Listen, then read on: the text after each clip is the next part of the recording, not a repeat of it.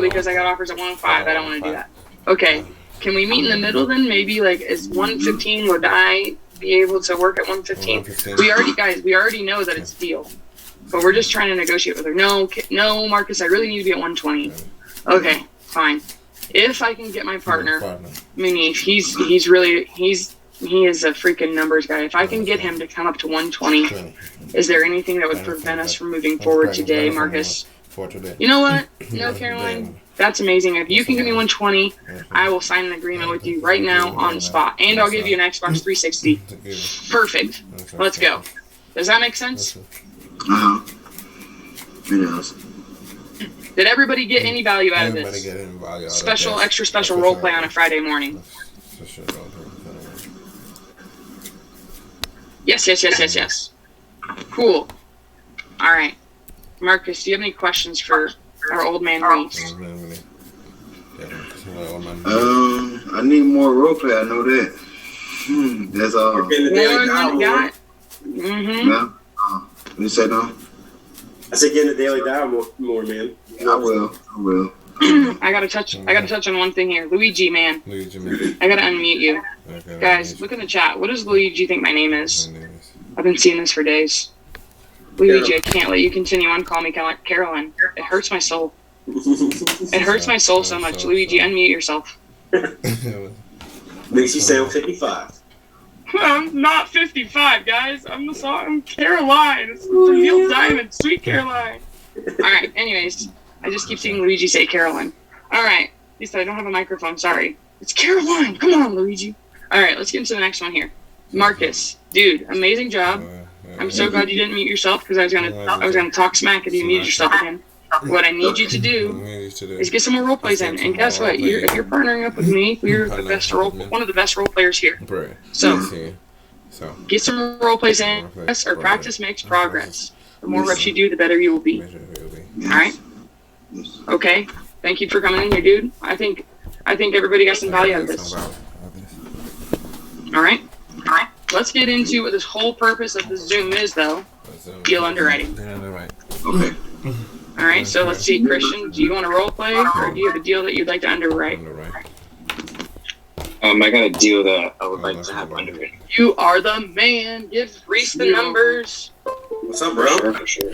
What's up, man? Not much, man. What do you got going on?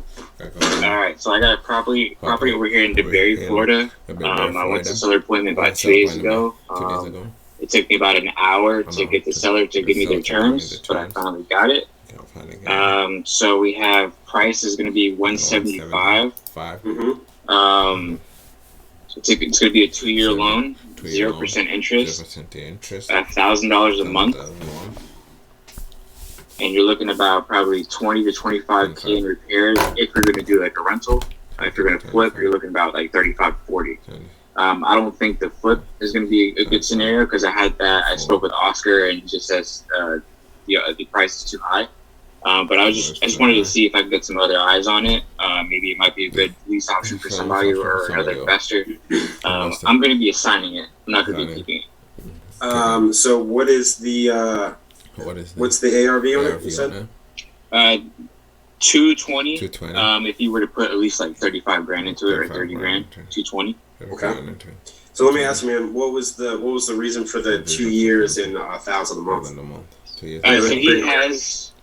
Yeah, it's free and clear. It's free and clear, and of course, like every other seller, they say they have other avenues that they can take on. Because a buddy of his that's a real estate agent said he had another investor that would offer him higher than 150 in cash, which I don't see how. But I mean, that sounds like a lot. Yeah, it does. It does. I called them out on it. I said, "There's no way that another investor can come in here at 155 and pay that. There's no way." And yeah, so on. So the 2-year loan is because he could get cash from another investor at one. Yeah. He just doesn't want to hold it. He doesn't want to hold it for that long. Got you. Yeah. So the 30K, do you think that this is just kind of like a light rehab? It's just like outdated or what? I have pictures of it if you want me to put it in the chat. I don't mind. However, I mean, I was looking at other rental properties, and they're pretty just basic, like they're just clean. They're not like fully remodeled or anything, of course, because it's a. Okay. You know, What's the rent rate then? Rent rate? What I'm looking at? Let's see. And there's no money down. 10K down. I'm sorry, I didn't add that part. 10K down. Okay. So the rental rate that I'm looking at, I got 6 properties. It's ranging anywhere between 1,500 and 1,350. And it's a lake view. And in that 1,000, I assume it's just his principal and interest, right? Yeah, his interest is added on top of the price, so it's 0% interest monthly. So it's just flat 1,000.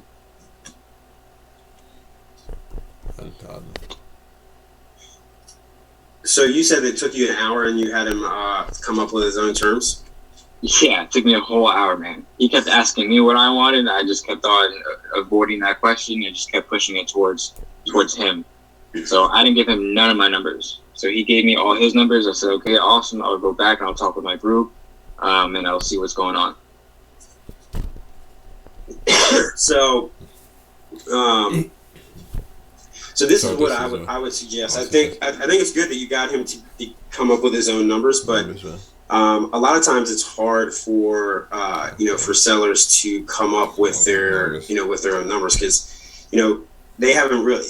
You're kind of pitching them a new idea, and in that space, you're like, hey, well, tell me what it is that you want. What would you want your term to be? What would you want your payment to be? And in their head, they're probably like, I'm not really sure. So that's where they come up with like 1,000 a month, because if it was at 0%, and even if he was going to hold it for 2 years at a 30-year term, the payment will be $486 a month.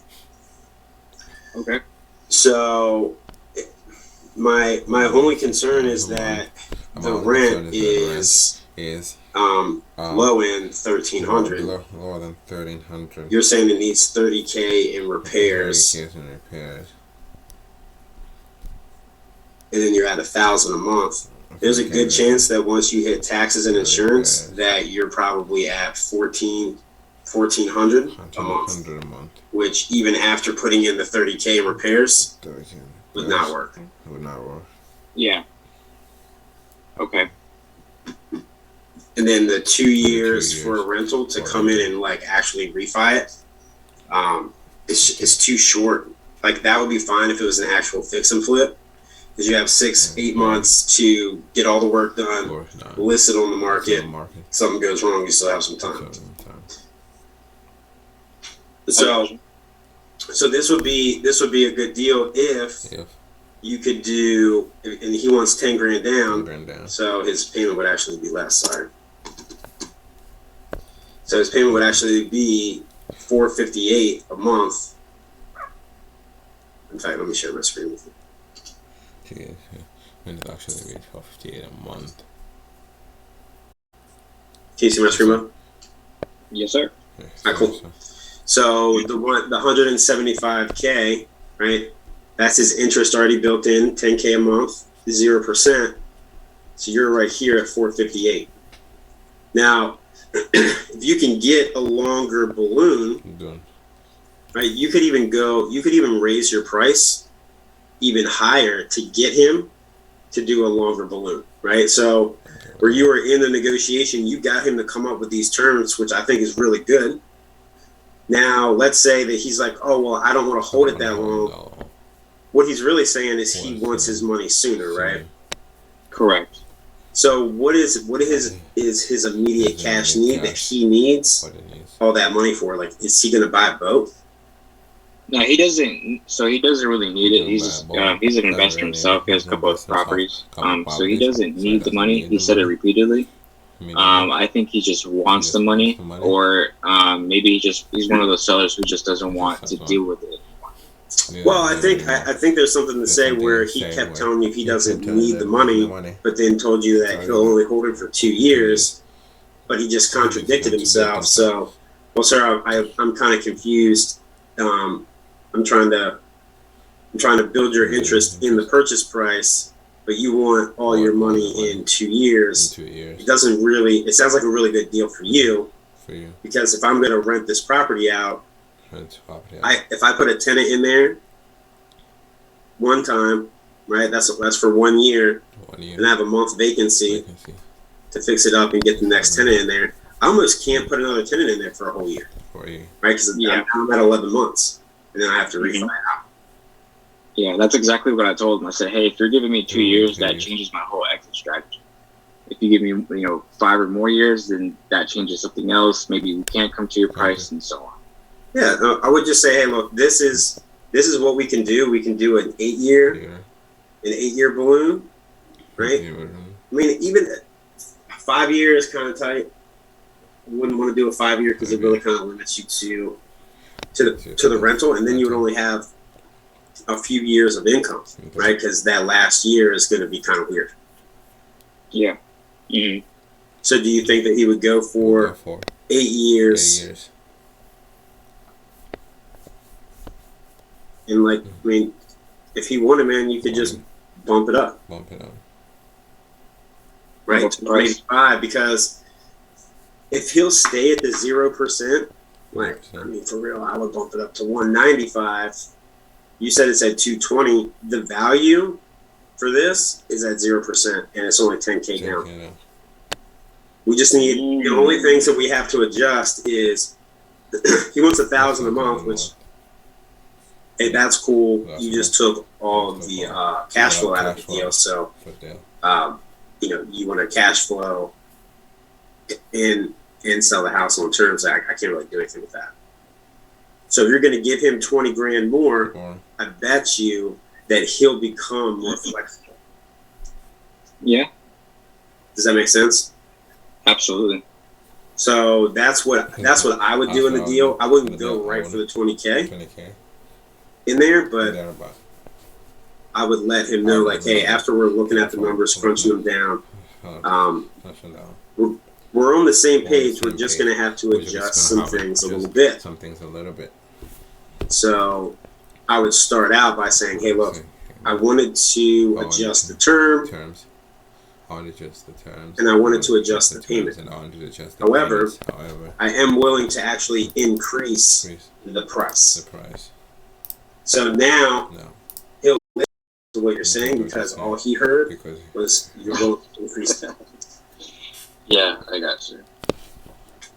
Yeah, I think he likes that because he wrote for like 185. So after commissions and closing costs, he'll receive his 165. So 175.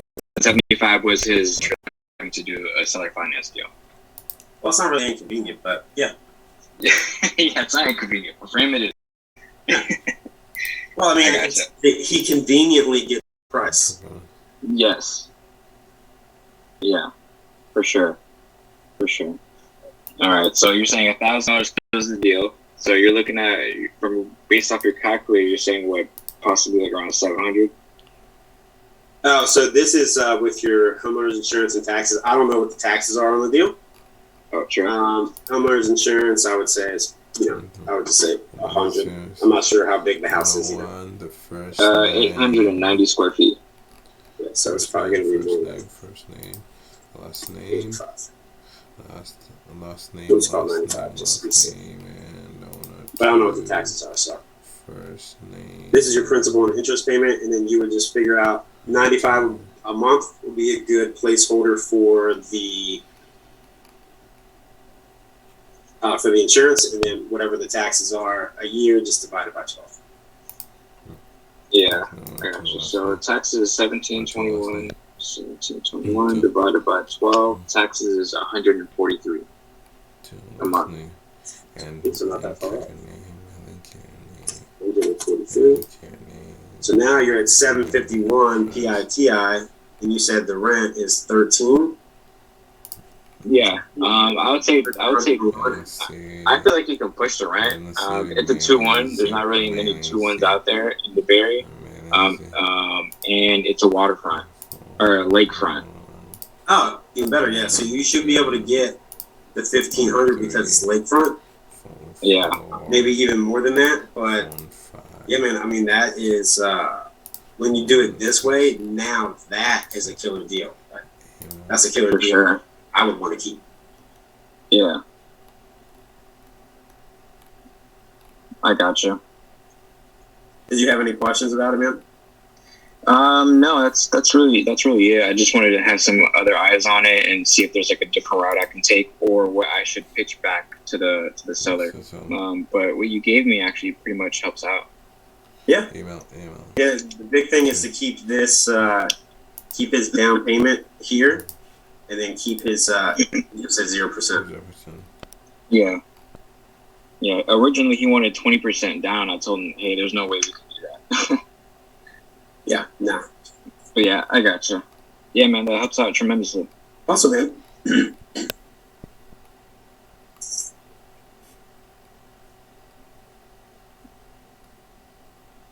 Cool, man. All right, thanks, Reese. I appreciate everything. Thanks, Caroline.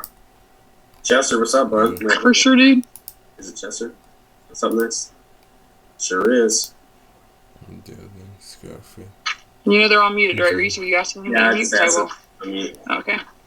Hi, Reese. What's up, man? Good. I'm doing awesome. Hi, Carolyn.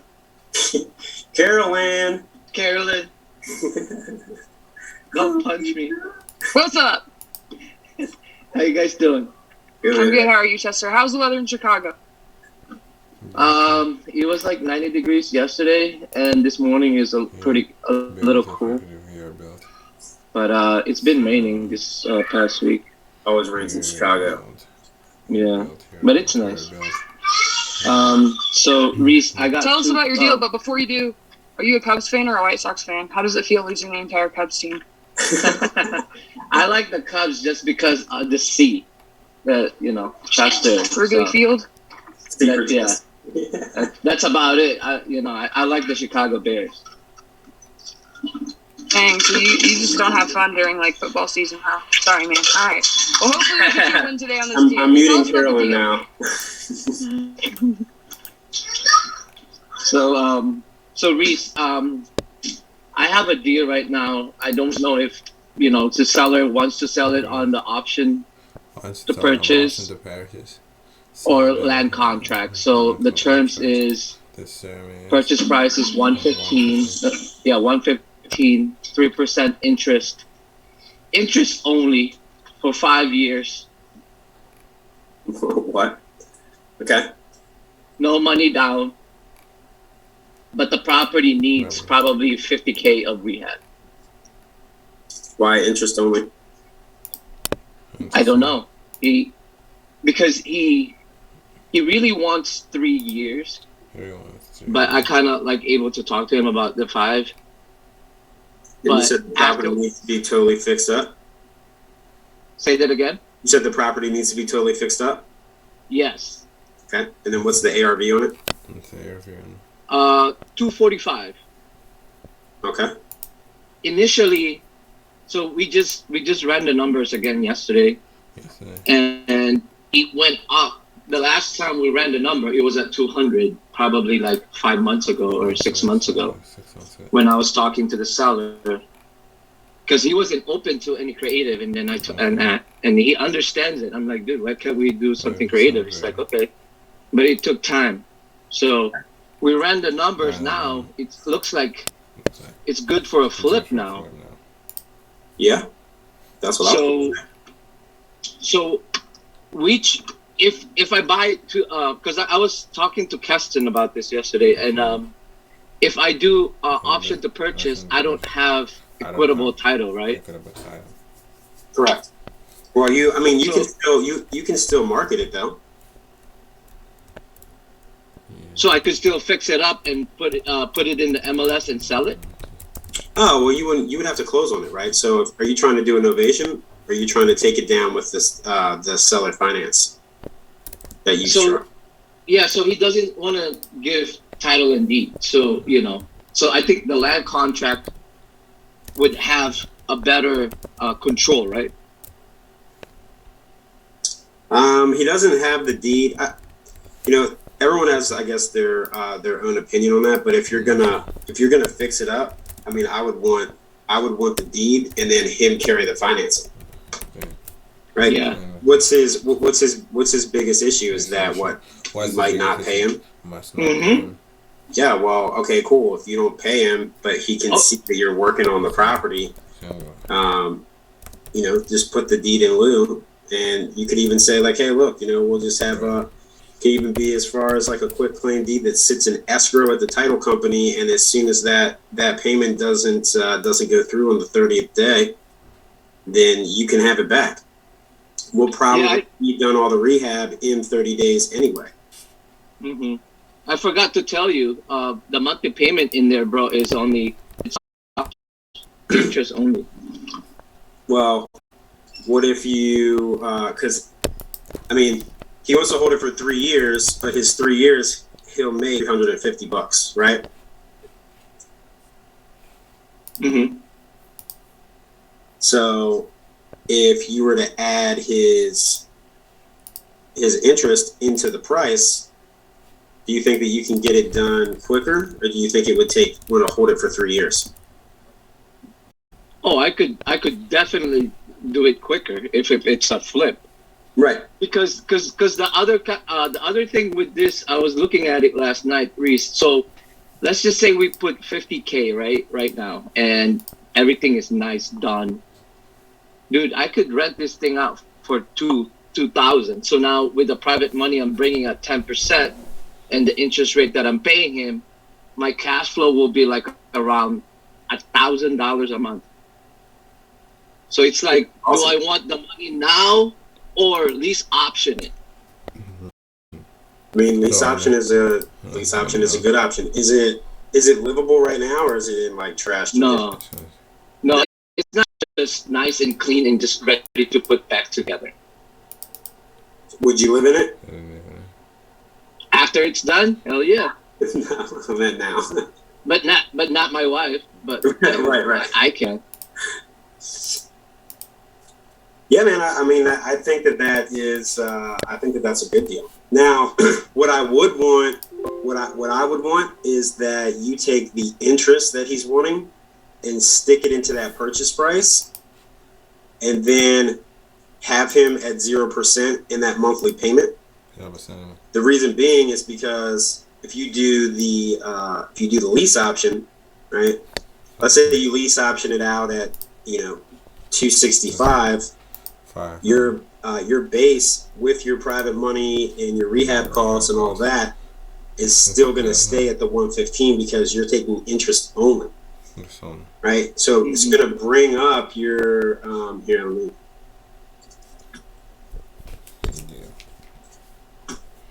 So I'm kind of confused. Instead of interest only, have them, everything's the same, but the payment goes towards the principal. Is that what you're saying? Yeah. So in 3 years, so 115. You said at 3%, right? 3%. Yeah.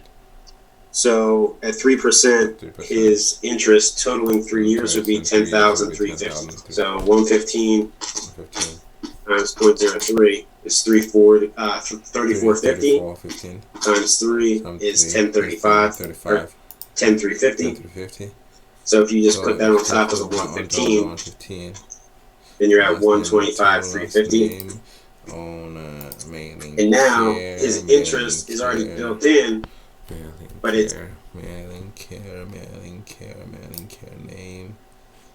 Mailing care name. Let's see, possible mailing address, mailing city, mailing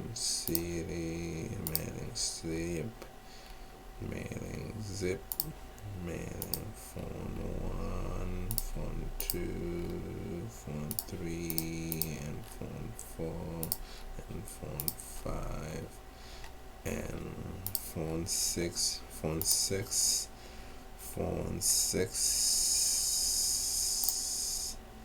and phone 7.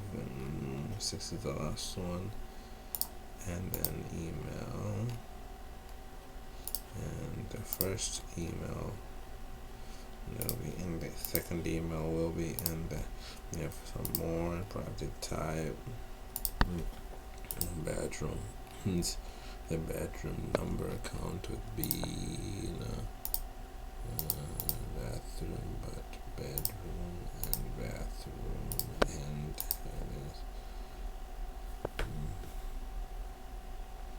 house with an H. Fill lot size with an L. Elemental PQ lot size effective year build. Effective year build. Assessed value. Data to assessed value. Core.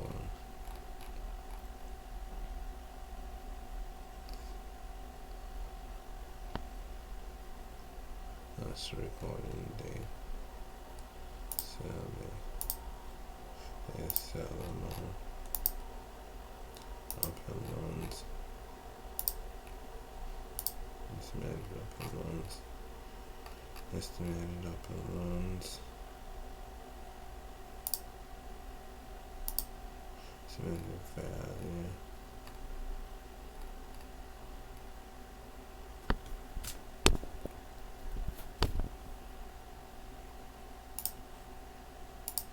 Estimated loan to value, LTV, the equity.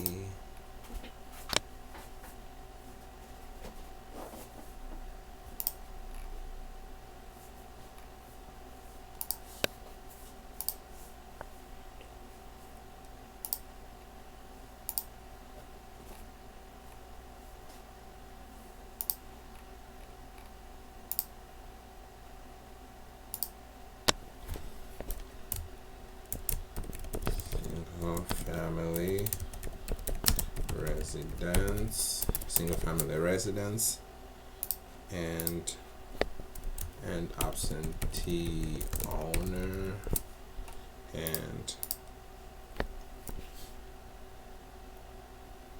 single family residence, absentee owner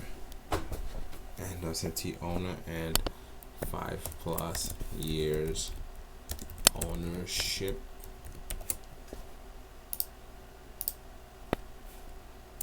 Yes, 5 properties owned.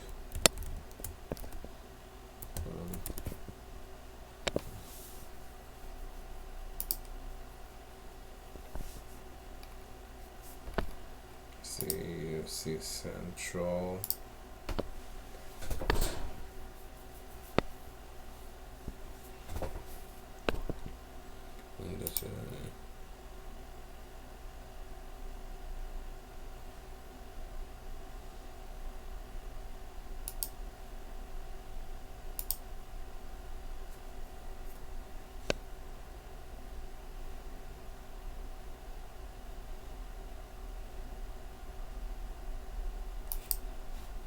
And 100%. So we're going to campaign and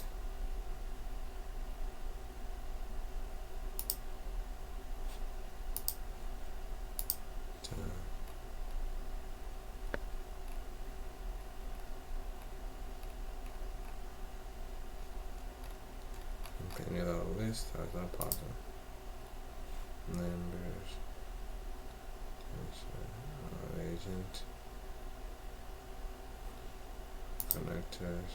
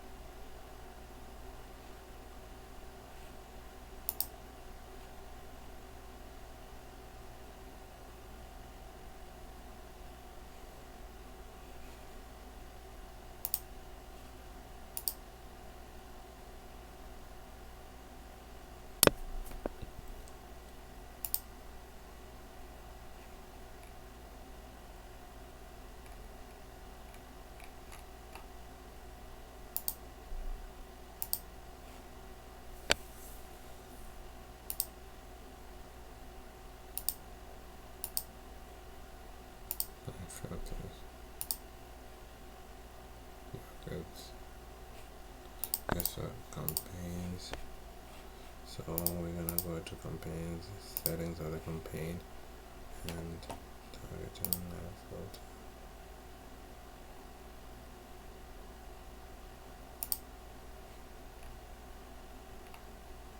Tag description. Time.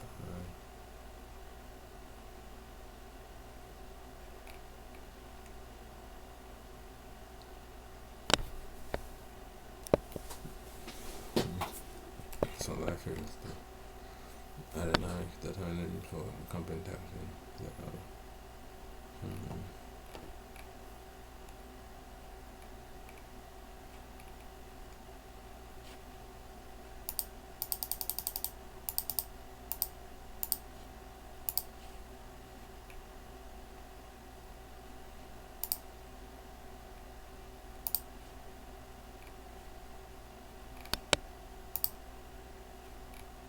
Okay. So the script, press a function calling option.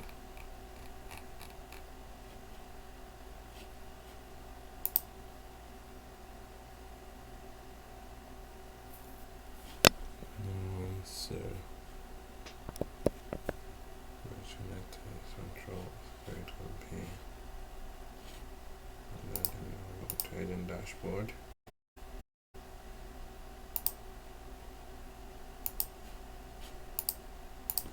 Manage a dashboard and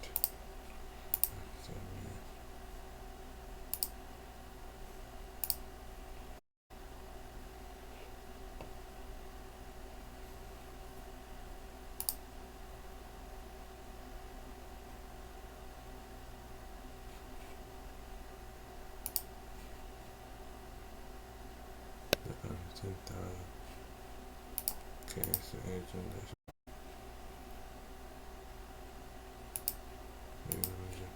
dashboard 0%.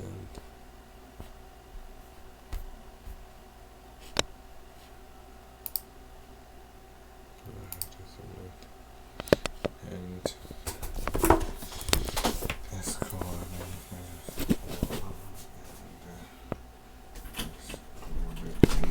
Discord Discord and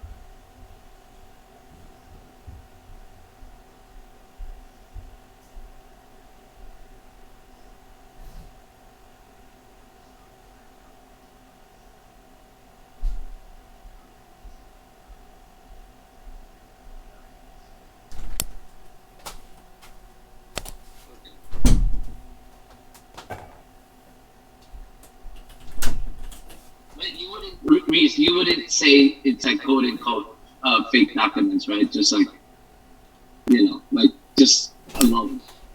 Yeah, it'd just be a loan, but you have to make sure that you're emphasizing that if you're saying loan means, oh shit, I have to pay back. Mm-hmm. So it's a loan that on paper will look like you have to pay back, but there'll also be like a side agreement between us that, hey, the loan has been paid in full, and we'll give you that piece of paper at the same time that we give you those loan documents. Just hide the paper, but you have proof that the loan's been paid back.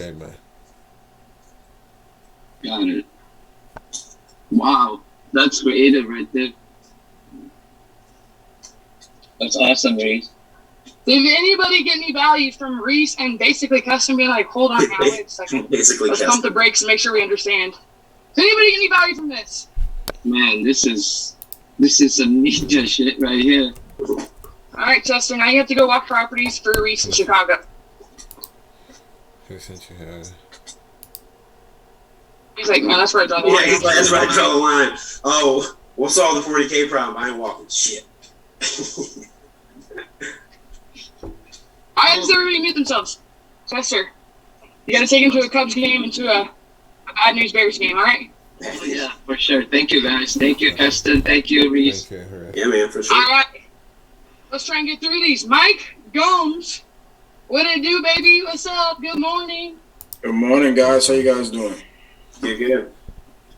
Great. So I have a deal that this seller, I went on an appointment last weekend with her, and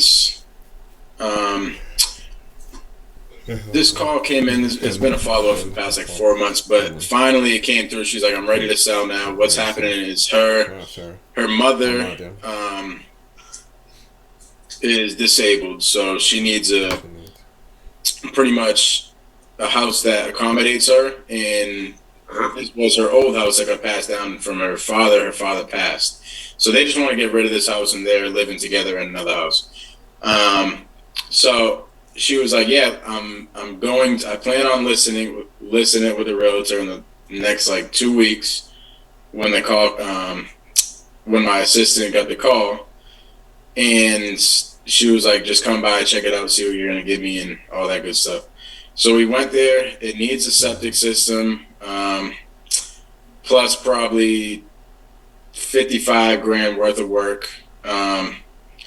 So you're looking at somewhere around like 75, 80K worth of work. Can I ask just real quick about the septic? Is it broken? Like it needs new drain fields? It needs to be like redug and like redone? Or is it like just like some pipes that lead to the septic system need to be redone? Nah, it needs to be redone completely. She got a quote already for 18 grand.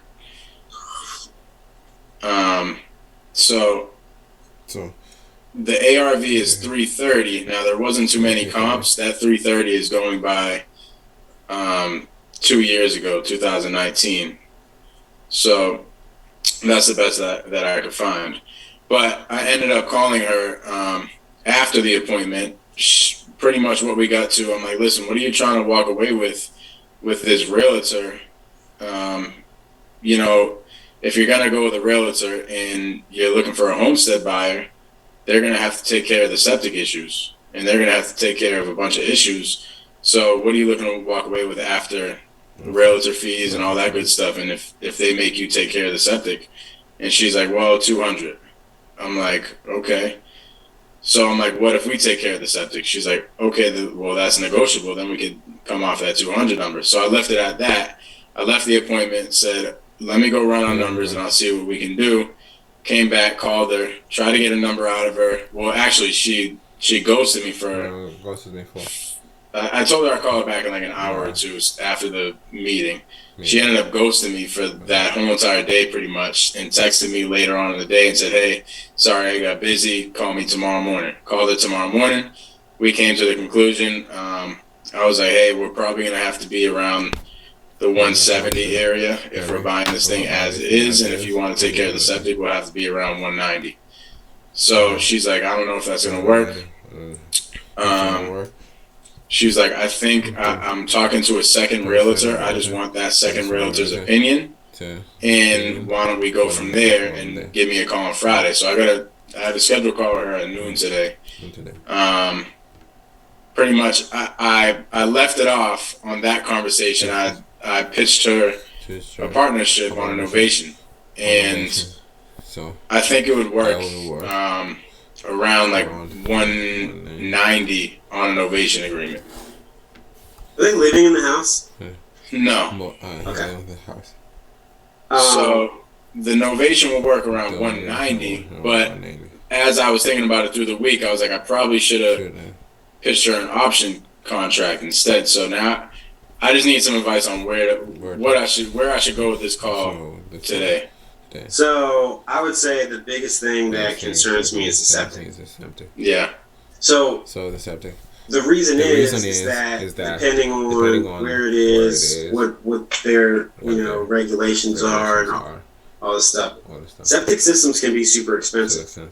And before you do the, like if you're going to do innovation, are you going to wholesale the innovation, or are you going to like actually do work? I was going to actually do it. Okay. Then, dude, I would 100% like get a septic inspection. I mean, if it's 150, 250, 350, whatever, that's a small investment for you to fully understand what's going on with that. Because if she said that she got an estimate for 18K, I mean, I've seen people pay $40,000 for a septic system. Right. So I would just want a better understanding of that. So maybe contingent upon the septic inspection. Yeah, or just say, hey, look, can I just have while we're negotiating it, can I just have someone come out there and do a septic inspection? Right.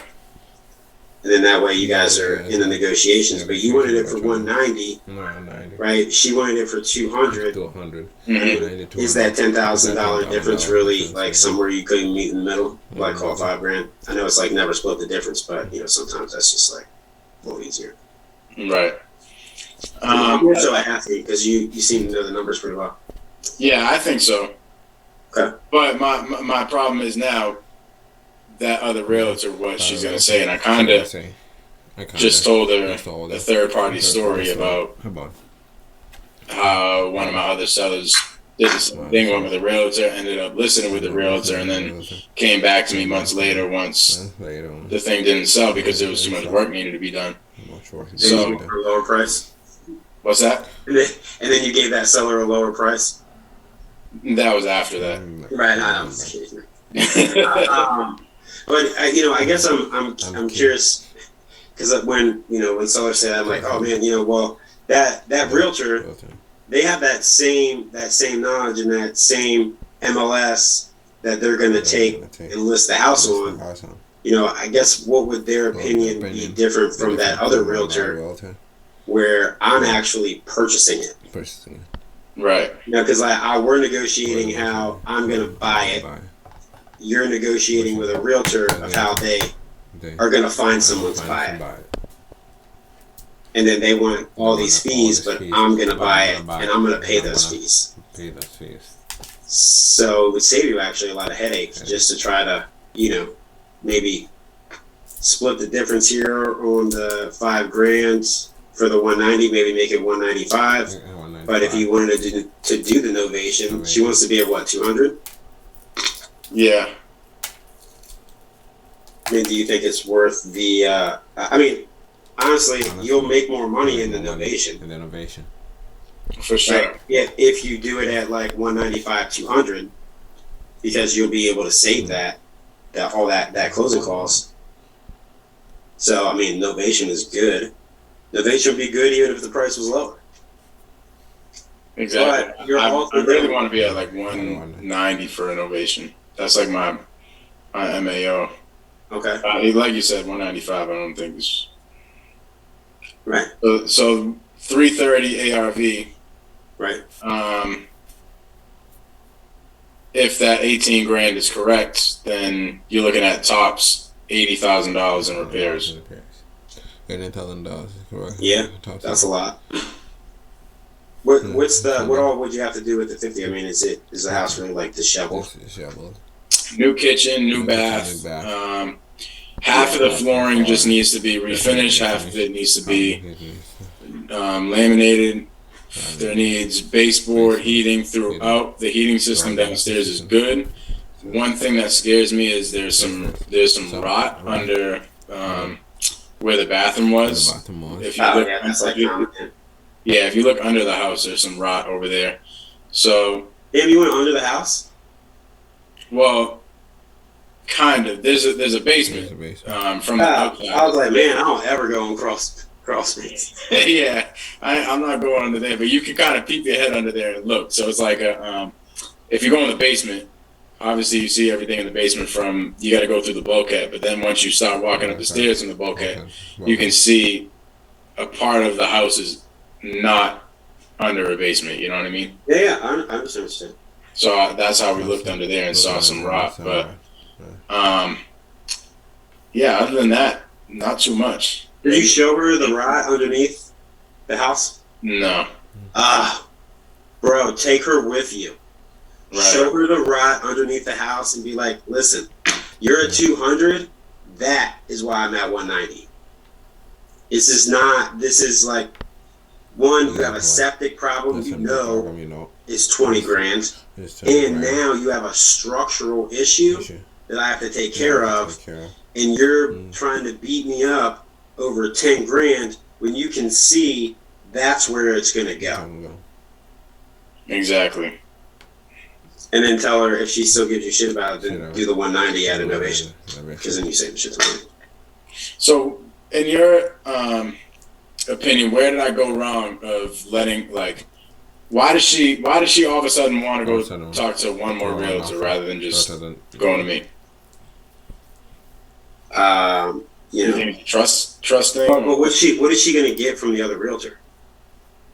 The same exact thing, I'm assuming. And if not, the other realtor. What's the price that the other realtor was going to that said she could get? The first realtor said that he was going to list it for her for $229.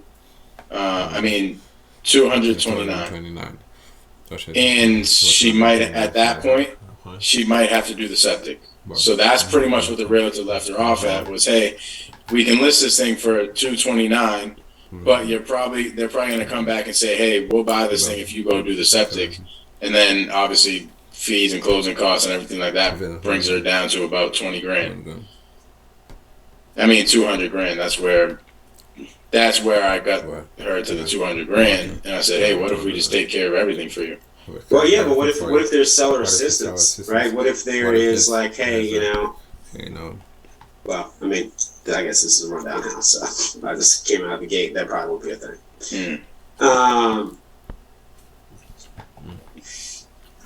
So, but what is the extra $5,000 mean to her? Is the extra 10 to 5,000? Is it worth the headache? Is it worth the wait? Like, would you take? You wouldn't take 190 right this second, and I can close in a couple of weeks, versus you sitting it on the market and having to go through multiple septic inspections. Because once people know that there's a septic problem, it's like the house becomes untouchable. And untouchable, no one wants to mess with it. Right.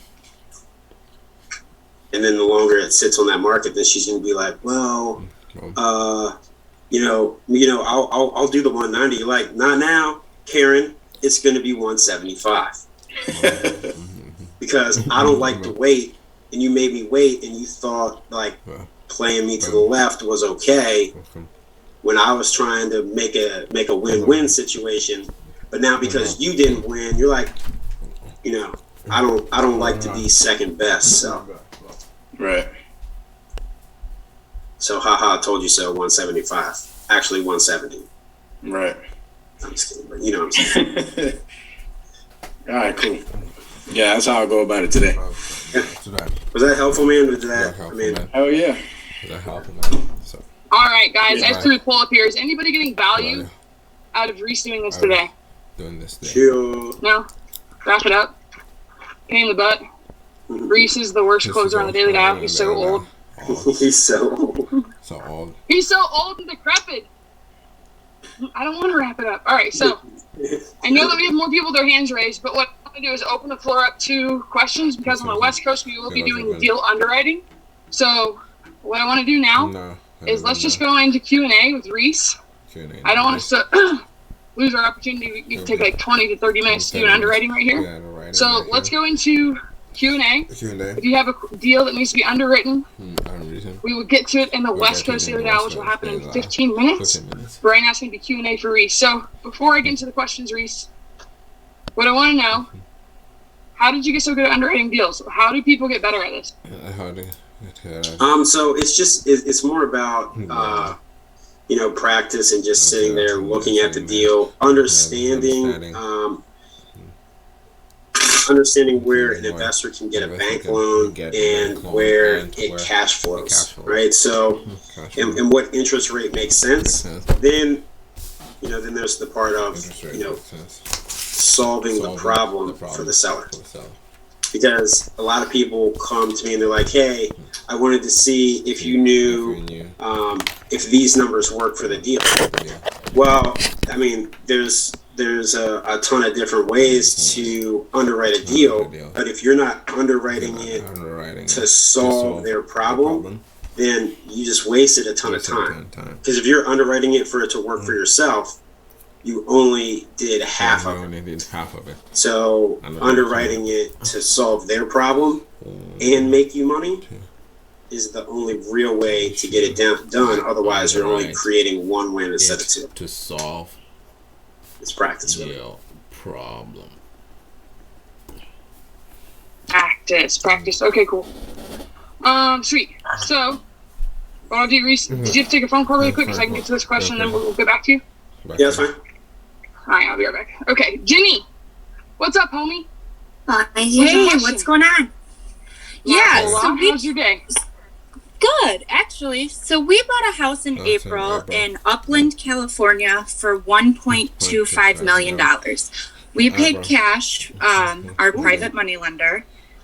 Now, my payments to my private money lender are, let me see, it's right at $5,500. However, we are updating it. My husband and my oldest son are out there now doing renovations on it. Oh yeah, I saw that on your story. Yeah, so they're out there now doing renovations on it. My question is, my payments to my private money lender do not start until we find a buyer, because we're doing seller finance on this. Oh, cool. Because this is a jumbo loan, my question is 12% as a down payment fair on a $1.5 million sale, and is 5% interest rate fair? Because that would cash flow me just over $1,700 a month, and it also gets me $180,000 cash up front, which covers I just take the $180,000 and then I can invest in other places. Because I borrowed more from my private lender to be able to cover the renovation. The renovation is under $100,000. On $100,000. And that includes my $5,500 a month payment. Do you see what I'm saying? Because I know jumbo loans work differently. Like, there's more paperwork. Yeah. I think you have to pay points. So I was just wondering, with a loan that big is 12% down fair and is 5% interest fair? 5% interest fair. You got the market. Yeah, it's gonna be based on your buyer. You just have to test it. Okay, because we have had interest in the property already without doing renovations, but we can get more with the renovations, and they're almost done anyways. I mean, for me, it's already my thought process is it's already cash flowing. Let's see what's Sal's in here. We got some other people in here. What else? Rick likes the sound of it. What do you think, Reese? I mean, I think that you should put it out there at that price and that interest rate and see what you get. Because how else are you going to know? It's not you that decides if it's fair, it's the market. Okay, I see. So it really, so for Ginny, for everybody and for Ginny, Wesley, oh, hang on. Nice. Have anything My else? dog, I took him out for a walk and he's rolling and stuff. So for the example of this, all that really you're looking for, Reese, and everybody, is just as long as your cash, like what the market is telling you. Yeah, so if you're gonna market even a wrap, people are like, oh well, that's above the rental rate. Yeah, I know, but we have people that are interested and they want it. The down payment might be high, or the down payment can be lower because it's a little bit lower entry to get in. It all comes to, you can't know until you find out what the market tells you. So if you haven't marketed it, then all it is, it's guessing. There's a lot of penalty box buyers out there right now.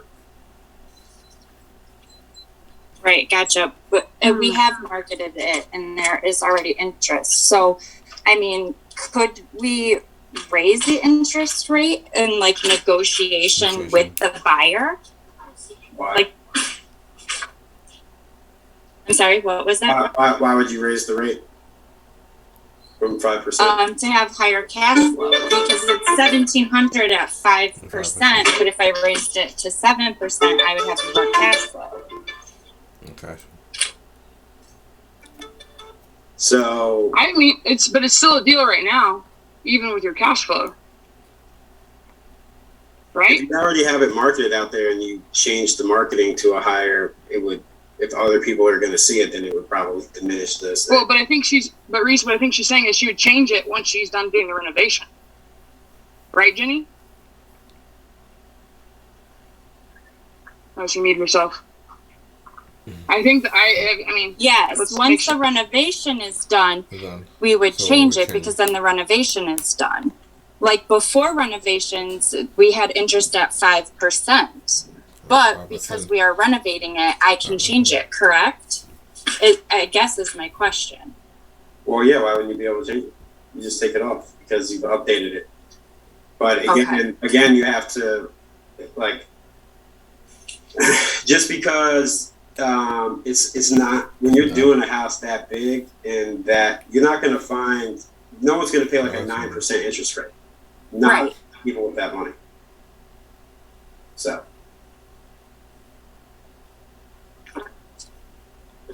Right, but even if I went up 1%. Yeah, you could go. So, Ginny, it just depends on like what you're done with the renovation. So, yeah. Gotcha. So, right now, because you're not done with the renovations, keep it while you're marketing it. It just depends what you want to do. If you want to get more money, I mean, you said someone's done with the reno, right? Yes. Yeah. Then finish the reno and get some more money out of that baby. You already got your husband and son out there. Put them boys to work. Okay. All right, is that not the answer you wanted? What did you want? No, that is the answer. I didn't know if like 12% was fair to ask down, and then interest rates on jumbo loans for things like that. It's not a jumbo loan because you're seller financing. Right, but the bank would be the jumbo loan. Yeah, they would. So that's the benefit of why they would go with you. Right. Okay. So, okay. Does that make sense, Ginny? Do we have clarity? Yes. Wonderful. Thank you. That's a good question. Thank you. I learned something there. Let's get over to Jay. Boy, Jay. What's up? Jay Gooden. What did you do, Jay? Jay. Can you hear me? Let me take my Bluetooth off. I mean, you're getting closer to the microphone, I think. All right. Good. I feel like we're running a Verizon ad. What's up, Doc? Can you hear me now? Is that better?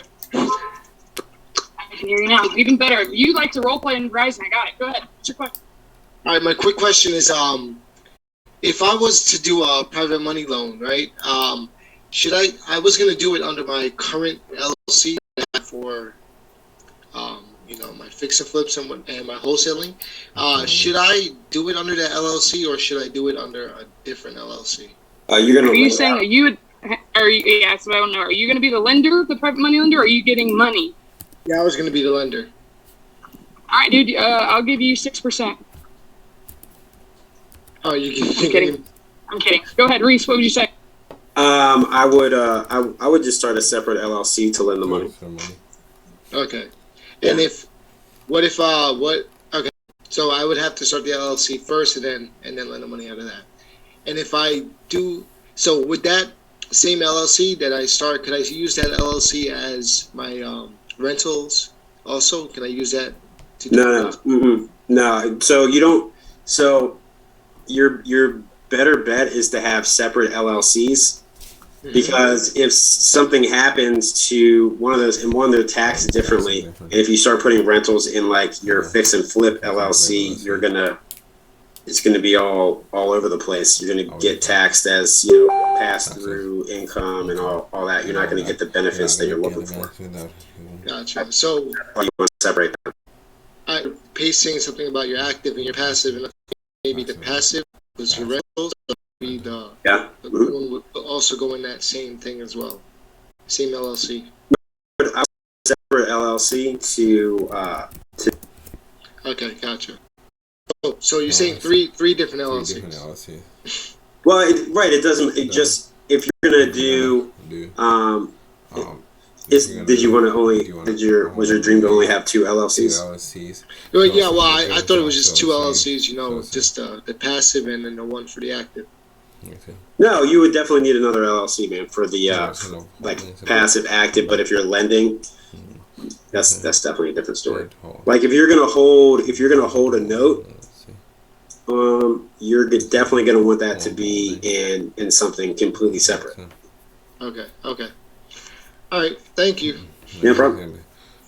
Separate. Thank you. All right, I think we are out of questions. So, guys. Do you have any other more questions for Reese today? This is our opportunity. Reese, what is it like when you throw out your hip at your old age? How do you get out of bed every day? Huh? What do I go to bed every day? 2 in the morning. Let's see. Any other questions? Fix or flip. Do you need a corporation to hold an LLC instead of a holding LLC to hold another LLC? What? Capital gains on cash sale, seller finance, or is it the same total tax burden but just spread out over time? That's a good one. Let's answer this one, Reese. Capital gains on a cash sale, seller finance, or is it explain the taxes?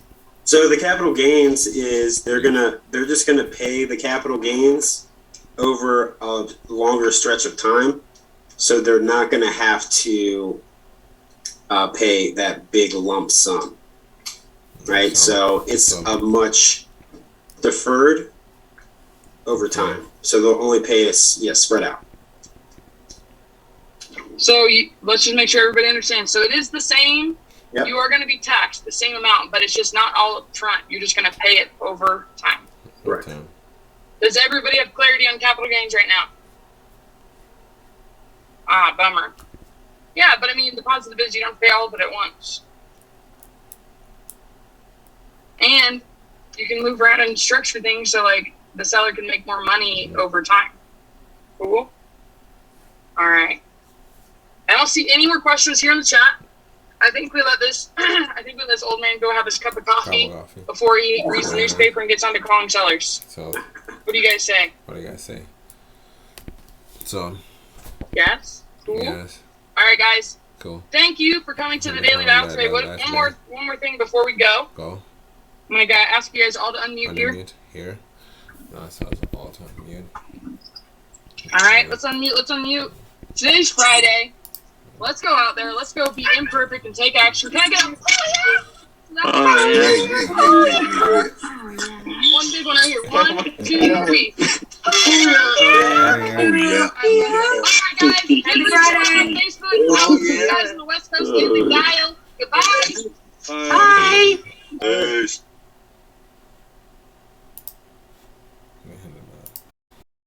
So, what are we gonna do? It's still YouTube. Call tools, and see how call tools work. So,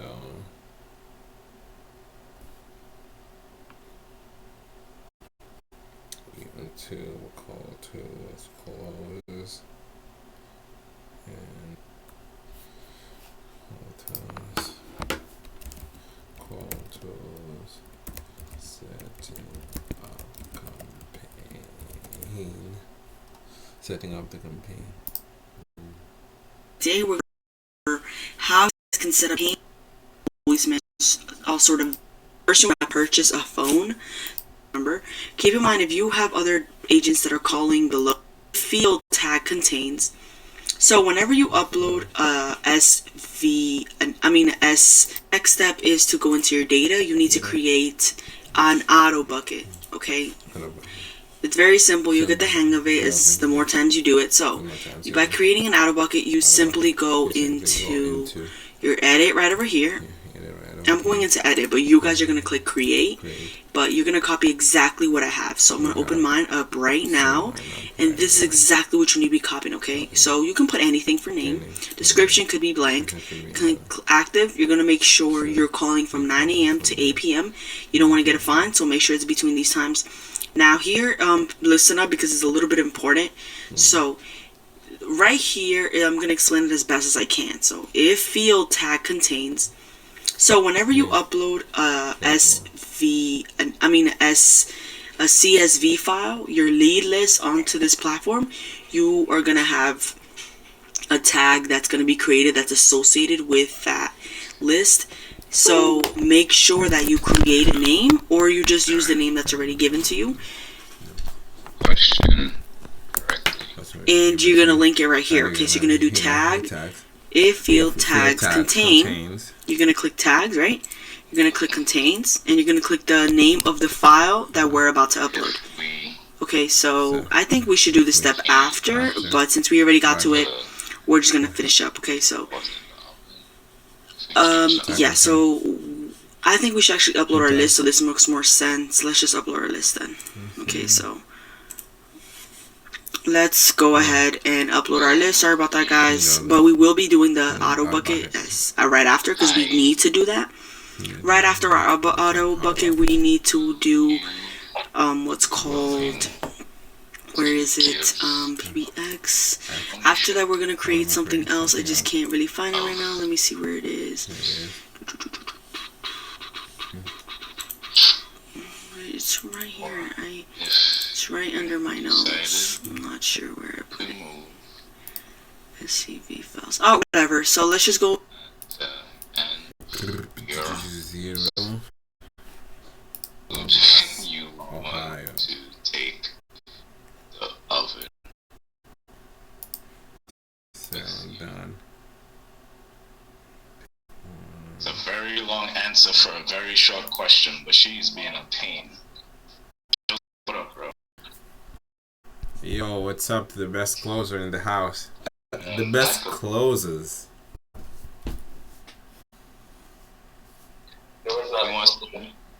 You want some money, Joseph? What's going on?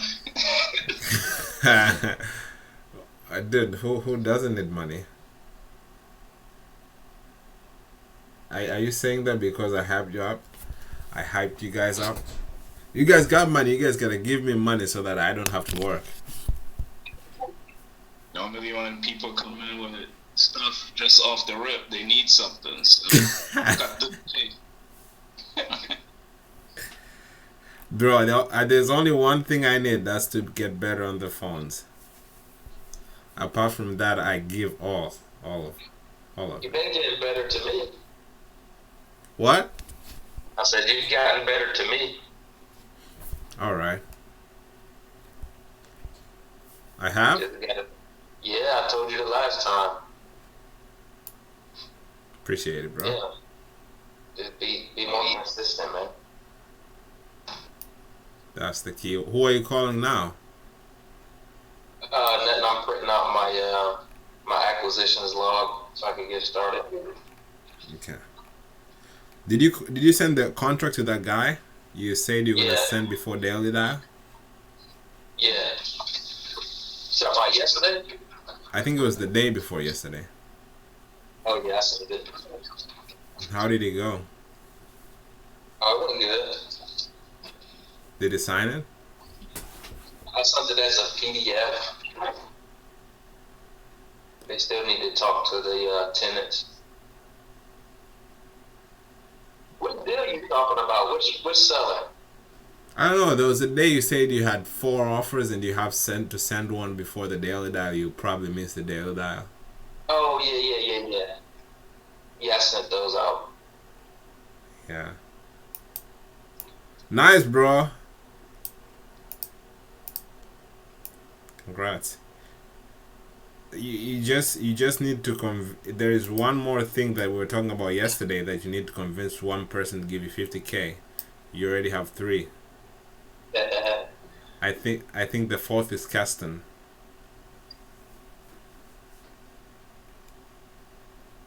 Yeah. What did I miss? That deal I was talking about yesterday, Oscar was raising the money for me, but I gotta wait till I get in contract, man. Once that contract is signed, then I'll move forward. Then I can put the deal together. Yeah, I think so. And you also need to get the open door to approve your buy price. Yeah. Damn, Joseph, you're a great listener, man. You got a good memory too. Very, very good listener. I don't know why he be playing, man.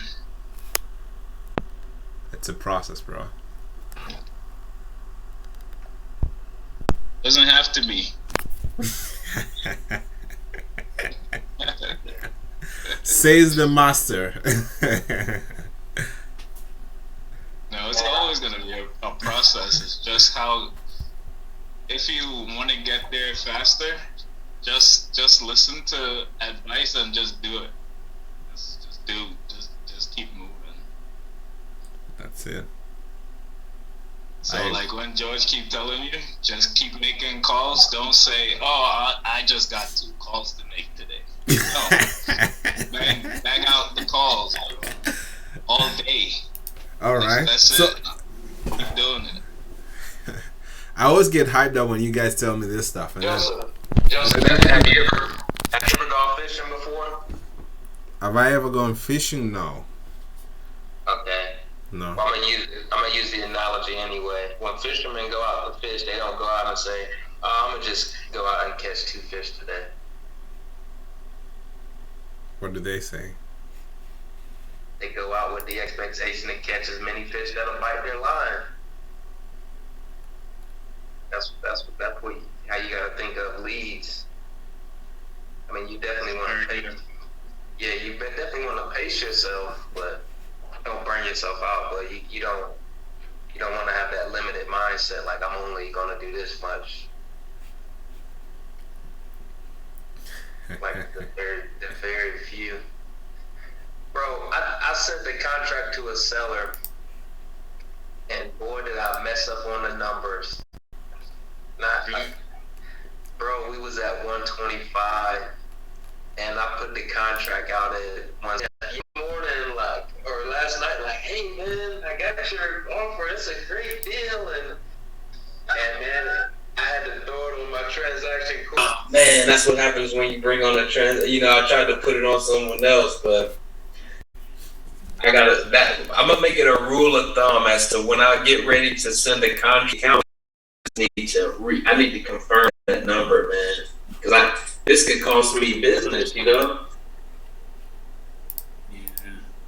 Sucks. It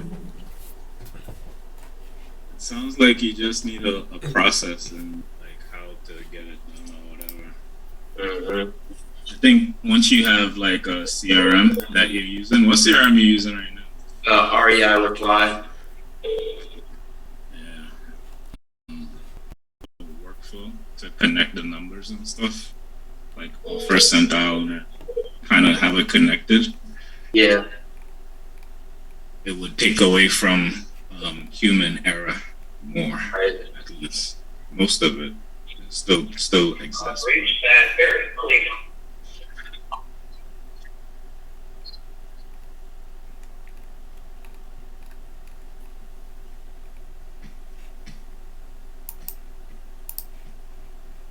He's in at 165, now 125 don't look attractive at all. Could you guys? Yeah.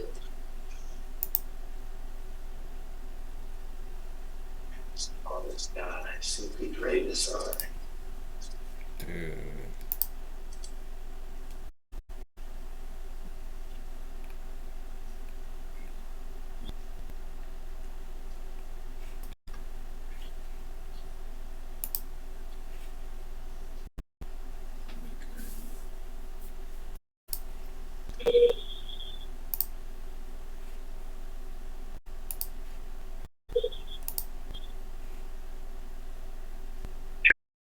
Morning, Leonard. Good morning. Friday came quick, didn't Yeah. What's going on? Much. We're still going with this offer, and still don't have an answer by yet. Okay. How's Charlotte feeling? How's Charlotte feeling? How's Charlotte? She's a little tired from her trip. She's moving around. Okay. Hey, I just wanted to discuss something with you real quick.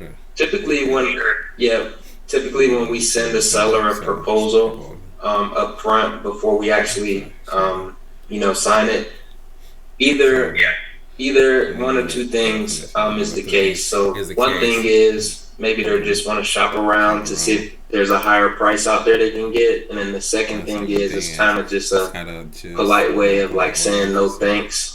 Is that the case here, you think?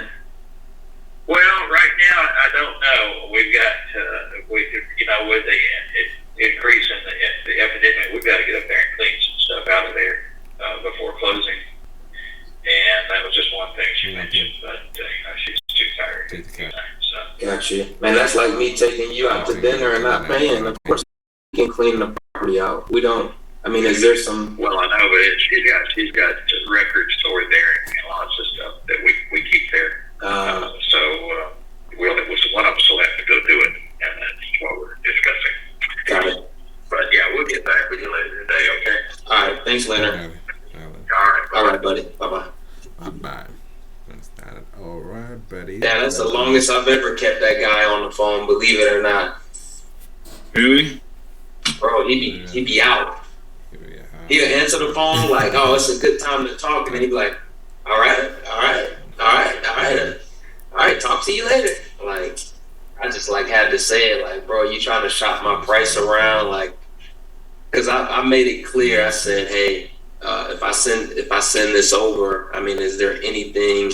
And no, we're ready to go. We're ready to go. And since last week, he's been wanting to talk to his wife Charlotte. You muted Joseph if he's talking to me. No, bro. No. You continue. I'm listening to you, bro. But yeah, man. I love that line, man. Like, just kind of using third-party stories of asking, like, this is what typically happens. Is that the case here? That thing works like a beauty.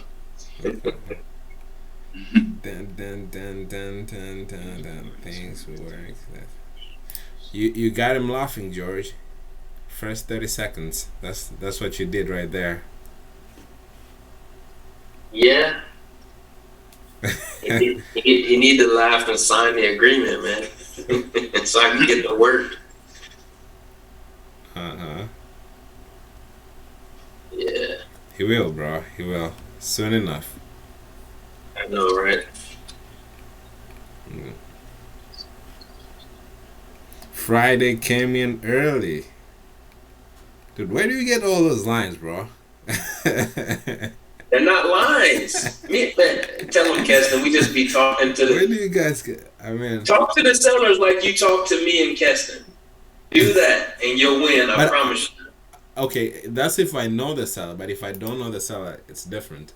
It's just the first seller. I don't think it's much different. All right, here's a thought, Joseph. And it's going to seem kind of random. Please, you can answer. Okay.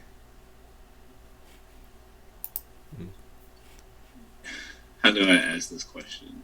Dude, fire away, bro. I'm not sensitive. I only get sensitive for one day, and then I'm back to normal. I understand if this is not your focus or just kind of whatever. But yeah, how do you talk to a woman? I knew you was.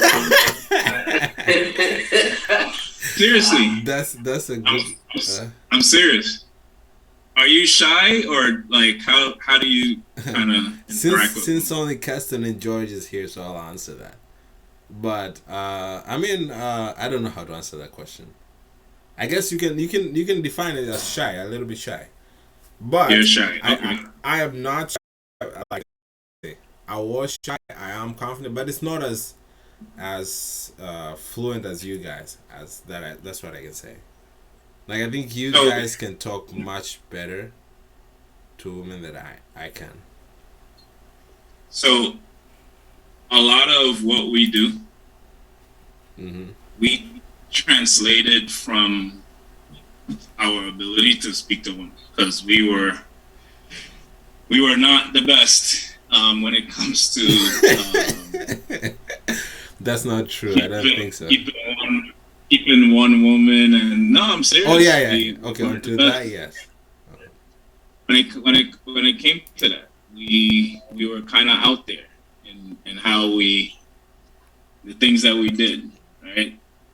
And a lot of the things that it's basically translated into what we do now. That's the reason why it's a little bit, I would say, easier for us.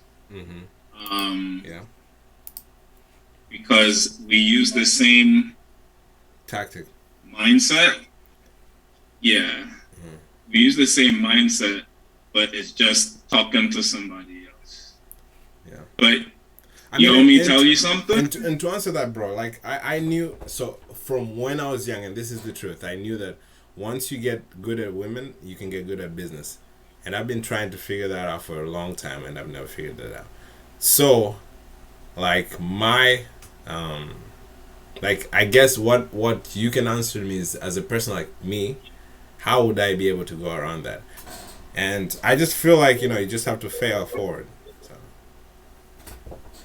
You want to hear the crazy thing? The crazy thing is, I wasn't always good at it. Okay, I really call me on your lunch. Okay, good to hear you. I was worried about you. Okay, that's cool. Thanks for taking my call. Yeah. It's just, but I've been going on with my grandfather. I just how everything's going. He doesn't have a lot of time left. It got that bad this last time. Okay. Well, call me back. I got some great news for you that can potentially help us out in this situation. So I'll be talking to you. My bad. I really didn't think I didn't think she was gonna pick up. Go ahead. Now, Joseph, just the same way, I was not good at women either. It was literally hanging around people who was good at it, my cousins and all of that, and learning from them and practice. Practice. It's literally the same thing. Like, not one thing is different. Not one thing is different. Yeah, so I'm in the right place. You are. Look at this dude smiling, man. Look how hard he's smiling, Keston. He like, got a vein going through your head, man. Did you see this? I actually noticed it when I turned my camera on, so. Yeah, man. So that's it, bro. I know. I mean, I gotta stick around. I mean, I know the principles. Like, you stick around with with a barber, you get a haircut. So same thing. If I stick around here, I'll definitely be better. He said if you stick around the barber, you'll get your hair cut. Yeah. I like that. I ain't never heard that one. You said if you stick around a barber, you get a haircut? Yeah. So I just gotta practice, bro. I mean, unless there's any other secret, I don't think there is. It's just me getting more conversations and you grow into it. There's some things that are hard to bend like an iron, and to me that is that. So practice, that's all that is. You know what a lot of people don't tell you, Joseph, or just tell people that's trying to learn in this business, like especially on Daily Dial, they say the same thing. Mm-hmm. You gotta get in the reps. You gotta get in the reps. Is that true? Absolutely, but that's just one part of it. You gotta get the right reps. No. Okay, I would love to hear that. The more bigger part of it is internal. You gotta have this intrinsic value within, right? So let me explain it. With the seller, you know that they have a need. Mm-hmm. You know the solution to that need. You know how to solve their problem. So you gotta have that confidence in knowing your ability to help the seller out and make it a success, right? To solve a problem. Yeah. And I think that's where Keston was kind of giving you the women thing too, because we know that women have certain needs that they look for, qualities, right? And you know that you're that person. You know, you're one of the best candidates for it. So you kind of got to talk that in that manner, like you're the best. Don't be like too arrogant or cocky, but you just got to know underneath everything a seller throw at you, like, hey, we can work this thing out. We're just, you just got to have it within you. But you do have to get the reps in. But you cannot lack confidence. If you lack confidence, you can just get in all the reps you want, and you'll get better. Yeah. But will you be like a monster at it? Probably not. Probably it'll take longer. But yeah, I kind of can internalize what you're saying, and it clicked. Like you just gotta feel that the thing that I love that you said is that you gotta explain to them that you're the right candidate. I love that. Like you gotta make them. I think that's the hardest part. Like make them understand. It'll show, man. It'll show. Even non-verbally, you walk in the room, it'll show. You just gotta become the best version of yourself. It's not all about sales tactics all the time. It's about what you do outside of this business, how you feel about who you think you are. Who is Joseph? Mm-hmm. You know, if you feel highly about yourself, it's going to carry out through everything else in your life. So. Yeah, that's very true. Very, very true. And to be honest, bro, mm-hmm. a lot of this stuff is it's so crazy how much the things that we're learning in sales relates to even talking to women and selling yourself in anything else. Meaning, like, your pain, appealing to their pain. You understand a woman's pain and that's all you address? She'll sleep with you on the first day. No questions asked. And I had no idea that's the skill that I learned in talking to people at a certain point. And it was just like, wow. Like I had a formula. I call it a formula. Mm-hmm. And I thought it was my formula. But after reading Sandler, I'm like, holy crap. Like that's what I used to do over there.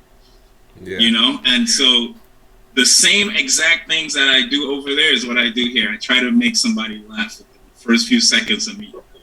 Or if I had to introduce myself, or I would try to find something about the scene, or like if she's watching her watch in her phone smiling, you just really like, man, that must have been a really interesting text, or like you make something to just make them giggle and you're in. Boom, that's stage one, right? And it's the same thing I do with sellers, right? Yeah, the first few seconds, you build that rapport. It's that part of the summary. You build that rapport, you get in, then you understand their pain in terms of like what they look for, how they, like, why are they here? I used to be in the clubs a lot. So it's like, what are you doing here? What are you looking for? And then they would give you their whole rundown as the men and the men that hurt them and all that type of stuff. So then kind of guy you need not to be, and you appeal to their senses. Just learn their pain. And it's the same thing with sellers. I'm just drawing parallels for you. Like it just works the exact same way, bro. One thing, bro, that mm-hmm. I gotta tell you, Joseph, is Yeah. I know you hear us, right? I know you understand. Yeah, I understand. But the honest truth is, me and Keston are naturals, right? I know. I would stop you right there because I don't think I was a natural. You don't think that's all the guys like you don't think you're naturals. You're natural. I learned it, bro. I wasn't good at talking to a woman. I learned too. I can't believe like Keston is he learned this. Keston is like Cristiano Ronaldo and you're like Messi. So like you have Keston became who he was. Just focus on becoming your best self, bro. That's the best advice you can get. Because me and Keston, I mean, we get it a lot easier, man. You can do it too, but we've had a lot of benefits, you know, our looks and certain things where it's just natural, man. But if you become your best version, yeah, you're gonna switch the game up. It'll take time though. Yeah, but that's the beauty of it, man. Isn't that the funnest part? Building yourself up every day. I mean, you don't just want it easy. I mean, just get it. It ain't gonna have that much value. I mean, you should have fun building yourself up every day. I agree with that. Like having compound interest, man. It's like you may only be right here now, but shoot, 2 years down the line, oh man, you're gonna be a beast, man. Yeah. Start small and work on yourself every day. True. And try not to say stuff that's gonna deter you. Like don't think to your head like I'm not good at talking to sellers. I'm not this. Don't talk to you. I'm telling you, the way you talk to yourself is super key. You want to talk highly of. Don't lie to yourself, but don't say the negative stuff. You know. True. I think it takes time, but it takes practice. It takes practice more than time. Exactly. Yeah, I think maybe I should change that verbiage. It takes call a seller right now. That's exactly what it is. Practice. Let's go. Let's go, bro. All right. I mean, that's my main plan from now on. It's just to call sellers. But you know, the leads are gonna be FSBO, so I still need to cold call and be able to get regular leads. Alright,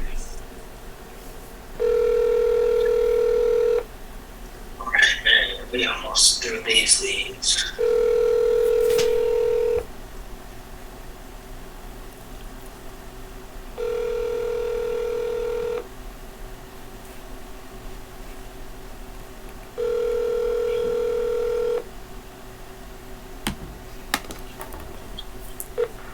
Hello, this is Zachary Ebner.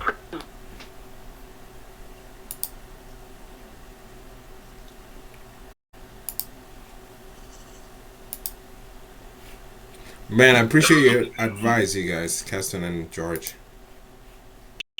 When you call FSBOs, what's your whole goal to?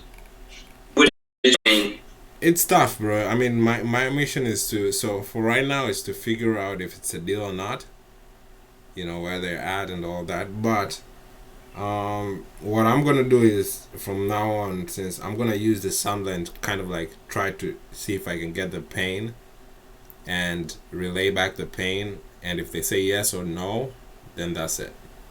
I would go as far to say this. I mean, you can kind of see the numbers what they're asking online.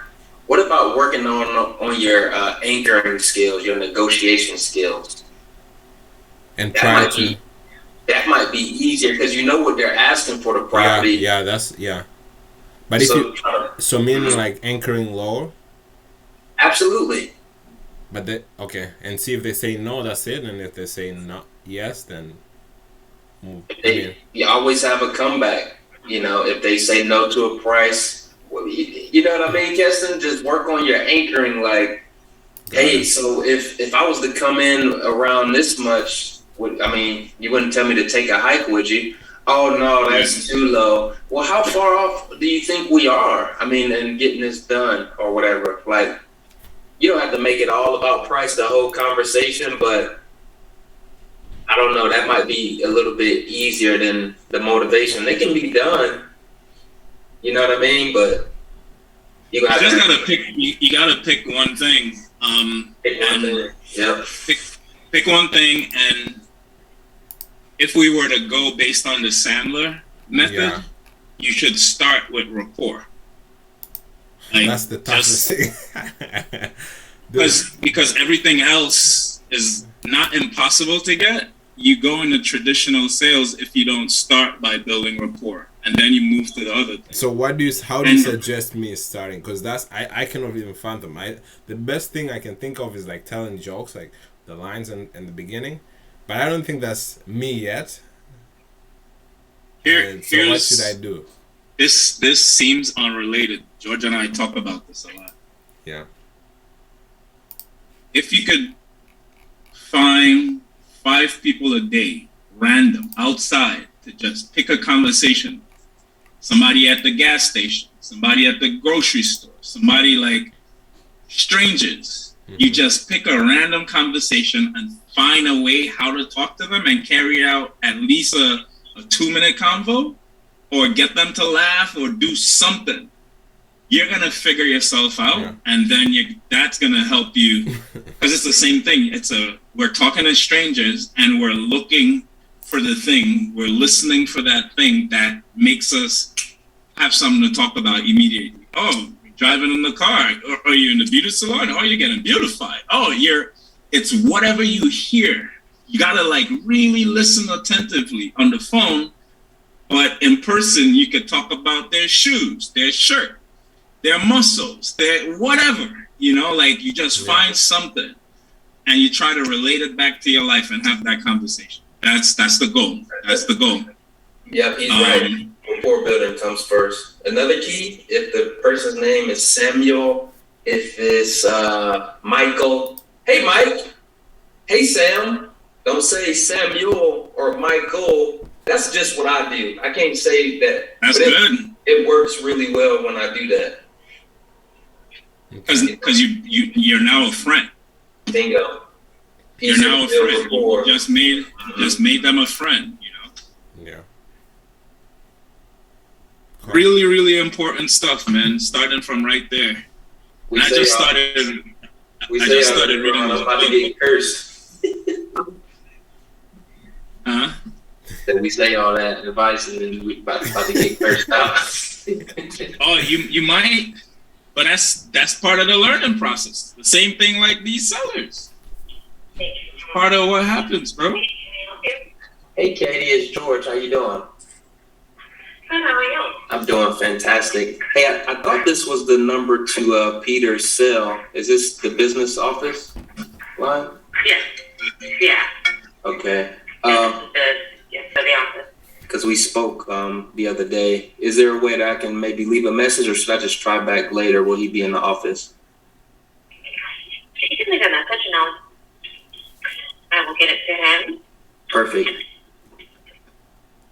This is George, and I don't know if you have a caller ID, but that's my direct line. What the number I called in?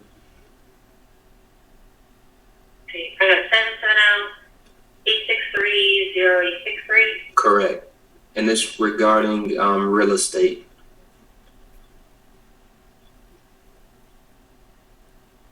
And we spoke the other day? Yeah, we just spoke the other day about it. What was your name again? My name is Katie. Katie. Hold on a second. I'm just trying to get this message down.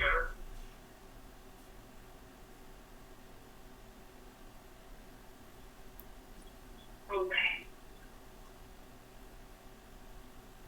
Alrighty. Is there a particular company that you're with? No, just me. Just you. Okay. Yeah. I will pass this along, okay? All right. What business was this again? I didn't catch what you said when you answered. Oh. It's for chiropractic. Oh, he's a chiropractor. Yes. Nice. All right. Well, thanks for taking my message, Katie. I need to come in and see you guys. To be honest, I need to get some adjustments. Do you have any not specials, but like let's say you have a client that doesn't have a insurance claim or something? Is there anything that you guys have for that, like a deductible or no? No, just the self-pay rate. At first visit as a new patient for self-pay, it starts at 145. Mm-hmm. And that includes an exam and adjustment. And do you guys accept care credit? No, actually we don't. We used to, but we don't anymore. So. Got it. All right. Well, thank you, Katie. I appreciate you. No problem. We'll pass this along. You have a good weekend. All right, you too. Bye-bye. Thanks. Bye. This dude is a chiropractor. Okay. I'm about to run, and we're about to record a podcast, so I'm gonna be back in a little bit. All right, bro. All right. See you.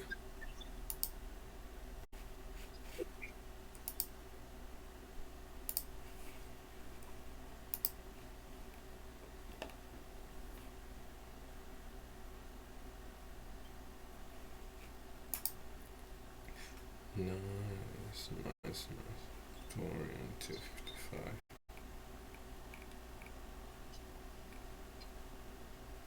Business line. That's never really happened. Was it a lead from your cold caller? Yeah. I spoke to him before. I think I was like, this blah, blah, blah. And I asked him about terms, and he's like, I might consider that. And so that was my follow-up call to him considering holding the note. Oh, okay. Office phone? Yeah. Wow. I got to see what time I called him last. I called him at 11:30 a.m. So yeah, he's a morning. Okay. So how comes today somebody else answered? Yeah. I don't know. That's weird. Man.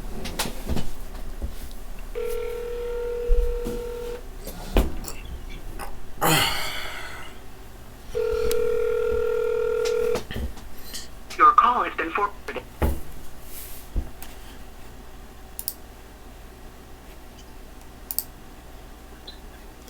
I need some more leads. But many leads you couldn't follow up with. Man, I freaking caught up big time. You're consistent and taking action. Look at you, bro. I need you here with me, man, so we can go do some door knocking, bro. You need what? I need you here in Georgia so we can do some door knocking together.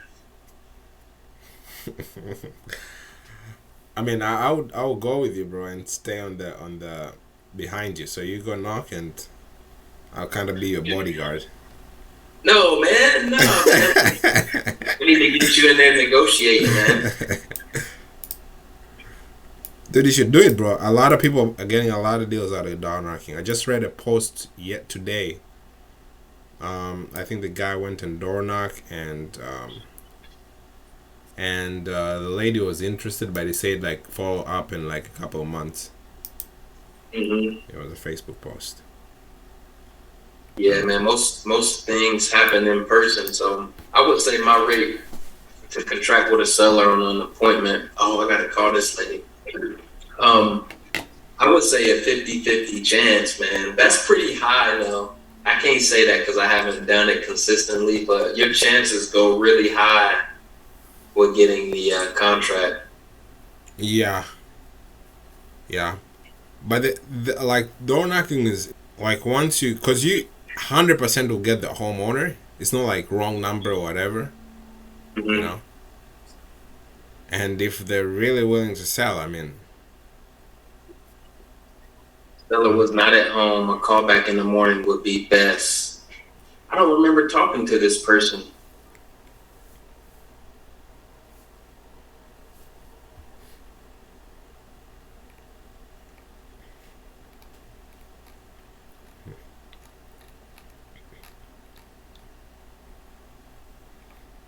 condo.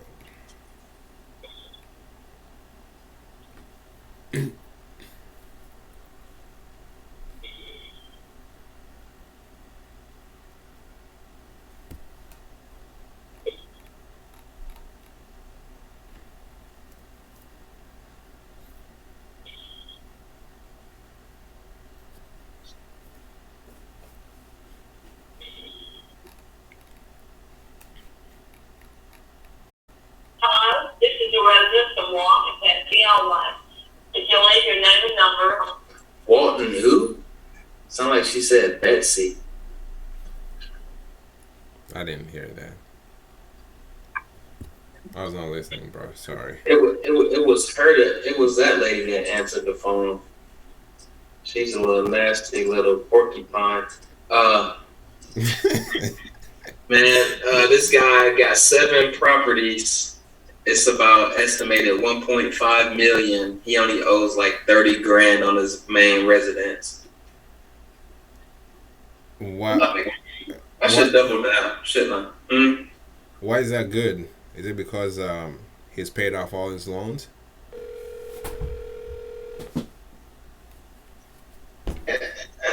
Yeah, he's paying off all his loans. LOI. Oh, okay. LOI. Walter is there net. Let's see. Bro, 1.5 million is the goal. Let's call him back and see if he curses me.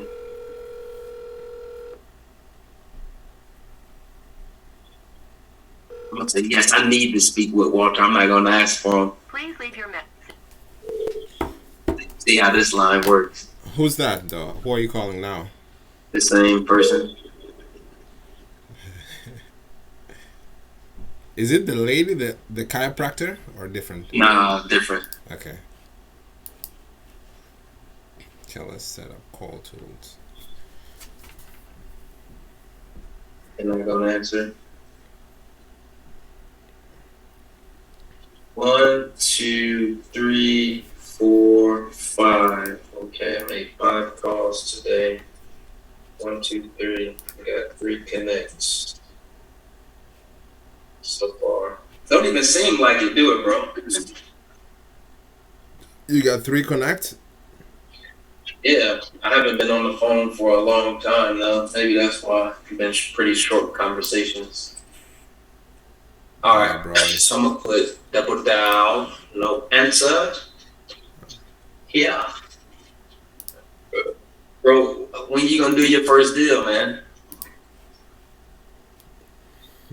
Did Kessler make you the host? Yeah. Why? I was just wondering. No, it's just changing to my phone. Nobody said so. I guess you guys been working behind the scenes. What? Bro, where's your camera at, bro? Oh, sure. Sorry, I switched to my phone. That's why it showed like change host. You making calls from your computer or something? Yeah, I'm trying to, because I think right now, like, a lot of people not answer. Again, that's a negative belief, but I'm trying to set up my call to his campaign instead, and then have me cold calling. So you're saying you want to use a dialer to do your cold calling for you? Yeah, the dialer and me. Yeah. Why you want to do that? That's gonna ramp up your calls, right? It's gonna make them like back to back almost. Well, yeah. Why do you say why do I want to do that? I want to hear your thoughts. It just seems like that would add too much pressure to you. Yeah, but at this, like, but cold calling are much easier, you know. And just for the beginning, like right now, a lot of people I'm trying on for sale by owner. There's no answers.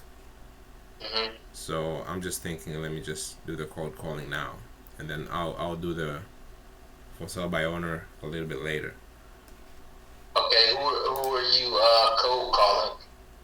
I have a list of people who've owned properties, single family absentee owners. Oh, you got a list? Oh man, look at you. I do, bro. Bro, you stepping it up. Not yet. When will I get my first contract? So that's stepping it up. All this is just chatter and noise. Oh, you got it wrong. Stepping it up is taking consistent action. It's not nothing to do with a contract. Key point: action. Yep. You should getting the contract should be like this excitement. But getting on the phones every day should be this much excitement. You should feel good. Oh, really? Taking that consistent action every day. You should be like, yeah, I got this. Boom, boom, boom, boom, boom. Then when the contract comes, it's like, I kind of expected it to come because I'm doing the work. You see what I'm saying? Yeah. I mean, that's 100% true. You don't want it the other way where it's like this magical, like you falling in love with a seller, like, oh, this seller likes me and wants to do business with me. It's a numbers game, bro. Can you get lucky? Yeah, you can. But it's more so a numbers game. The more just have to talk to a lot of people. Keep on talking to people. Yep. And make it interesting and fun every conversation if you can. Sometimes you'll get sellers that are pretty, like dry, but it don't work all the time. But you just gotta try to make the conversation a little interesting. I'll be right back. No problem.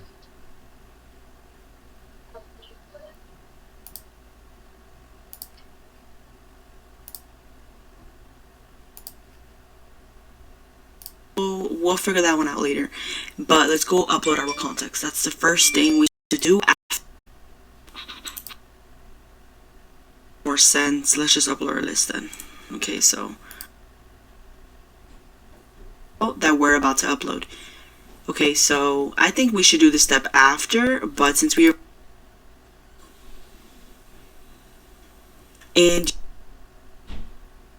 going into edit, but you guys are going to click create, but you're going to copy exactly what I have. So I'm going to open mine up right now, and this is exactly what you need to be copying, okay? So you can put anything for name. Description could be blank. Click active. You're going to make sure you're calling from 9 a.m. to 8 p.m. You don't want to get a fine, so make sure it's between these times. Now here, listen. Yo, what's up, bro? What's one of your hobbies that you like? What do you enjoy doing outside of work? Honestly, I mean, you said hanging? No, I'm saying honestly, to tell you the truth. If I think about it, really, I mean, I enjoy making money and traveling. That's the truth. Like, and I enjoy being on top of the world. So it's kind of not a hobby. But if you ask me like a hobby, I don't have like something like, okay, I enjoy music, like going to a Kanye West concert and stuff like that, meeting big people. But I don't, like, there is nothing like really can tell me like, okay, there's a lot of things, bro. I guess there's a lot. But I don't have an hobby. Like, if you're asking, an hobby, like, I wish I was a better like, if I was the best musician, that would be something, one of the things that I would be happy to be. So, but I don't know if that counts as a hobby. Like, that's something that if I was the best musician and making money, I wouldn't do anything else. So where I was kind of going with that, like, for example, one of my hobbies is I like playing basketball, right? So, let's say you're dialing for sellers. I'm at the basketball goal by myself, just shooting around. But it's way more fun when somebody comes into the game and now we can play one-on-one or we can play against each other, right? So you want to, like, when you're dialing and that person answers, that should excite you. Like, oh, man, it's time to play now. I got somebody to play with. You gotta have that excitement. But you gotta have that excitement. That excitement is not like, it's like you right now. If I tell you what's your hardest thing that you don't want to do right now, probably cleaning your house or something like that.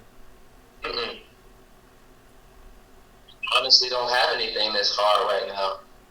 That you would rather not do. Something that I would rather not do. Yeah. Probably drinking this damn shake that takes me an hour to drink every day. I mean, that's probably the best thing, yeah. Okay. That's difficult for me to get that whole thing down, but it ain't nothing like, yeah. Yeah, so the feeling you get when you're starting to drink that shake is the same feeling I get when probably I'm starting to call, a person answers and say, hello? I'm like, damn, okay. Now we're on, so, but what should I do now? And I'm not like, I don't know why it comes that way.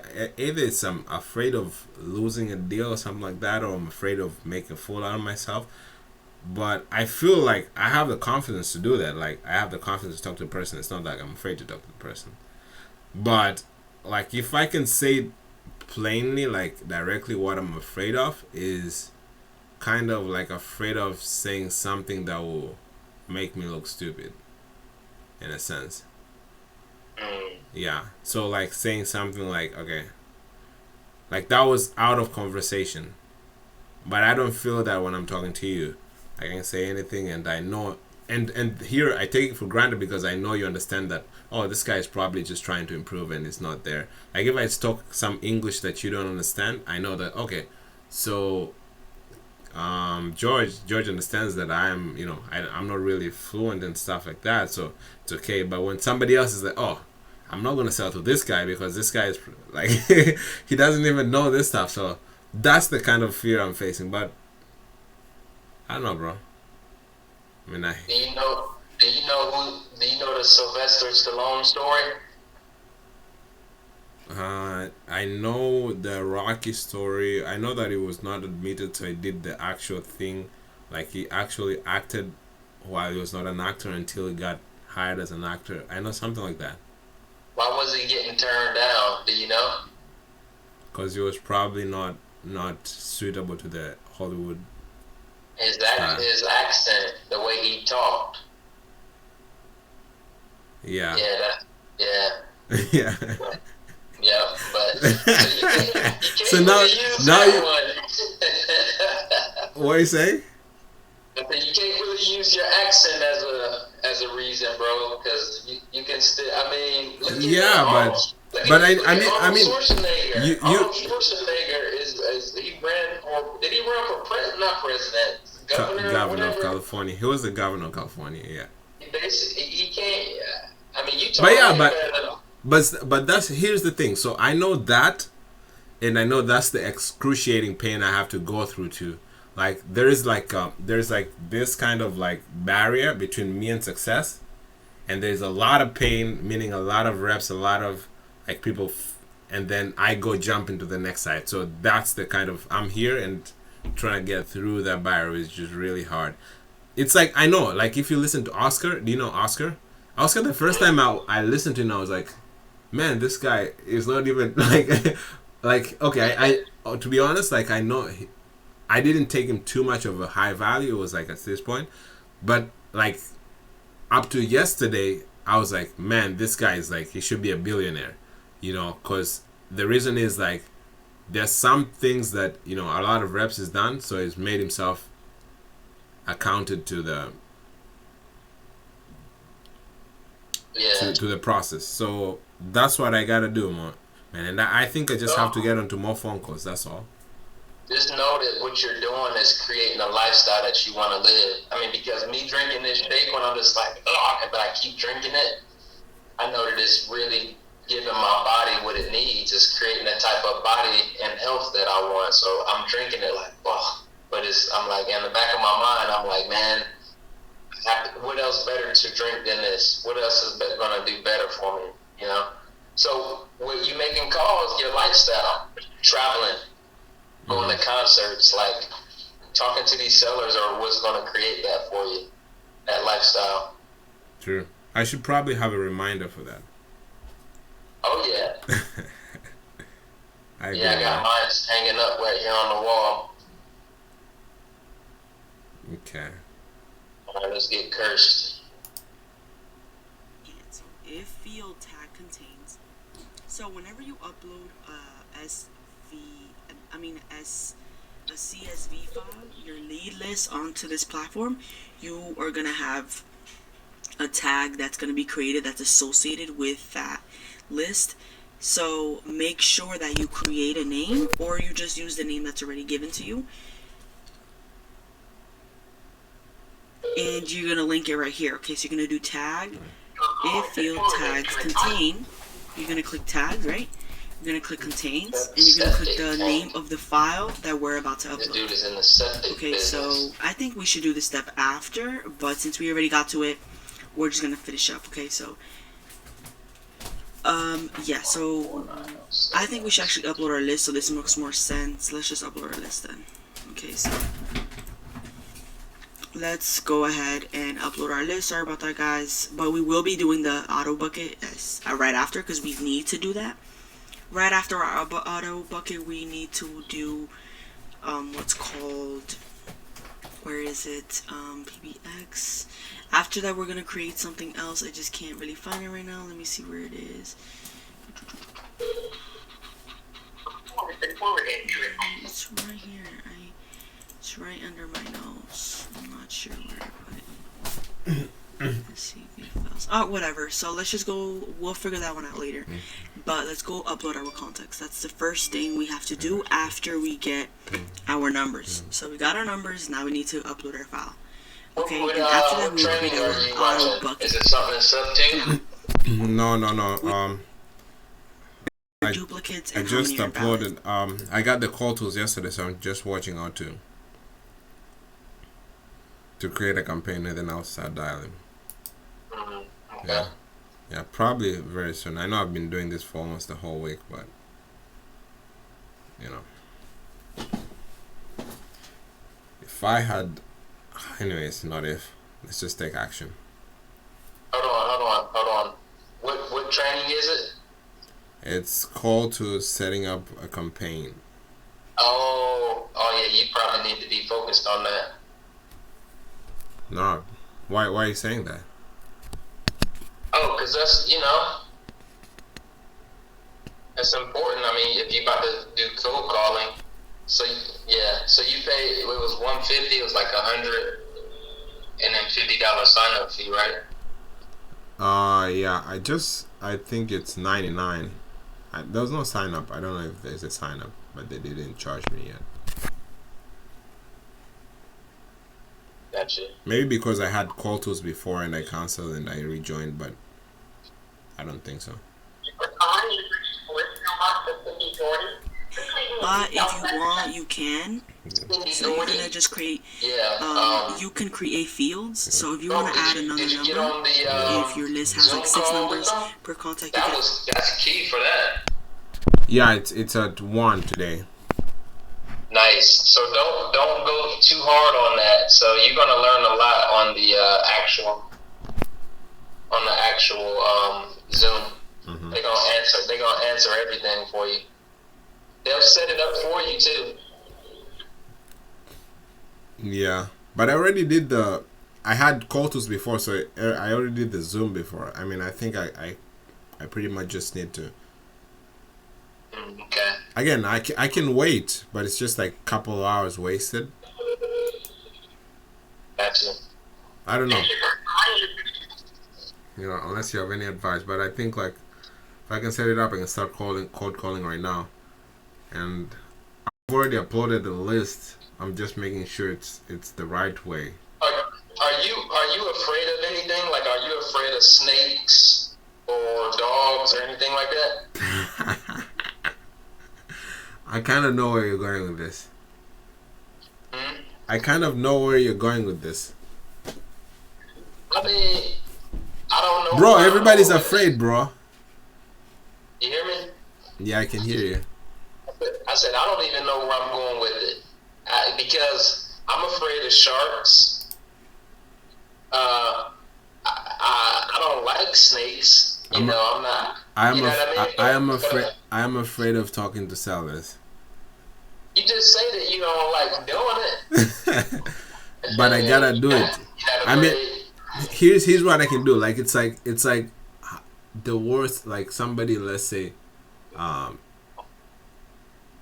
putting you in a cell. No, a cell is different. Like how I'm feeling it is like you're getting a syringe, a doctor's syringe. Mm-hmm. So that process is like talking to sellers, right? But I know like if you have 10 of those doctor syringe, you'll be like, oh, this is okay.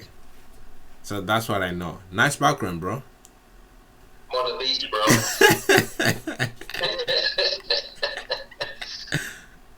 Man, see, let me stop screwing around. But yeah, man.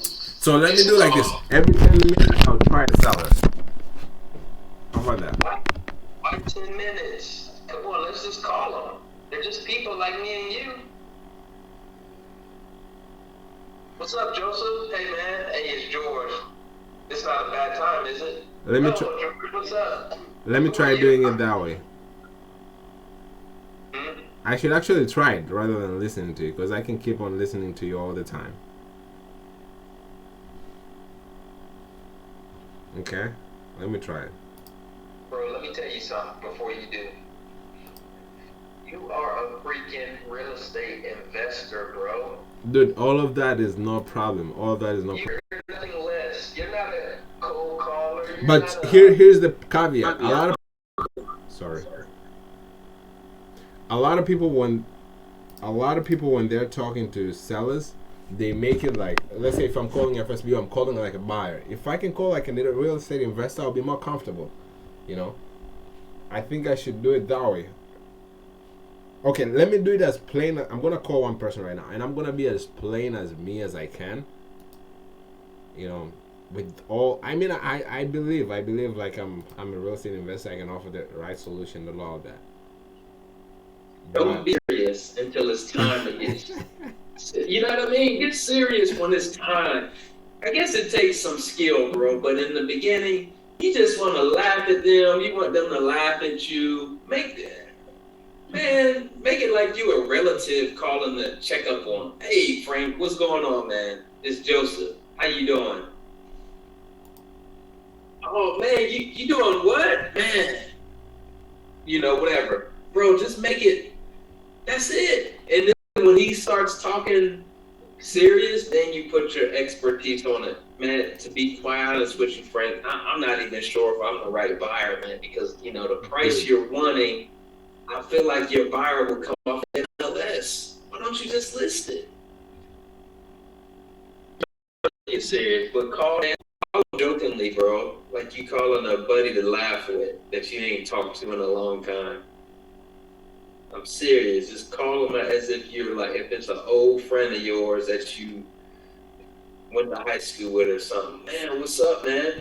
Hey, how's it going? Or don't even ask how's it going. But, hey, what's going on, man? This is Joseph. Act like he's supposed to know you. Act like these sellers are supposed to know you. This is Joseph.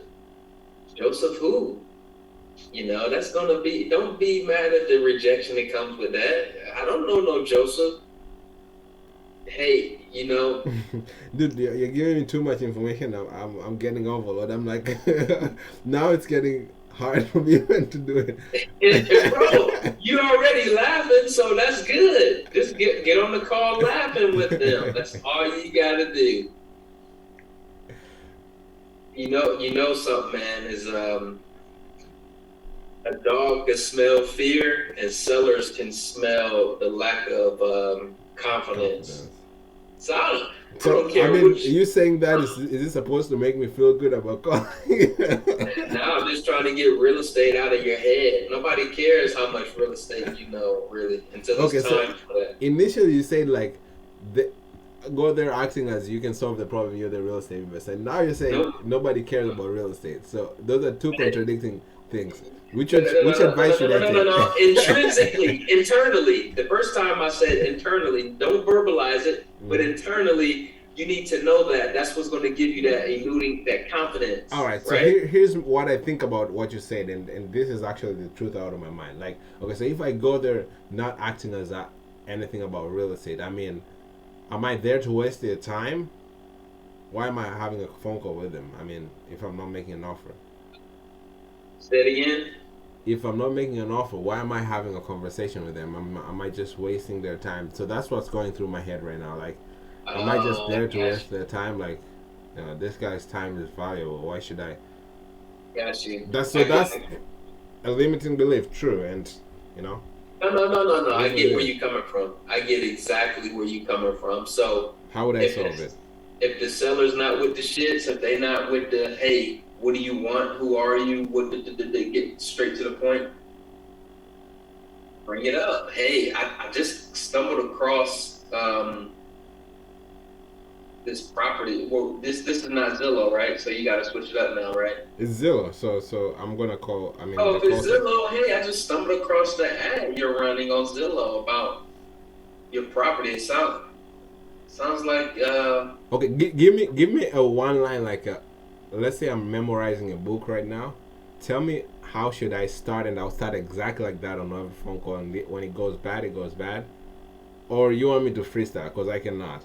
So tell me something I should start with that will kind of break the ice, or maybe not break the ice. Or what's the better thing I can start with and then step into something next later on? What do you think I should do? I mean, I'm that way I work much easier because I'm used to, memorizing stuff and going through stuff. Something new.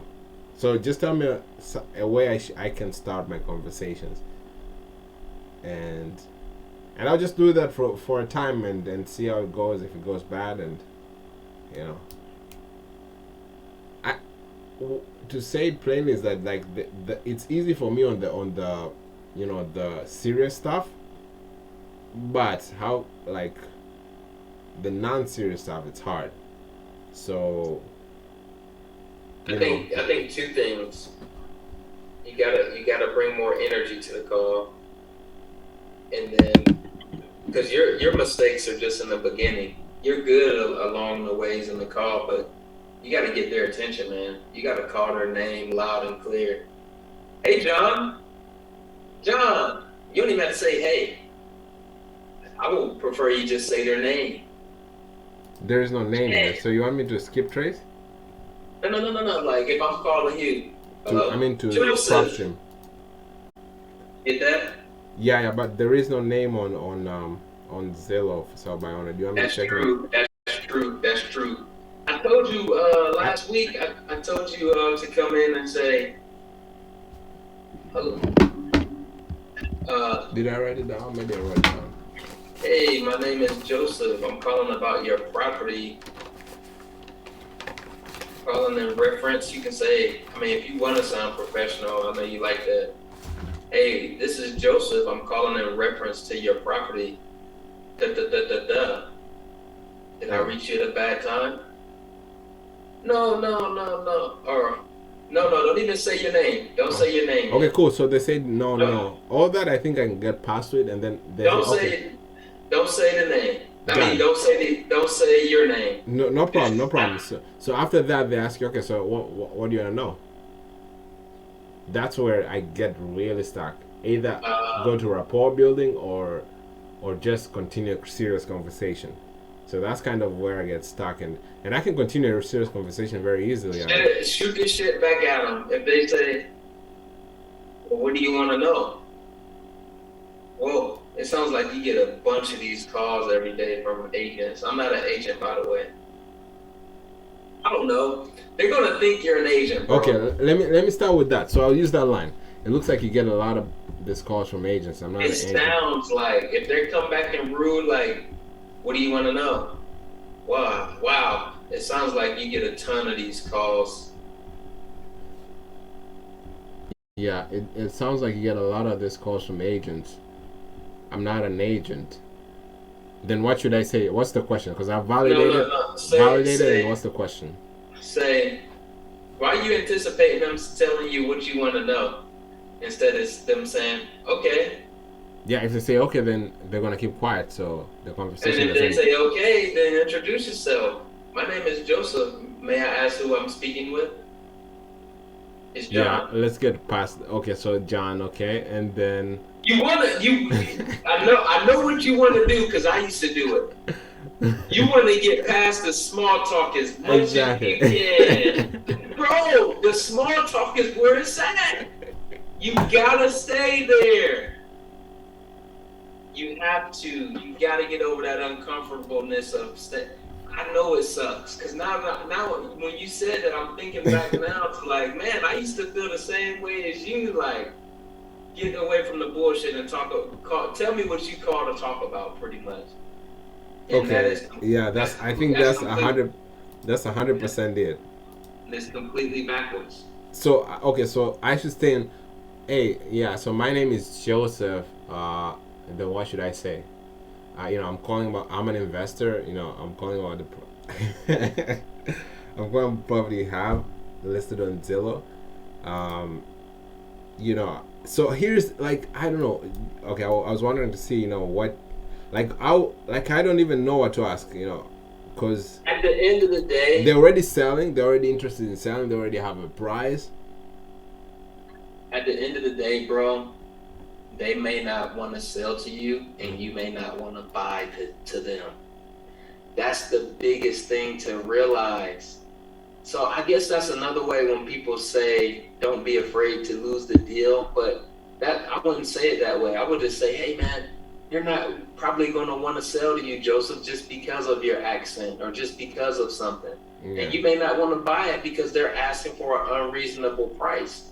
So don't just have a conversation, man. Just if you know you can't provide value to them and they can't provide value to you, the best you can do is make their day better if possible. So you want to come in sounding helpful and like you can bring them something, make their day better, make them laugh. Hey, okay. What's up? That's your goal, is just to make their situation better. They may come on and be like, man, I'm in court right now. Damn, man, going to court sucks, man. You know what I mean? And don't say nothing after that. Just build their day up. Wherever, if they're washing their car, if they're watching kids, build that up to where they want to talk to you. You don't have to make it about the house all the time. Because they may not want to sell to you. You may not want to buy the deal. So if you take that off the table, guess what? It's just a conversation between one human and another. Got him. Well, that's how this call, right? I don't think you should call today, bro. I think you need some time for things to kind of sink in. So if I don't call, I mean, I agree with you on that. That's why I've been delaying calling a lot. But yeah, don't do it. Just do it. So what should I do then?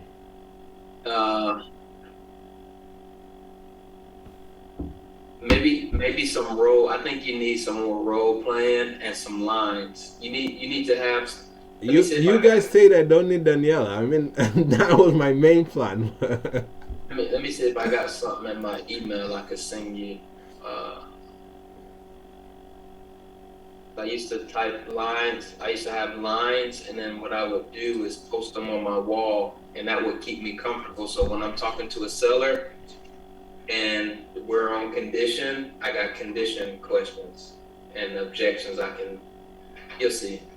Yeah. You just got to prepare yourself for the call. You can't freestyle it right now like me and Kessler. You got to have the 4 pillars and the objections: price, condition, motivation, timeline. You want to have a objection and an answer. So when they're talking, you can be like, okay, this is where they're going. We're in price right now, and they're saying that they don't want to do this. And then boom, you got your answer right there to where you don't have to think of it off the top of your head. Let me see if I can find it.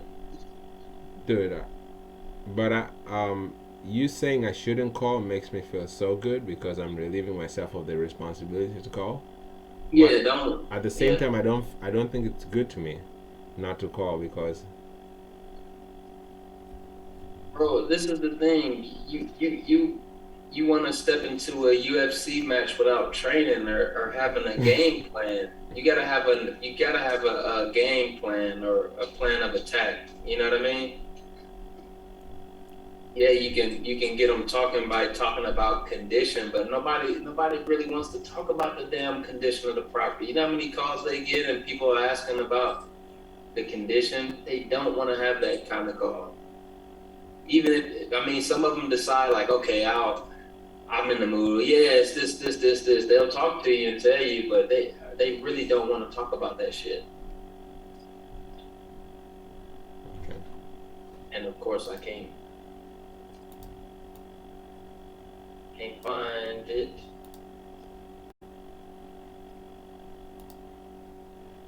Cold call custom script. What is this? Okay, that's cold caller. Let me see if I got it in my Google Drive.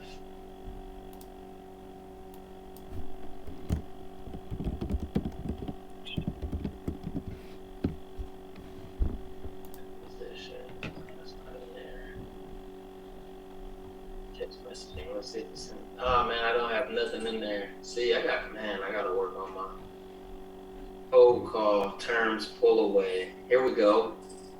Here we go. Here we go. Here goes something for you, Joseph.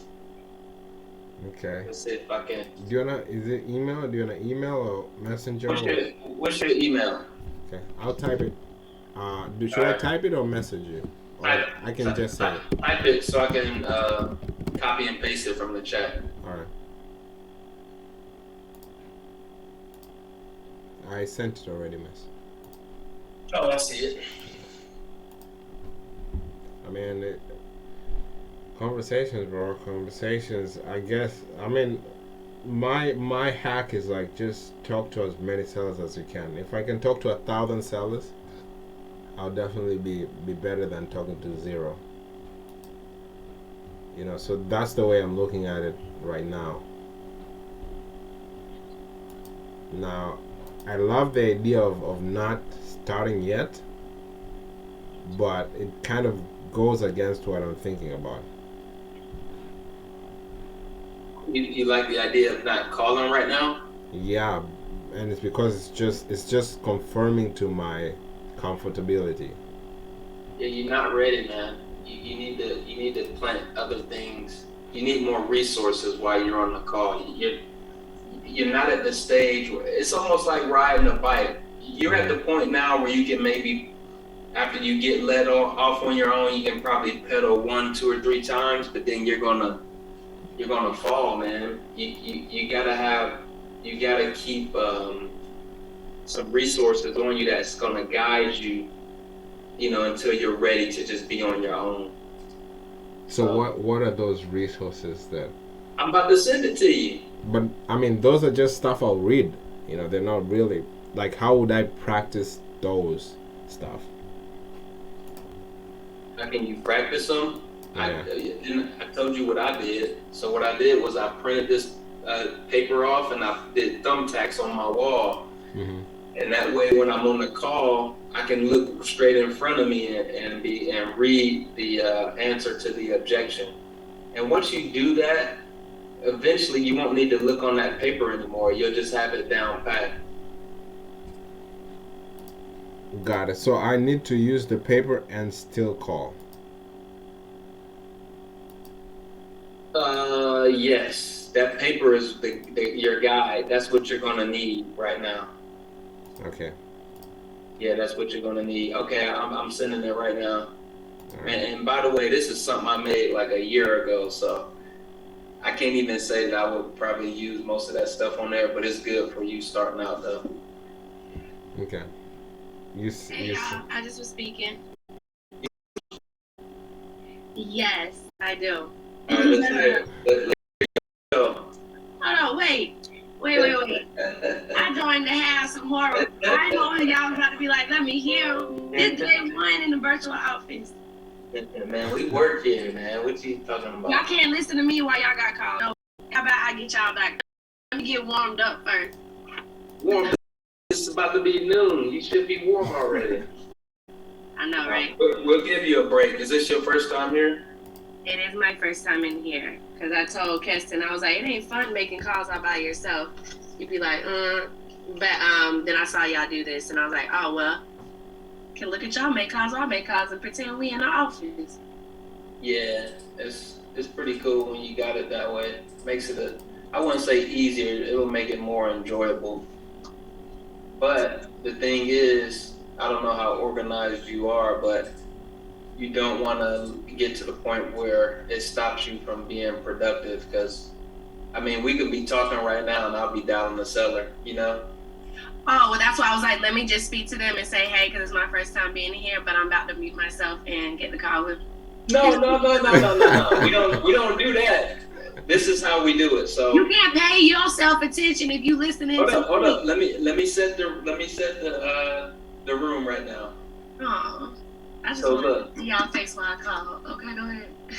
You know what I'm about to say. So when everybody is not on the call, whoever gets a seller first, everybody else will mute their microphone so they can hear your call as they're doing what they're doing. But right now, like if you get a seller first, we're going to mute and listen to your call. If I get a seller first, you mute and then you listen to my call. That makes sense? Yeah.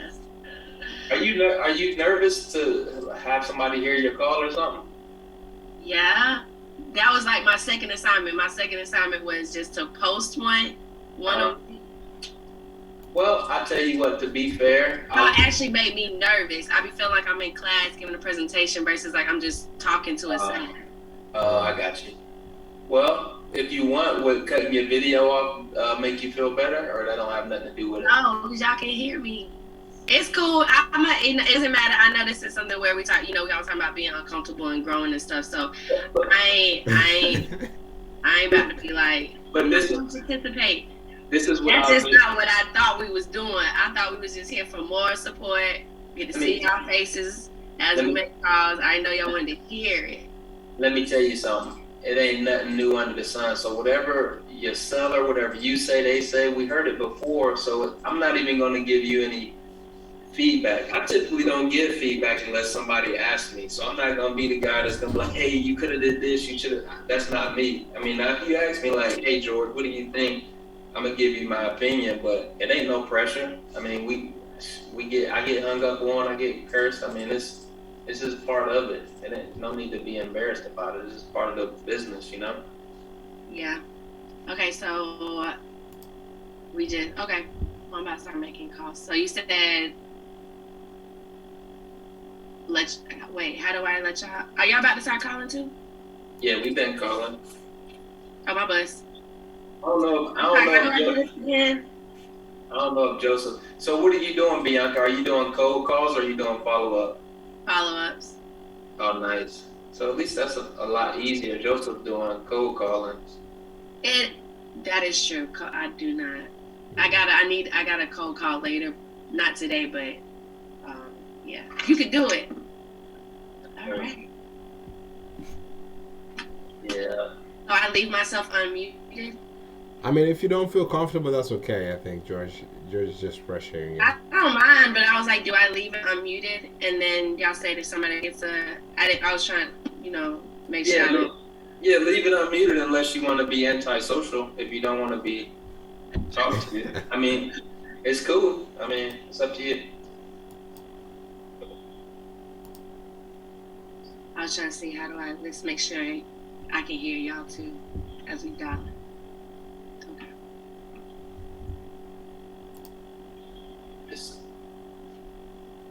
Hello? Is this Justin? He's not here. Can I take a message? Oh, this is Jennifer. Hey, this is George. How you doing?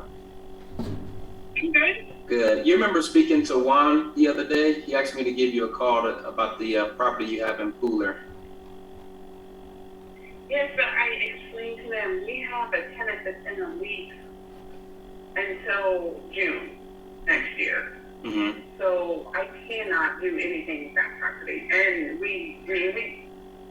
I just can't. And I have a situation with a tenant in New York who's not paying. So there's no way I'm going to try to get back out of my tenants that are doing the right thing even through all the COVID stuff. Gotcha. So, hey. But we're going to make a decision in March over whether we're going to renew our Georgia tenant. I don't necessarily want to own that property.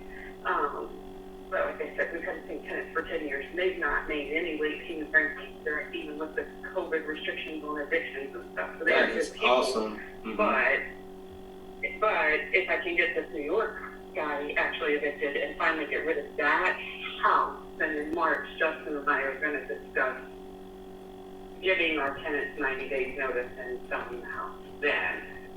So I understand the New York situation, why you would want to sell that one. What about the Georgia property? They've been there for 10 years and on time. Is it something that is just too far away? You don't want to manage it? Mm-hmm. I just don't want to deal with owning a property. I mean, we don't make money. I understand we're making the equity because they're paying the mortgage so slowly, but I'm just tired of being a landlord. I don't want the calls that I need $2,500 carpet replaced. Ouch. They're good tenants, and I get in the long term, it could be a long-term investment, but I'm just done.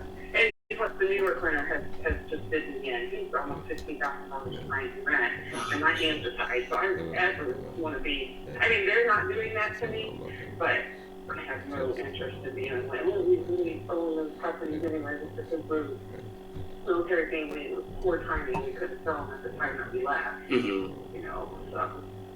But they were never a good investment. We actually lived in them at one point. Oh, wow. So New York to Georgia? To New York to Hawaii to here in Virginia, and finally that. So that's why. But I don't want to, I can't. I mean, I've been thinking New York, you know, originally since all this stuff started. So I just being nice to our Georgia tenants and we renewed their lease in June for another year because they are doing the right thing. They probably stay there forever, to be perfectly honest. And we want tenants like that. We buy properties with tenants in them all the time. I mean, by law, yeah, we gotta honor the lease agreement. Now, that part I didn't realize. The problem would be, though, you have to keep their... Oh, if we raise the rent on them? Yeah, because we actually even haven't raised it in 10 years. And I think for what... So that would be probably part of the issue, too. Okay, market rent out there in that area is between like 12 and 1,300. Are they at least close to that, or they're way under? They're paying... They're paying... I gotta look at my spreadsheet. Oh man, sounds like you're super organized. Oh, I gotta be. No, I just because of the multiple properties. Actually, and I'm an executive assistant for the Auditor General, so I like wow. that in my professional life too. Oh wow, man, you're a busy person. Pleasure to get your time right now. On a total work day, and Fridays are slower days, so nice. Let me sometimes. While you pulling that up, Jennifer, I got a question. Have you ever thought about? I mean, typically when landlords manage their own property, they typically have something against property management companies. Have you ever thought about maybe just hiring a property management company? No, I have property management companies for both. Oh, and they still call you. I'm sorry? And they still contact you. I guess for the major repairs, they contact you about paying them. Well, no, I mean the property management, it's still just be putting out money when the AC goes out, you know what I mean? And we don't, so their rent is $1,200. Oh, that's $1,100. So. That's pretty stable. That's not bad at all. I wouldn't see a need into raising the rent to market, because then your turnover would be really high. That's probably why they've been there for that long too. Yeah, they're good tenants. Like I said, it's just the New York house is kind of broken. And what's sad about that was it was a military purchase when we left. After 7 years we've been gone, we had a head renter for 2 years. She obviously got the money because she had more people living in the house than we were supposed to. And then it just the market up there because the military base had shrunk. We couldn't sell it. We got this guy in, and then he was good for the 3 months, and COVID hit. And I am know that I'm not a heartless person. He's never been out of work. He's just playing games. My name is full of him. Has he tried to apply for the rental assistance? I mean, nothing. The problem is if the way New York has it, if he applied, he applied to have the back rent paid to me through New York. If I accept it, I have to rent him for another year. Oh, no way. If it was somebody who was doing the right thing, it would be okay. But if they can't be evicted for a year, if he accepts money from the state of New York, what do you think he's going to do? Yep. So, and his lease, and my eviction is that I'm hoping can get served, we're trying, is not based on me asking for the back rent. It is that his lease expired in December. And he's still there, and you still are not able to evict him. Has the moratorium lifted there on the 31st of July, or they extended it? there in that state? So New York's is out to the August 31st, but then the CDC just put in a thing to October 4th, but that's supposed to be targeted areas. And I just reached out to the lawyer today. She said, as of right now, that New York could change stuff. As of right now, the warrant starts August 17th. Okay. And they would have to be out August 31st. So we even offered to pay $2,500. That kind of crushed my soul a little bit. So I was trying to get him out because the market there has changed so quickly. That when I talked to the agent, like in January when we thought maybe he would leave, she was like, okay, you're going to do pay this $500, like, the whole deal. Now, she's like, just get him out, you get a cleaner in there, and you're just selling it as is. And like, that's the way the market is right now there. So people snatching houses up. So I'm just going to get him out. So I offered to pay him $2,500 back in mid-July through the lawyers to get out, and I waived the right to him. He was just get out, and he still didn't. Oh my goodness. That's ridiculous. Sorry you have to deal with that. I know. So, and who knows what the house is going to look like, to be honest. I mean, I'm hoping they're not trashing it, but but I still need to get it out. What's the goal once he's out? Are you going to just put it on the market with an agent, or are you going to put another renter in there? Oh, no, it's an agent. I will never have another renter. I will let that thing sit and I can pay the payment before. I've been paying the payment for the last 15 months, or 12 months, $15,000, whatever. No, I will never put another renter in there. I don't blame you. That's why I say even New York, Georgia, if they left, we always said if they leave, we'll put the house on the market. We just left them alone, because they do make their payments. But now, after this experience, I'm like, I need to get this sooner too. But I'm gonna, if we do, I'm going to give them plenty of notice. Because I tried to encourage my property manager and tell them that they need to buy it, but I think they don't have the money to buy it. That leads me to my next point, a perfect segue. If you were to sell the New York property to an investor, would there be any type of fees you would owe the property management company? No, so with them, I ended with them in December because I was still rolling their bill. You know what I mean? Oh, wait, no. Property manager, real estate. So, as in property management, I went ahead and we ended that in December when the lease ended because I was still having to pay the $100 a month for them to manage a property that they couldn't get the rest of either. So I don't have, but there's no, it's just a mortgage, and like I pay the state of New York gets paid water bill and pays the taxes and all that. If you don't pay it, like I temp up on everything, I can do it. Oh, that's awesome. It's still in my name, my responsibility. That's awesome.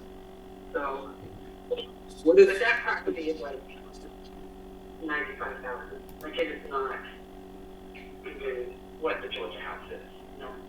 Okay. What if we were able to kind of look into the New York property first, seeing that you're kind of reluctant on the lease not ending till next year with the Georgia property? What if there was something we can work out on the New York to where you won't have to put any more money into it and list it with an agent?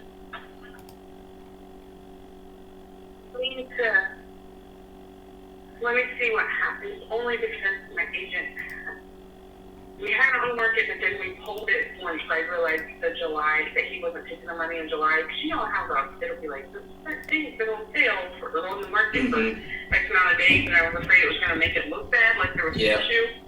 And so we pulled the listing. So I'm actually listed with her. She's kind of hid the listing for right now. So she's still kind of side marketing it too. She's selling like a pocket listing. The people. Yeah. So I really can't do that for that one. Okay. Got you. I mean, she's been helpful. Like she's gonna help try to get the keys if he does actually decide not to pull out. I see. You know I see. And the relationship I've had there with her too. So. Yeah, we run across that pretty often. I mean, in some situations, what we did was kick back the real estate agent a fee or a certain percentage of the sale if we bought it, just because they've been involved, they've been doing some of the work for you. So, I mean, we can always see if that would be an option. We can work something out that way. What's the, if you don't mind me asking, do you know, what's the property address to the New York property so we can look into that one? It's 1114 Bronson Street. 1114, you said Bronson? Yeah, Bronson. Got it. Okay. It is totally different than the Georgia house. The house is 1900. Are you serious? It's a 1900? Oh, man. Yes. That house has been here before me and you, right?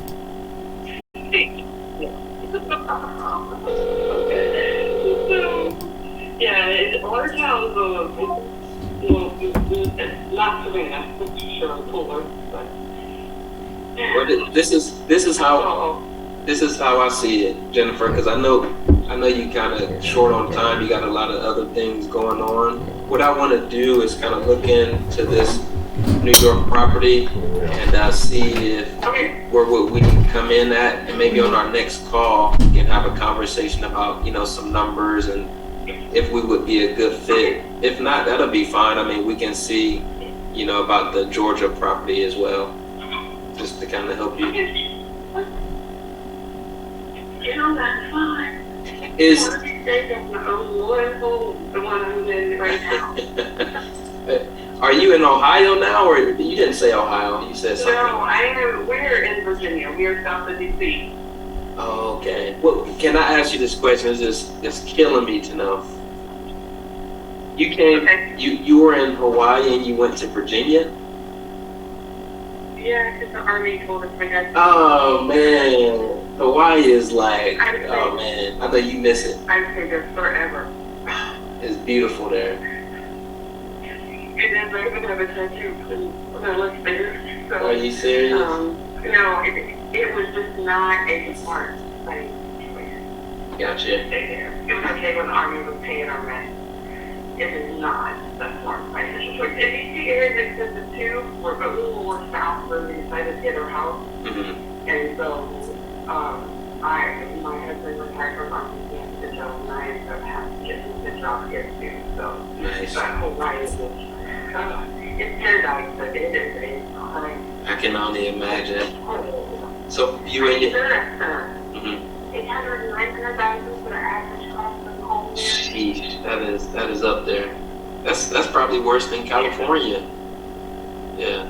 Yeah, it's probably it's close. I mean, like I said, DC is expensive, but it's not.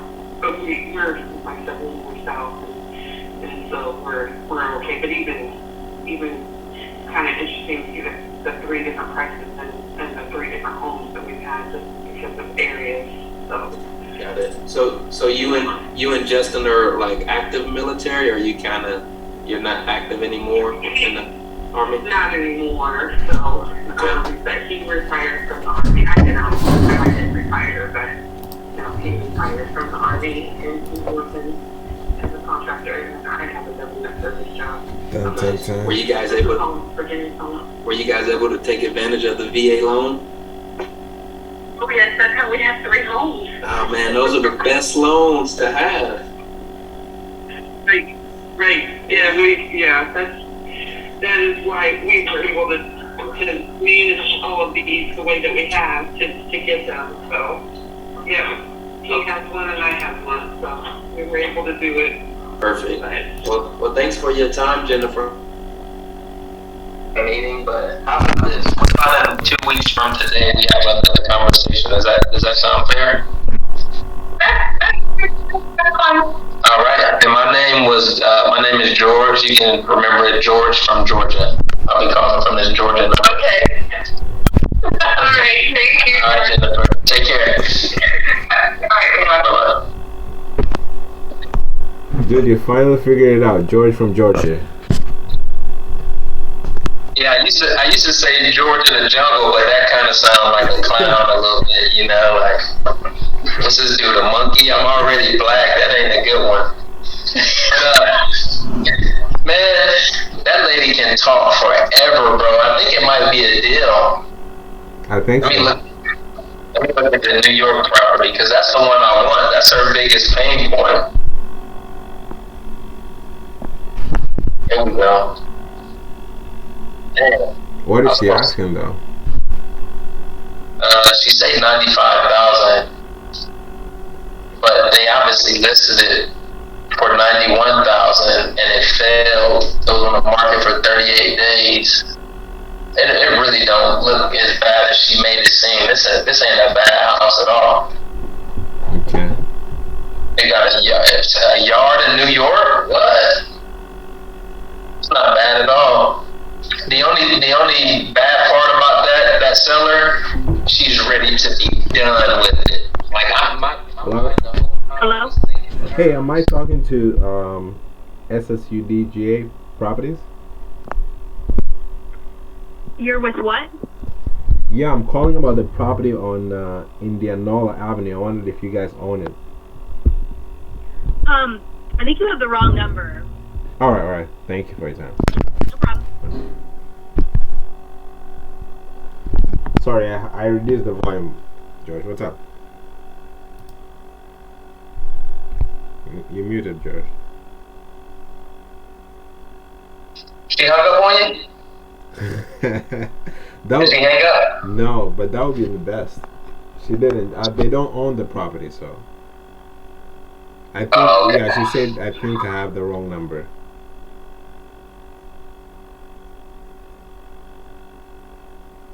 It's all good. On y'all follow-ups, do y'all pull up the property first before you call? Yeah, what I do is I pull. Do you have a PropStream? Uh-huh. So I pull up PropStream and then I pull up Zillow, and that way Zillow I can see like a picture if there's any, and then PropStream, and then I just call them. I look at my notes and I read through my notes as I call them. Yeah, I think I look too deep before I call. I think a lot of people do. Joseph, what we just talking about that? Yes. These dudes right here. Well, Joseph just on here now. Man, they'll run comps. They'll be like, "Oh, it sits next to this and that. We can build on it," and then they'll call and then it'll be a voicemail. Oh yeah. I did stop doing that. I was like, wait, I done spent all day trying to do this, and you only answer the phone. Don't. But I was like, let me see how much should I go into it. Okay. Yeah, just pull up, like, as long as you can get verified their names. Always what I do, too, in PropStream is I click on the property details, and I see if there's two people's name on the deed. Because sometimes a husband may pick up or a wife may pick up. You see what I did with her? I couldn't tell if she was a man or a woman at first. So I'm like, Justin. And she's like, no, can I take a message? I'm like, oh, hey, Jennifer. See, if it wasn't for me looking at PropStream, no, because the lead came in as Justin. It don't say nothing about Jennifer. Okay. So look at the names, and just in case somebody answers the phone that's not on your lead. Have you ever seen this on PropStream where it has owner one name, owner two name, and then deceased owner? I've never seen the deceased owner. Maybe I have, but I ain't never seen that. Maybe is that probate? I'm like, does that mean it's a third owner, or does that mean it's probated over to the new? It doesn't. You know what? This is what I'm talking about. It doesn't even matter. Let me see if I can get him on the phone. So, is this must be somebody you never spoke with before? No. These follows up are from somebody else's cold calls. Okay. So you know the rule, right? No. The double down. I thought we was on the triple down now. Oh dang! Well, dang. Okay. As long as you. I saw it on somebody on the sub 2 page. I was like, oh, I guess we triple down now. That's what Pace said, but for you, just double down. Make sure. Okay. Not a robocall. Oh, okay. Yeah. I got a secret too. I never even told Joseph. So I just came up with this last week. So what I do is I double down, and then if they don't answer, the next couple days I'll call them back, and if I double down them again and they don't answer, I'll leave a text after that. Not saying that that's what y'all. You know what I was doing? I would call and then text when. That would leave you easy. I tried it twice. What'd you say you did? You double down day 1, double down day 2. And then text after on the second double down on a different day is when I text them. Okay, I'll try that. I said double down and text. Okay. Yeah, because your whole goal is to really get them on the phone. I really don't want to text, but some people text nowadays more than they would want to talk, and maybe our cold caller or whoever got your lead for you got them at a good time. So you don't want to keep dialing, and just be like, I'm throwing this lead away. Just be in the habit of doing it twice and then sending them a text. And my text, I make it seem like we talked already. Like, hey, you asked me to give you a call back, and that'll get them talking as if y'all talked before. Man, they getting blew up. Oh, I like that. Because right now what I say is like, you told my assistant you wanted this amount of money, because there's no way you can lie about that. This is what you said. That's even better. Damn. Like my assistant said you was asking this much, I'm just hitting you back up because that's what you said. Right. Oh shit, I got it. Okay. But okay, let me get on this phone. Okay. I gotta get better at taking notes, man. I'm gonna call it again.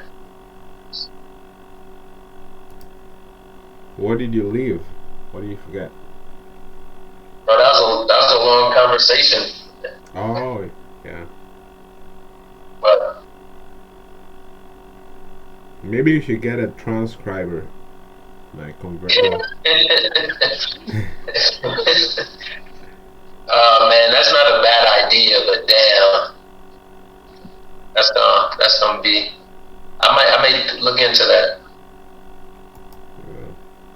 CallRail transcribes calls. Oh, CallRail does?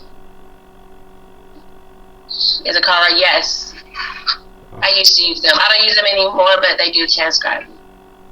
Okay. Yeah, I used to use CallRail. Oh, you didn't see it when your recordings? I don't remember. I know, because they were like hidden. I never used them. I tell you that I used it like one time, but I do like to record them. But it was like in this little folder.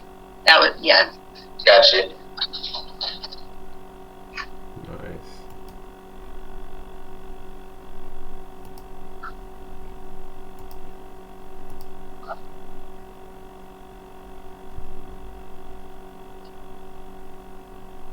Well, Bianca, since I don't hear, you dialing right now, okay?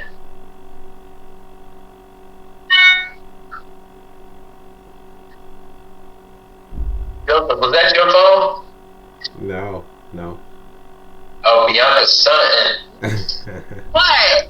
We heard that notification. Don't be stunting over there, girl. What notification? Unless you got 2 phones. I don't even know. Hi, good morning, Joyce. My name is Bianca with Sherry Ann Homes, and I'm giving you a call back in regards to your Norris Lake property. We wanted to just give you a call to discuss a little bit more in details about what's going on. I have is you're asking $350,000. So please give me a call back whenever you have an opportunity at 678-605-9688. That's 678-605-9688. Thank you. What notification? I heard a phone go off. Joseph, did you hear a notification? Yeah, but I think probably it's the computer or something. No, don't get it. That sounds like a phone. Oh, you did say double dial. I forgot about that. But you left a voicemail, so you don't want to double dial. I'm about to text. What was I about to say? Crap, I lost my train of thought. So most likely. Oh, Bianca, so it's just you on your team? Like, how do you get your leads sent to you? Do you like get other wholesalers to send you their leads, or do you market, or what? I was very blessed because I just started.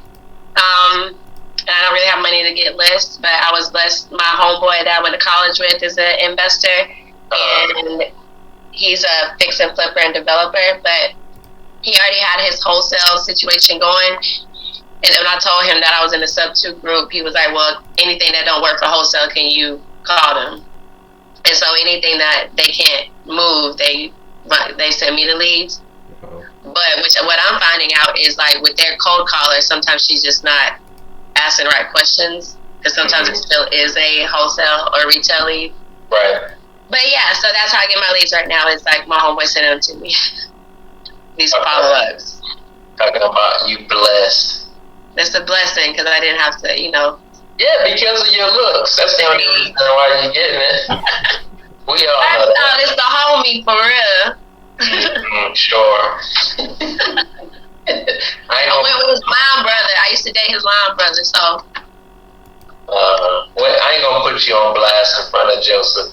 That ain't the conversation we can have right now. Joseph, why you smiling so hard, bro? That vein coming back out. Bro, I gotta do something about that, bro. Make some calls, damn it. Definitely. But yeah, I was just wondering, if you had any like employees or like stuff like that, because you're in the Atlanta market too, right? I mean, well, I'm gonna say the Georgia market, because me personally, I want to invest in South Georgia, and yeah, South Georgia. But I mean, the people that I'm around, they want to be in Atlanta or around Atlanta. But when you come south, man, make sure you talk to me first before you come down in these parts. South, where you at? Everything south of Atlanta, I'm covering it. Henry, Clayton, Fayette. That's not South Georgia. I'm talking about South Georgia, Brunswick, Georgia, Savannah, Georgia. Oh, yeah, you're right. I thought you meant south of Atlanta. Nah, but do you got anything in 30331? What's the city? Atlanta. Oh, you're not talking about South Atlanta. You're talking about south of Atlanta. Like, you're talking about Macon. Right. Not that far south. So the furthest is like, I mean, I do some things in like Warner Robins, but no, it's more like Stockbridge, McDonough, Hampton, Locust Grove, Fayetteville, all of those things. Noonan. Oh yeah, gotcha. Mm-hmm. Nah, for me, I want to invest in South Georgia, literally South Georgia. That's still Central Georgia. Are you from here? I'm in Savannah too. No, I'm not originally from here. What about you, Justin? I am not. Look at his shirt. You know he ain't from here. Definitely. Bro, I know. He's not been the second generation. First. That's true. Not by that accent, but I know somebody that was born and raised in America that had his parents are from China, and he don't sound like he was born and raised here. But so where are you from, Joseph? I'm from Tanzania, East Africa. Yeah, pretty close to Kenya. Okay. Yeah. I'm not good at geography, no matter where I am in the world. But Zanzibar, where is that in relation to that? Zanzibar is part of Tanzania. Is it? Yeah. So I got introduced to investing in Zanzibar by an investor, and then I ended up, my homegirl who is investing in Brunswick went over there, I want to say 2 weeks ago, and now is going to start developing in Zanzibar. Oh, sure. Right? That's interesting. It's so interesting because from what they said, like I don't know, I have to listen to it from them, but yeah, that's super cool because I want to do international investments one day. Yeah. So I mean, yeah. So Tanzania is kind of like Zanzibar is part of Tanzania, so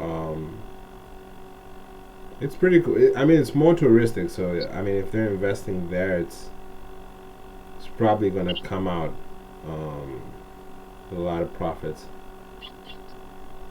I heard it's like low to get into, but different things out there. I think she wanted to do a little bit more development for the communities, versus the investor that I spoke to, it seemed like he definitely was a little bit more about the profit margins, about like, I guess like vacation rentals for people or stuff like that.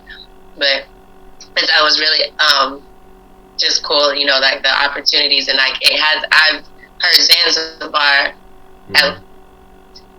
directly from those two people, and then I kind of like heard it from somebody else, and I just was like, oh. But anyway, pleasure to meet you. Yeah, nice to meet you. I mean, it's a good place, honestly. How close are you with your friend? Is he also in real estate? Or she? One more time. Is she also in real estate? She is. She started out as a wholesaler, but she only did it just really quickly. I think she had a position at a commercial real estate firm, I think, for a while. Her name is Jessica Myers. You may have heard of her. Like her and her roommate bought, no, not Sub2, but she just been in a couple articles because, you know, one, it's not a lot of women and then black women, and there's two of them, and they just purchased like a hotel in Oklahoma. She's doing the properties in Brunswick. Okay. Jessica Myers. Why do you think I've probably heard of her? Just in, like, if you're just maybe paying attention to, I guess, millennial real estate investing. Because she's been in some articles that I just like see by. Oh, got it. Does she have like a YouTube channel and stuff like that? I think yes, I think she has a YouTube channel. Because she does try to do like educational stuff for people who want to be in developers. Okay. How long have you been doing real estate? October. I started like studying and learning about it like summer 2019. And then I was like making the decision by July, and then I went full time in October. Okay. Do you have any other, like, is this like a part-time or full-time? This is my full-time. I have a part-time job because I quit. I had a business before. I used to be in fitness. And that was full-time, but then I really did not want to do it anymore, so I quit completely. I didn't do a transition where people like, I was like, I don't want to do this no more. Was it just I quit completely, jumped into real estate. I'm still working on a first deal. So I do have I have a part-time. This ain't my part-time though. I try to do this as much as I can. George is quite a fitness person. And like, to ask you, why did you leave the fitness stuff? Is it just something you don't like match with and stuff like that? You don't like? I love the science, and that's what I had to learn for myself. Is like, I love the science. I'm a nerd for it. Like, I'm an exercise. Well, I was an exercise physiologist. I love just studying the rehab and all that. But as far as like a career and what I wanted to do long term and for my life and lifestyle, and it didn't fit. It didn't match. Oh, okay. But yeah. Yeah. I did. All right, I'll see y'all later. Yeah. See you, George. Oh shoot! It says in meeting for all. Okay. You made me the host. You made me the host, bro. Yeah. You can assign me if you want to. Hold on, let me mute you real quick. I never had.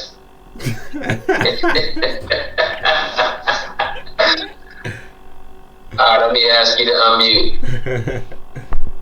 Did you like the power? Yeah, man. Hey, I'm the host. Matter of fact, I just muted Bianca too. Bianca wants to be muted, so you probably did her a favor. Hey, Joseph, don't talk out of turn, bro. You wait for me to call on you. All right, Joseph, unmute. I'm being childish. All right, man. Y'all making some calls? Y'all gonna make some calls? I got on here to make calls. I ain't about to be looking at y'all not making calls. All right. I just take so fucking long between these things. Yeah. Trying to like enter in my Podio notes. I'm still trying to learn like that's because you a sniper, man. You want to zero in before you go for the kill. There ain't nothing wrong with that. Oh, that's exactly. Okay. Yo, George. George, can you hear me? Yeah.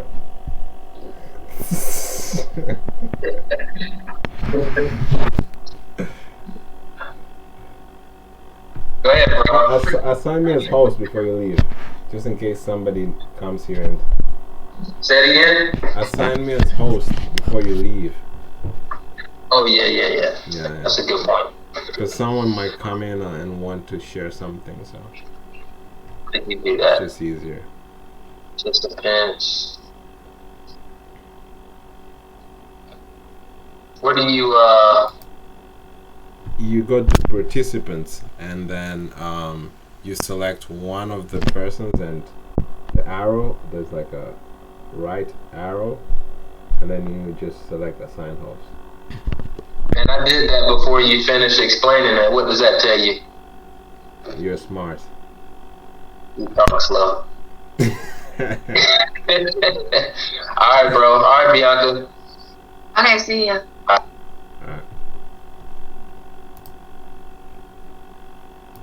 Bianca, are you gonna make some calls?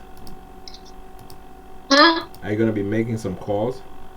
Yeah, I want to get through 1, 2, 3, 4. That was 9. You literally just told me you didn't want to stop. 8, 9, 10.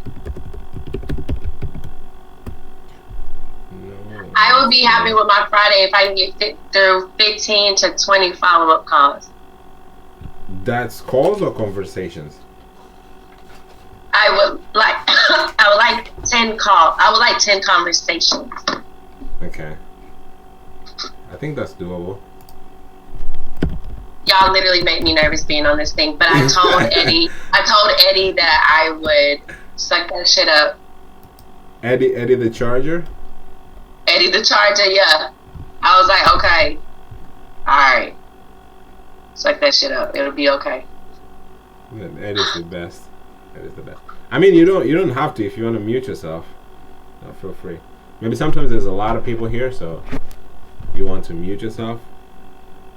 Go at it. Okay, I saw that. I was like, one day it looked like it was like 70 y'all in here. Yeah. I think it was the time when Caroline was here, like 2 days ago. Okay. So do whatever makes you feel comfortable. But I don't judge because I'm also not that good on calls, so I'll be learning from you. The crazy thing is I don't judge nobody. I don't even think y'all are judging me. I honestly don't know why it makes me nervous. I think it's just my inside fear of like rejection that I know y'all not doing that, but I still think it's like just there. Does that make sense? Yeah, like rejection, like when you're getting rejected, we're watching. Is that kind of the fear there? Yeah, even though I know, like, that's it. It's not, and I know it's all in my head. Like legit, it's just made up stuff in my head. So that's why I told Eddie, like, I'm gonna do it because I feel like if I don't just do it, I'm not gonna ever get over that hurdle. It's just gonna stay on this side of it. So yeah. I mean, I was telling George the same thing. Like, I also like, I don't feel like whenever I talk to a seller, I feel not comfortable at all. But I know there is like a barrier that I have to go through all the excruciating pain and go to the next level. So I mean, and I want to get through this pain so fast. But it's like it's never gonna go away. It's like I'm slowly like taking off the Band-Aid and like dying every time I like inch it off until it just like yanking it. Yeah. How many calls do you make per day? Do you do this often or just once a while? No, I mean, I do it. I have not been as consistent as I would want to be with making calls, but I am getting better as I'm understanding how to, do this, like, work my time management. I started a journal where I can, like, make sure I'm getting numbers in and I'm looking and quantifying quality conversations and stuff. So, I mean, the goal the goal is to do it, make calls 4 days out of the week, because on that 5th, 6th day, it seems like I'm kind of like tying up loose ends and having to call weekends, the 1st and 6th, the 5th and 6th, the other days are weekends? So you're Say what now? The other days are weekends, so you're making calls on the weekdays only? Weekdays only right now, yeah. Okay. Yeah, I think that's enough, man. I think, Yeah, just if I have to make a call, because like I noticed on weekends, like with the properties I have under contract right now, it's like weekends are like going out to the property, or like for me, it's making sure everything is together. Like, did I call this lawyer? Did I make sure this was going? So yeah, but like I said, I'm still learning like what works, but I just need to make calls. Right now, my focus is like stop crying and get over these calls and just make them. Got it. Do you have a deal going on? You said like weekend you have to go to see the properties. Do you have appointments? I'm sorry, I gotta answer this call. Sorry. No, go ahead. Feel free. Don't worry. Hello, this is Bianca. I'm good. How are you? Yes, I do.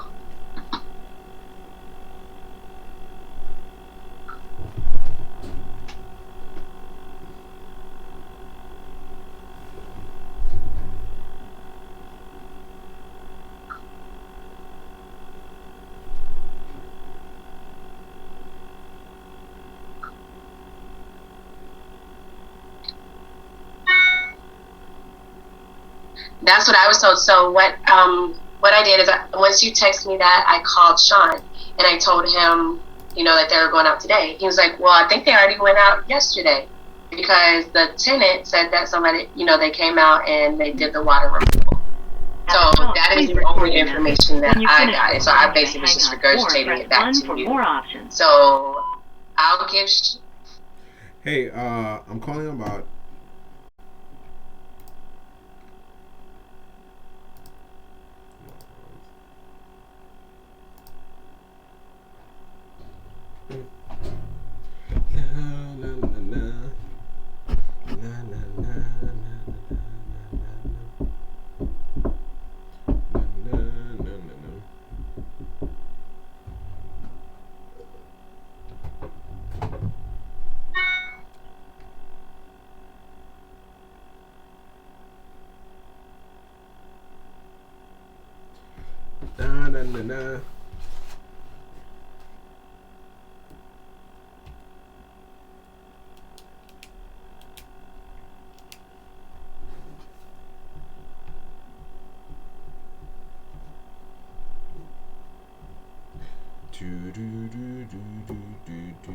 We're not asking for anything to be done. Sean wanted to get on a phone call with you and I guess update you on all of what's happened so far, and there's also to discuss the closing. So that's what he wanted to give you a call about, and I guess what he can also do, because he's been in direct contact with Jenny, and so they would have a better understanding and would be able to better explain to you what he was saying about whoever came out. Because like I said, I just was told of this morning, and yes, so I feel like it probably would be better for you and Sean to hop on the phone, since he was the point of contact between Jenny, and then also to further discuss extending the contract. But as far as the dishwasher is concerned, you said it was capped.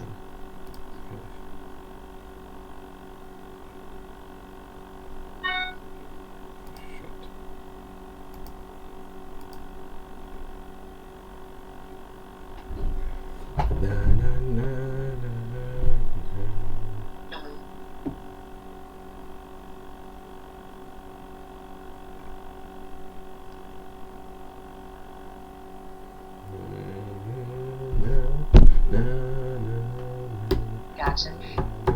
Yeah. Okay, that makes sense. He again, Sean just said that they did turn it off because I guess when it was running, it was continuing to leak, and he more so had mentioned the rotting of the boards. So I think it was just so that if it continued to leak and the cap didn't work, then it wouldn't continue to just make the issue of the boards rotting worse.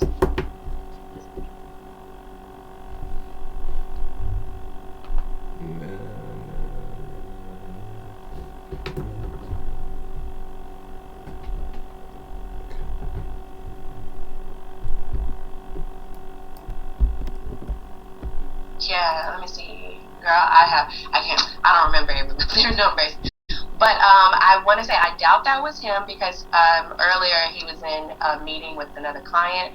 So the likelihood is small, but it could have been. Usually he waits on me to confirm with you guys first to make sure that we're being respectful of your time. So what time can he give you a call?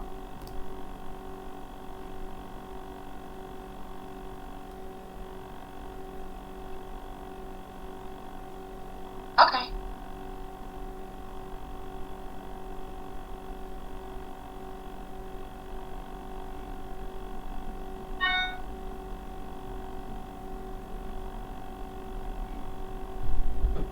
Okay, cool. I'll tell him to text you first.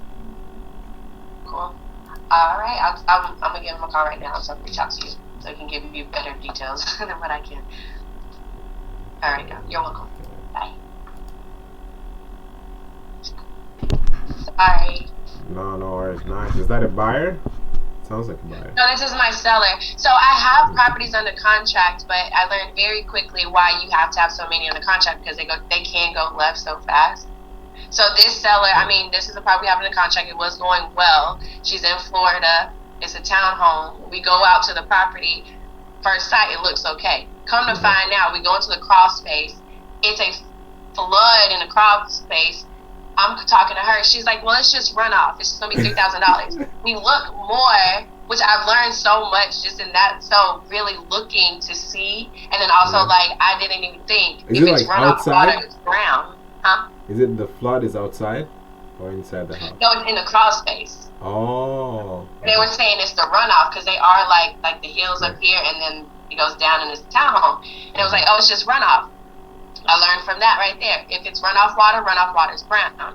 This water was clear.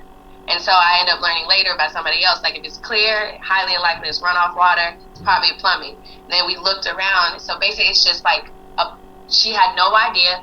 Her property management team did not take care of this tenant. Never knew that the plumbing had burst. This poor lady had been living with rats. Oh, sure. Yeah, so she had no idea none of this was happening. So but that's the renters, we're right? gearing up to sell the property, and then we're like, oh, it's a whole plumbing burst. So basically, we're having to take care of that and that conversation and having to extend the closing. 1 second. My bad. No, never mind. I think they hang. Continue. Oh yeah, but yeah. So I do have some properties since I've started, I've had 7 properties on the contract. The first 2 I'm not going to count because I had no idea what the hell I was doing and I locked it up all wrong. These 5 I locked it up correctly, except one, my buyer messed me up, so I had to terminate that one. That was yesterday. Oh. This one, it seems like it's going well, huh? What happened with that one? It was a bulk deal. It was 5 properties and 7 lots, and it was that for my homeboy, right? And so I went to him and I was like, this is what the person wants. He was like, oh, okay, we can buy it for that. Cool. I ran the numbers and it was too high. But I was like, I just started, so I'm not going to go by. He's been doing this for 6-7 years. So I went by his numbers. We get on the contract. We're in due diligence. We go by the properties. They're locked up too high. And this seller, he's an old man. It seems like he got old money, old white money. Yeah. Just one of them people he'll never have a motivation. He don't need this. And so he was not trying to. But I knew that. I was like, he's such a quirky guy. I was like, he's not going to come down on the price. He didn't want to. So I had to terminate that one. Another property. What was the difference though? What was the what price did you guys lock it up and what's the? Oh, it was a huge difference. We locked it up at 2.3 mil. And what's the desirable price? 1.9. Oh yeah, but did you try introducing terms? Was there any conversation like that? He didn't want to do terms. He didn't want to do terms. He wanted his money right out. When it came to, and then he was pretty difficult to work with. Like a partnership, we talked about that, but that would have been very difficult with him. Whoever would do that with him is going to have a funky time if they are able to convince him of doing a partnership. Okay. He was just hit. just a person who what's the ARV though? Maybe he just wanted like to be out, you know. The ARV was around like depending on the house, because the houses sizes have varied, but they range for about like 320 to 425. Okay, so total. And they needed a lot of work, and I had them locked up between 155 and 255. Oh, that's good. Not for the extent of work that they needed. These are homes. These are bungalow style homes built in the 1920s. Got it. I thought you said he did a lot of work. Oh, I'm sorry. No, it needed a lot of work. Which the crazy part is, he met us there for the due diligence and even said it himself. He was like, "Man, I didn't know. You know, I ain't been here in a while." They're pretty messed up. He figured it out. Yeah, and I was like, "So we can't buy it at this?" He's like, "I don't care." Like, okay. Are you guys still following up, or is you just forgot? Left it. What now? Are you guys still following up with the guy? I had to follow up with him yesterday because he hadn't signed the termination papers yet. Oh, okay. And for some reason, he didn't even hit me up with that, which is crazy. Because I'm like, you don't want it, so sign my paper. Not that it matters, he don't have to sign it, because I can still send to a lawyer, but I was more so wondering why did he not sign it with how adamant he was about me sending it. Mm-hmm. This other property I have in a contract, the seller keeps going ghost on me every time I need him to sign his paper so we can close. We ready to close. He keeps disappearing. Maybe he or she is shopping around. He's not. You sure? Yeah, I'm positive. We're at the last, because we're nobody's going to cover his mortgage. We even agreed to cover his mortgage. So it's a sub to or it's just a straight up cash? Straight up sale. We actually went through an agent. Oh, so you already got the mortgage payoff? Is that what you're talking about? No, so he had a tenant in place, and the tenant moved out 2 days ago. She was supposed to be out by the 31st, but she couldn't. But anyway, all that to say, when the tenant moves out, there's no more rent. Yeah. We couldn't close by the 1st. So usually when you can't close by the 1st, the seller, the property owner, still has to cover the mortgage. Yeah. But we told him, we understand, whatever. Mm-hmm. We'll take some money out of our proceeds and cover your mortgage because we need to extend the closing date. Mm-hmm. We're ready to go, and I don't think anybody's gonna offer that too. Yeah. And we're ready to close. It's not even like I'm like bullshitting and I don't have a buyer already. So why is he not answering now? How long? Maybe so just when he answered the phone for me yesterday, he's an old guy. When he answered the phone for me yesterday, he was like, "I left my phone at my parents' house. I'm so sorry." Because I have been blowing him up all type of numbers. Huh? He left his phone at his parents' house? For a week. Mind you now, he was like, "My wife didn't sign the papers." I said, "No, sir." He said, "I told her to sign the papers last week." It's like, "Nah, she didn't. And if I don't sign the papers, you're gonna have to cover the mortgage. Mm-hmm. You sign the papers, we cover the mortgage. You don't, now you gotta pay it." Yeah, but they have a tenant, so I guess they're not worried about that. Or they don't. No, the tenants are gone because we're ready to close, so we already got the tenants out. Ah.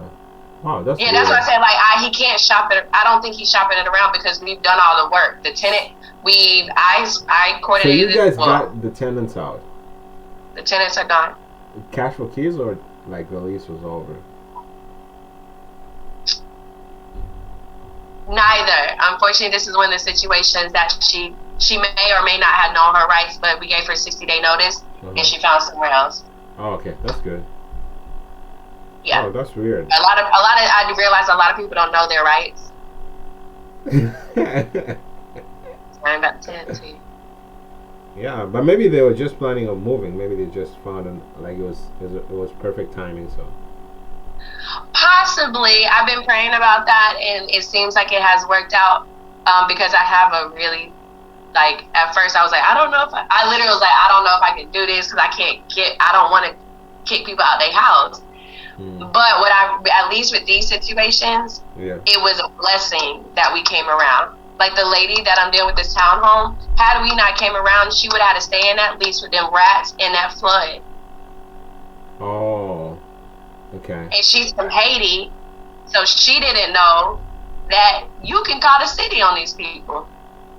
She's, you know what I'm saying? Like, you know, they have laws like that, huh? On the owners. Call the city on the owners. Yeah, so what I noticed is, like, at least, thankfully, God's given me, like, situations where I don't have to feel bad for getting people out their properties. You're solving problems, that's what it is. I just want to solve problems. I don't want to create no problems. I don't want nobody to be on the streets because of me. So what's up with this one right now? So you're talking to the seller, and what did they tell you on the phone call? Which one? The one you're talking on the call. Did he say like you guys are okay to come and? Because you said you have a renter, then there is the water flooding and stuff, and they have to leave. So you guys found a buyer for the property yet? They have yeah, we found buyers. However, like, for example, one of the buyers went up there at the same time the rat exterminator was there. That was a fuck no. From the person who told me, like, they walked out immediately. So we do have buyers, but we had to get that situation fixed first. She had to file an insurance claim to get the water removal done because she still wanted to close with us. So she had to file an insurance claim, get the water removal. The situation was, she said that her water removal company wasn't supposed to come out till today, but we already got the situation fixed yesterday. So I don't know what happened. But now that the water removal's gone, the dispo is supposed to go out today and double check to make sure everything is good so that we can shoot it back out to the buyers again. Okay. But that's, I don't know if you heard me, but that's why we need an extension on the closing date. Oh, okay. Okay. How much are you going to make on this one? Hopefully like 15, 20. Damn. You still don't want to quit your other job? I cannot wait. When I get a couple of deals to where I have some income coming in, I'm quitting. I can't wait. But until I get that, I have to so I can eat, pay my bills. Well, it will come pretty soon. You have 4, so I'm sure one of them will go through. Right. This is because they did. That's not out smooth like I thought it was gonna be, but I appreciate all the lessons.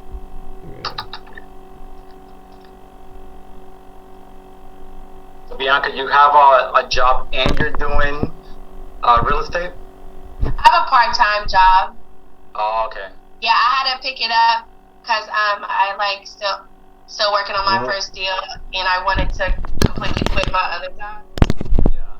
Which I know is like not the most popular position, but yeah. But I'm great. I mean, my part-time job is on the weekend, so that gives me good time to work on real estate. Okay, so the rest of the week you work on. You want to get first deal still? I have some under contract, but I was telling Joseph, like, they got some hiccups, a lot of hiccups, so praying they go through. Right. Yeah, I've had a couple of contracts that need going through 1, 3, or 4. Yeah. So I'm still working on my first deal too. Pleasure to meet you, Larry. Too. I just came. Actually, I quit my job. I moved from New York and I moved to Florida, which is my market. So. Florida. Where in Florida? Clearwater. Ooh, beautiful area. Yeah, close to the beach. I heard it's on hot. Hello, William? Yeah, it's pretty hot. I heard they said that's the Wild Wild West. Who said that? When I was on the Learning with Laura one on Wednesday. Hi, I'm looking to speak to William. Hello? Can you hear me? This is our department store. Oh shit, okay. I probably have the wrong number, sorry.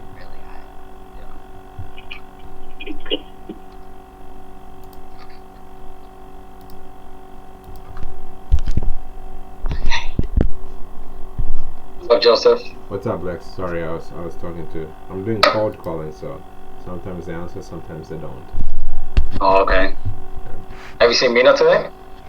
Not yet, but I believe he will be here probably sometime later. Okay. Yeah. How are you? I'm good. I saw you yesterday. You popped in for like 2 seconds. Yeah, what I was looking for was Caroline. She has a Zoom, what we call Fizzbos.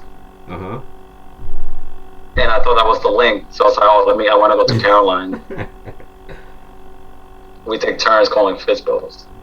How did that go? It goes well. She takes call, like she does calling. Oh. Hello. Hey, I'm looking to speak to the owner of 1208 North 6th Street. Am I talking to the right person? Sorry, you have the wrong number. Alright, thank you for your time.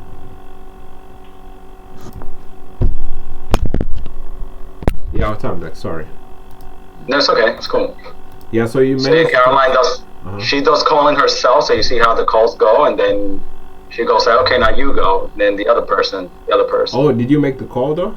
Yesterday? It's like, yesterday I did not. No, yesterday I did not, because by the time they got through her and a couple of, I actually had her call one of my sellers, which didn't pick up.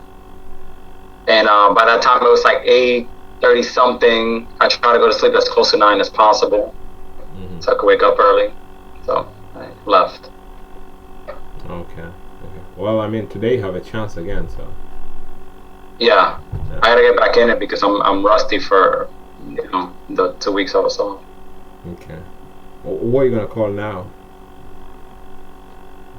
I'm going through your list actually. Awesome. So, but the 2020, not the 2021, because I know the 2021 you're working it with Nick. No, you can call that one too, actually. Okay. Yeah, feel free. I'm starting to call in Columbus, Ohio, so I'm mainly concentrated on there. And Call in Columbus, Ohio. Yeah, I've fixated my market to Columbus, Ohio, so I've got in touch. I did Fizzbos there. I called a few there, trying to move forward in that direction. I have a couple of buyers that I talked to too, but right now I'm just cold calling. Alright, cool. Yeah. Call the list, Lex. I'm okay with it. Yeah, thank you.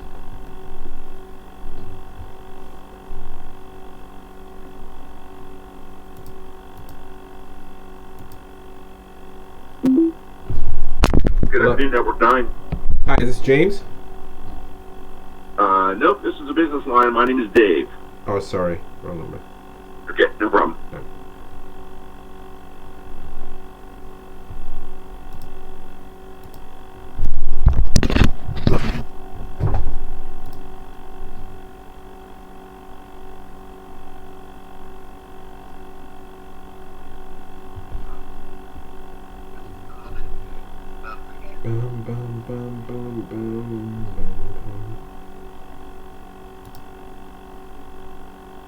Did you roleplay with Munif? I roleplay with Munif today, yeah. Yeah? And Munif, he's telling me and this is what Caroline's telling me, they're telling me I talk too fast. It's just probably my New York thing, and especially when I'm nervous, I talk fast, and I talk too much. But even with that, they're telling me that I'm kind of overdone with role play, that I should not be role playing so much anymore. I should just be getting on calls. There we go, man. How often did you role play? Every day I was role playing. Talking about in the morning on Daily Dial? Yeah, on Daily Dial, but then Daily Dial, they were starting to pick like newer people, which I understand because a lot of people didn't raise their hands. So I stopped raising my hand, and I'll just role play with students from the Daily Dial after Daily Dial. Oh, that's smart. I'm gonna do that. Mm-hmm. Why, Bianca? Cause because I haven't tried. Well, I've been on a role play like 3 times on the Daily Dial, but I want to do maybe like a week or 2 straight, like you did of it, and maybe get like the reps in. Yeah. Because I haven't role played that much, and I do practice a little bit. Me and you were talking about how my goal is to get more calls in, and maybe if I get more reps in and more shots in, then I'll be ready for the game. I feel like I've been practicing. So now it's like game time. And I'm like, wait, I ain't practiced my shot yet.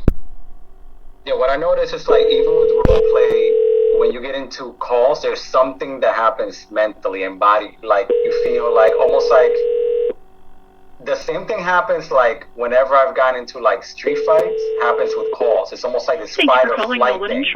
We are either with a customer or on like, another oh, shit, line. I'm about to Please get leave a into message this, and we will return your. And I think it's all about just getting into the calls because there's always that nervous feeling, at least for me. And But do you feel like the role play helped? Like it was worth the time? Yeah, no, they do help. They do help. But hello, it's Joseph. Hello. Hey, is this William? Who? William? Yes, it is. Who is this? Yeah, hey, William. My name is Joseph. I'm just calling about the property you have on Locks Avenue. Yeah, it's not for sale. Ain't never going to be, and I don't want a mortgage. Just because I own it, you guys bug the shit out of me. Quit calling me. Oh shit, I'm really sorry about you getting a lot of calls. Really get to see the real, like every phone is a little different. Then that's when you could go back into role playing or listen to pace and get more information out of it or more out of it. But it's really about just getting in and doing it, failing forward, and trial and error. All right, then. That being said, let me call. Yeah. All right.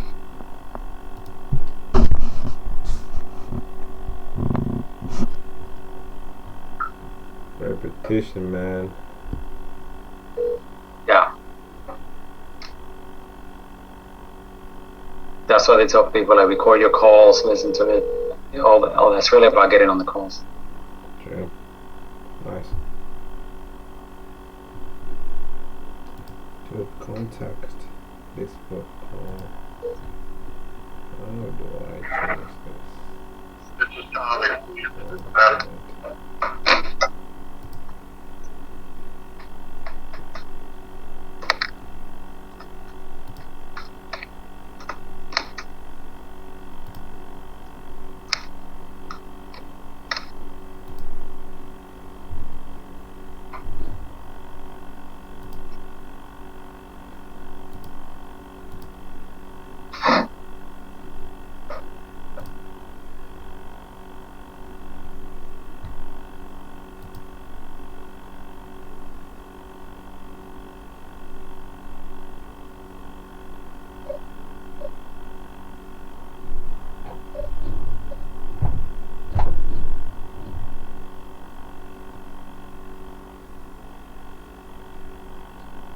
Lex. Yeah. I mean, have you ever tried cold calling? I know you did it for some time before. Yeah, I was cold calling for a while, and not very consistent. When I will call for hours though, like 4 to 6 hours. And but what I found out with cold calling is that you don't get into a lot of conversations. You know, you only get to like, hi, my name is Slice, I'm calling about your property, blah, blah, blah. You're the owner? You know, bam. You know? Yeah. So. Did you find out that like a lot of people have already been called before? Depending on the list, yes. Some lists, no. Some lists, which it really list, depends on what list. Which list did you do that they were not called before? The one that pays gave from No Excuses, that one will have a lot of people like, you guys keep fucking calling me, you know, like, and cursing me out. Then I had one that was given to me by Spencer Bishop, a sub-2 student. Okay. 1 second, bro. Wait, let me see. Yeah. That's probably a guy that's called. Hello? Yes, this is Curtis. I missed a call from here. Yeah, hey Curtis. I don't want to take too much of your time. I'm just calling about property of Bretnell Avenue. It's been sold. Oh, congratulations, man. Congratulations. Do you have any other property? No. Alright. Thank you. All right. Thank you for your time. All right. Yeah, so the guy I talked to before, he was like, "Oh, stop calling me. You guys keep calling me." Yeah, because you're pulling a list. It's not a driving for dollars list, right? Yeah, do you think driving for dollars will be much better? I'm not here at the moment. Yeah. The list that I've done driving for dollars, you get more people going like, you know, some say like I've been called, but many are like, hey, have you considered selling your property? You know, maybe. They're not as like, you know, for the most part. But the pulled list, everybody's pulling the same list. So everybody's calling the same people. Definitely driving for dollars, especially if you could do it physically, it's better. I think I'm gonna do that. Yeah. I think I'm gonna do that. I mean, if like not, a shirt. If they're not being called, then they're either asking just too much to pull you off. If they're what? If they've not been called, like it's impossible. Most of them have been called, and they'll be like, "I want 1 million for my house." A number that just doesn't make sense. So. Yeah, sometimes they just get mad, so they're like, "Yeah, I want 1 million. Give me 1 million." Yeah, man. So I think maybe I will do it driving for dollars. I'll just drive around and skip that list. Where do you live? So that's the thing. I'm in San Francisco, and in San Francisco, the real estate, like I would do it in San Francisco, but I think the real estate here is very different. But there are areas where there's like single family houses distressed, but just the values is like $1 million for a house. There's no house that is less than $1 million. Right. So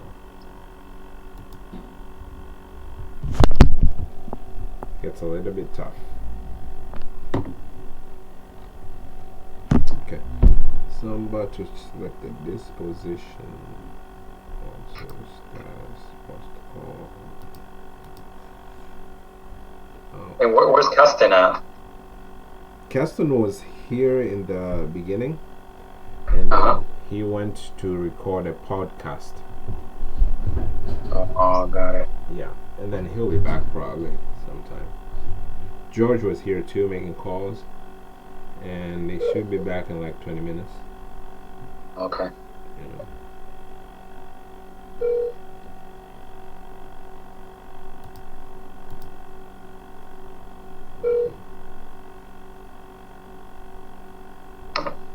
Let's come in here.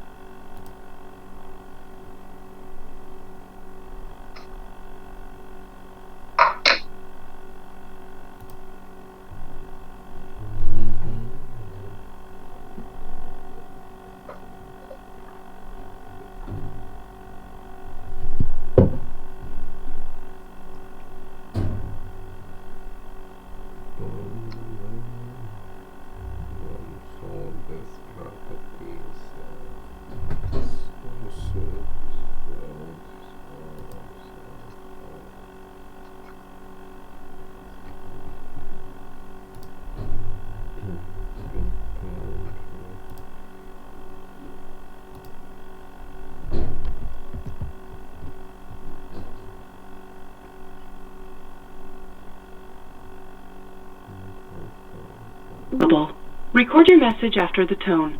When you've finished, you can hang up or press 1 for more options.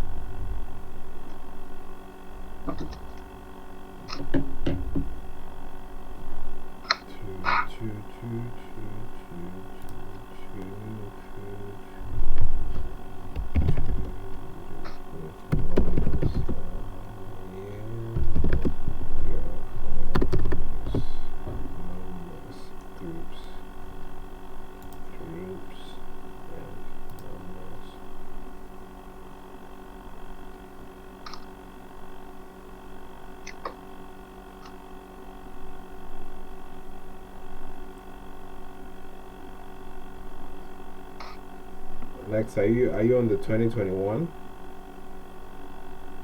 Am I what? Are you on the 2021 list in Podio? No, on the 2020. 2020. Which status are you? Do you go by status or do you go just off of the whole list? Just off the list. I go 2020 and I just go down the list. Why don't you go by status? There's a lot, maybe it might be. On status, let me see. Because I kind of separated the status on the left with the motivation. So some of them were like... Oh, there's seller motivation, meaning not sure, not motivated, motivated? No, below that there should be something else. Oh, status, dead, not interested, monthly review call, weekly. Oh, that one? Yeah. Because okay. If you check, there is like 1,000 dead or more than that. Yeah. And I mean, definitely you should call those. They might be ready now, but you know, maybe you want to start with the ones with higher motivation, and then after. Which is one? The one that says monthly review call? Because there's only one there. Yeah, then below that there's like weekly. So weekly, there's 4 there. There's appointments. So those are more, I guess, better conversations. Oh, okay. Yeah, yearly review, Spanish, weekly update, appointment. Okay, okay. Thank you. I just didn't look at that. I don't know. I'm still learning how to use Podio. You're already there, man.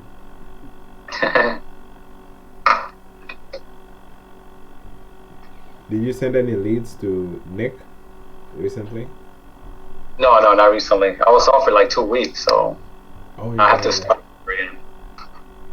What should we call Bianca? I'm posting on Facebook, the sub 2 group. Like, come join us. I call you Nitiro, aka Nitro. I said Bianca the closer. Come join us. Look at us make calls. That's good, man. I'm gonna put it.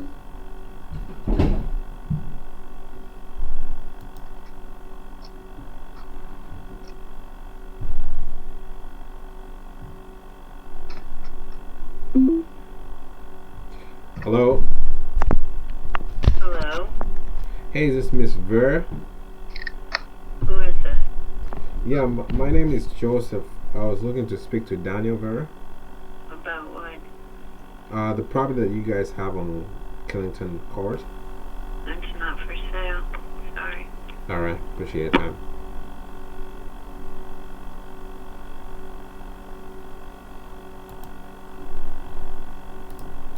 So what do you think I could have sold it better or different? I didn't even really listen to the call. Okay, it's fine. I guess I should have asked maybe, do you have any more properties? I felt like I left that one out.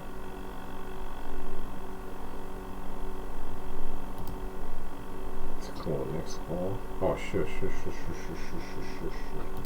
Phone number, natural number.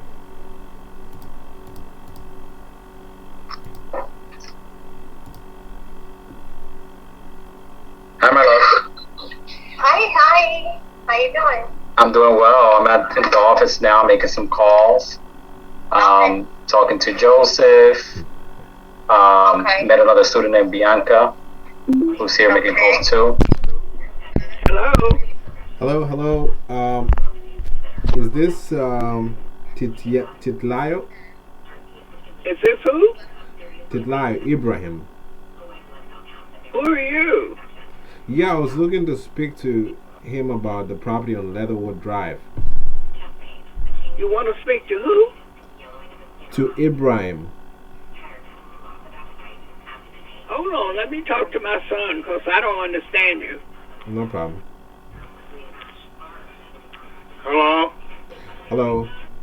Hey man, my name is Joseph. I'm just calling with an investment company. I wanted to see if you guys might be interested in selling the property you have on Leatherwood Drive. Oh, no, we're not interested. No. Okay, not a problem. All right. Appreciate you. All right. Mm-hmm.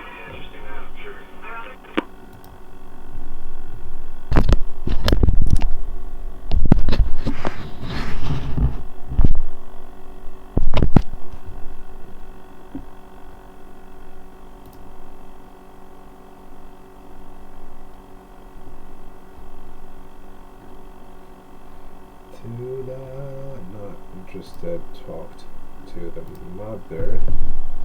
Talk to the mother. Passed to the son. Passed on to the son. And they say they're not interested in selling.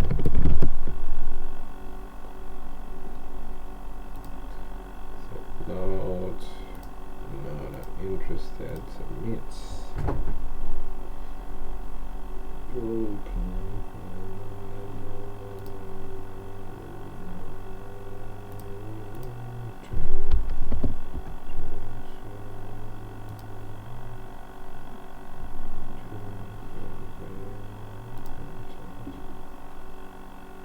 Titlayo Ibrahim Shanduke.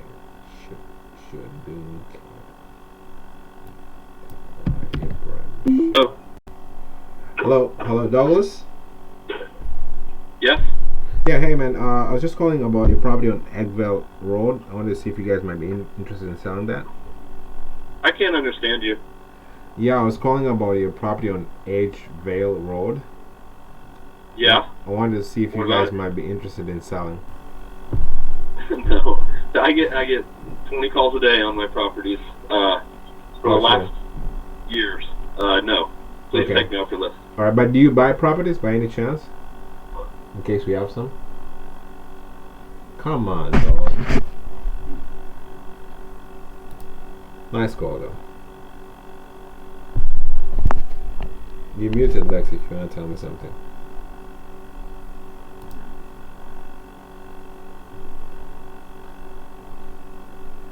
Not interested. Take me off the list. I get a lot of calls. I should have listened more. Not interested. What's good, Joseph and family? How you guys doing? Yo, Reggie with the... I'm about to say the big mic.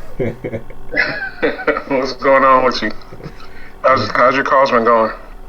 Good, man. You just heard one. I mean, not bad. Not bad. That's what I can say. It's progress. Good. How you doing, man? I'm doing pretty good, man. I'm about to get a new list. Yeah. I'm gonna try to do some text messaging. Okay. What kind of list? You know what I do, man. All foreclosures all day, every day. Oh, really? I didn't know that. Oh, okay. Yeah, I'm low-hanging fruit, bro. Yeah. Do you get a lot of results? It looks like it's working for you because you have... I did really well last week. I got, 7. Seven? This week, this week, not so much. Okay. I'm only talking with one person this week, so I guess it fluctuates. Yeah. But so how does, do you pull up, because here's what I face when I try to do a foreclosure list, is that it's usually like 200 people or so, and after that, do you move to a different city or what? You only pull up 200 people on a foreclosure list? Yeah, I mean, are you using... What city are you in? Let me try. Okay, so I'm gonna be honest. I usually know that it has a low number. That's why I mentioned 200. Like I usually know the niche list, pre-probate foreclosures. It's usually a low number. I'm marketing in Columbus, so I'm just gonna put Columbus, Ohio on PropStream. Okay. And then go to pre. You meant pre-foreclosure. Oh, so you're using PropStream? What's that? You're using PropStream? That's what I'm getting ready to try out today. Yeah, I'm using PropStream. How do you get your leads? I was using Batch. Oh. Before, but now I'm getting ready to test out PropStream. Okay. Okay. Are you just switching it over just for the list? Or?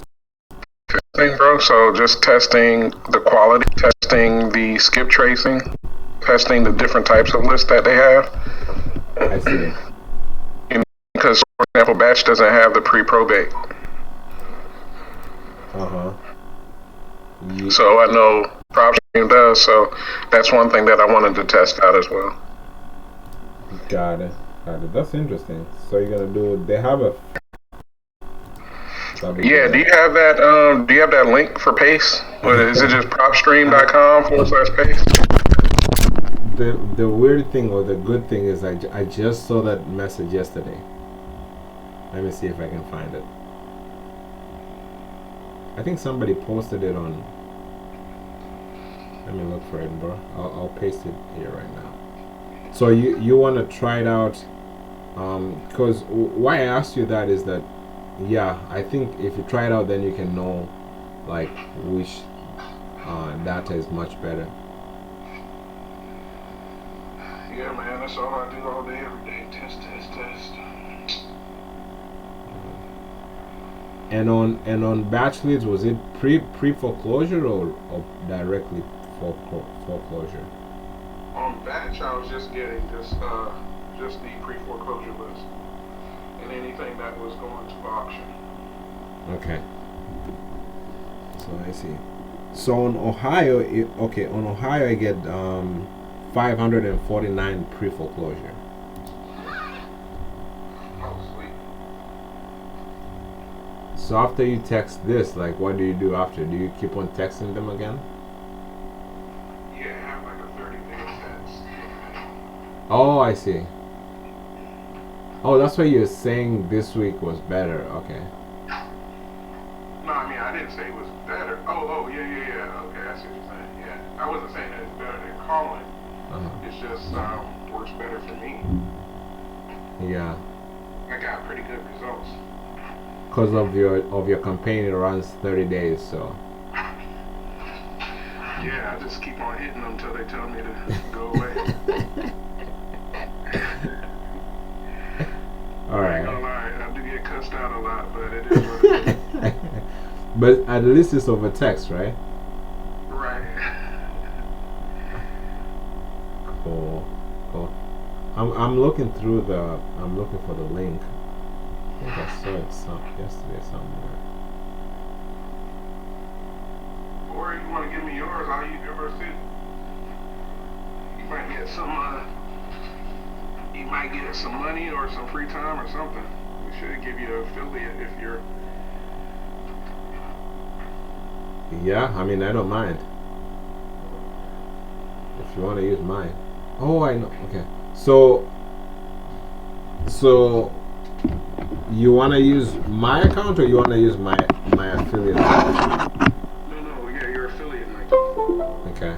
Whichever, I mean, I don't mind. But I would rather give you Paces because. But there's no difference. Because the thing is, like, on Freedom Soft, Pace had an affiliate link, and his affiliate link was a customized Freedom Soft. But I don't think for PropStream it will be customized PropStream. It'll probably be the same. Right. Yeah, I remember that. I'm not using the Freedom Soft though. You got that? Oh, I stopped using it. You didn't like it? No, it was too expensive for the moment. So I was like, oh, okay, I got you. Yeah, let me just wait. Yeah, so let me send you mine. But here's the thing. So I think you should actually. So I'm using an affiliate link from. I'm using the PropStream that Sean Terry's affiliate link, and it's not. Everything is the same, but the name is called REI Automator. But here's why I don't want you to use it, because this one does not have a mobile app. Okay. What do you use? So why do I want you to have a mobile app? Because I think people use the mobile app on Driving for Dollars. So if you use this one, I'll send you both. I'll send you my affiliate link. But the fact that it doesn't have a mobile app, so if you want to do Driving for Dollars using this, we'll probably have to switch to the main propstream.com.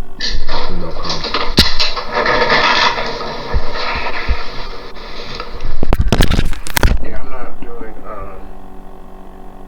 wasn't planning on doing the driving for dollars. Okay. Yeah. Got it. Give me 1 second. I'm actually researching that right now. You mean researching driving for dollars? Yeah, man, I got a master plan to put some put a logo, my company logo, and phone numbers on rideshare vehicles, but I don't know what the legalities of that are.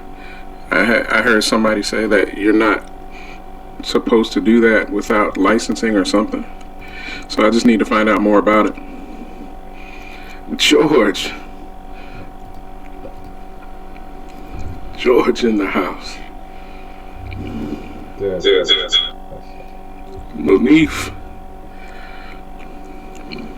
Starting to fill up in here.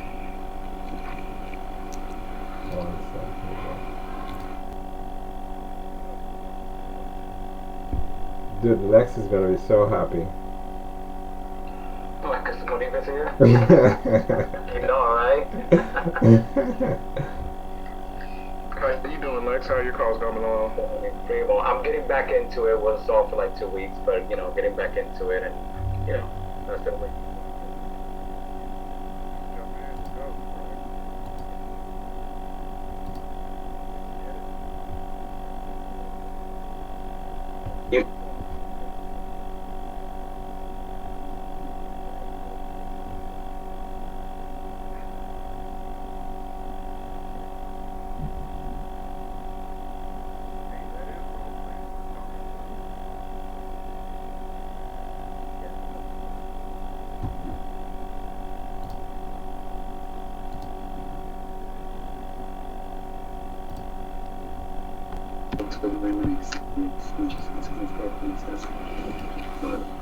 Yo, sorry Reggie, I was trying to get to my computer so you can walk me through the stuff. I'm gonna share my screen for a second. I think you can see it. And how will you do the output? What is this? Propstream. Pretty much everything. Propstream. You can. Bro, I didn't have no idea you could do that. Yeah. But I don't know what's the entry fee to doing that though. So, as well as its own max property data.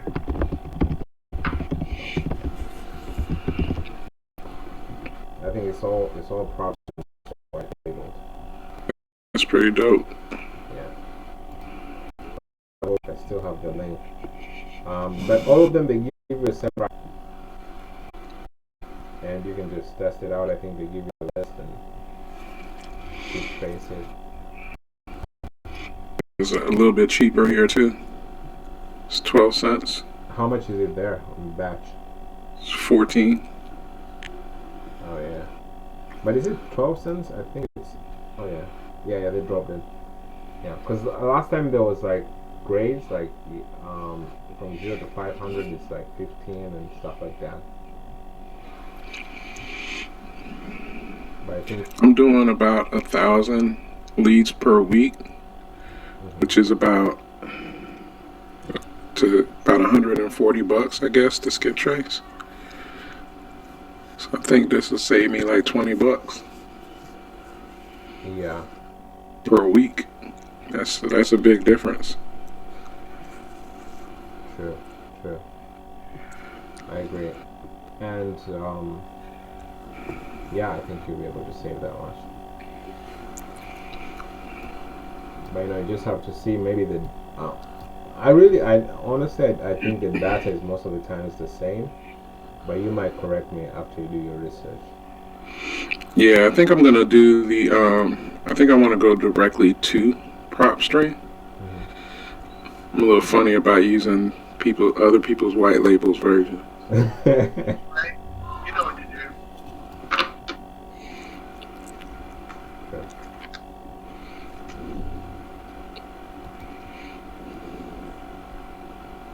Yo, Lex, what did your seller say?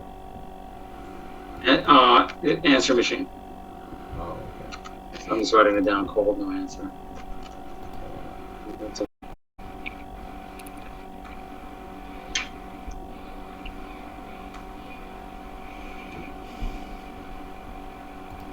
Yeah, man. So you said you have 500.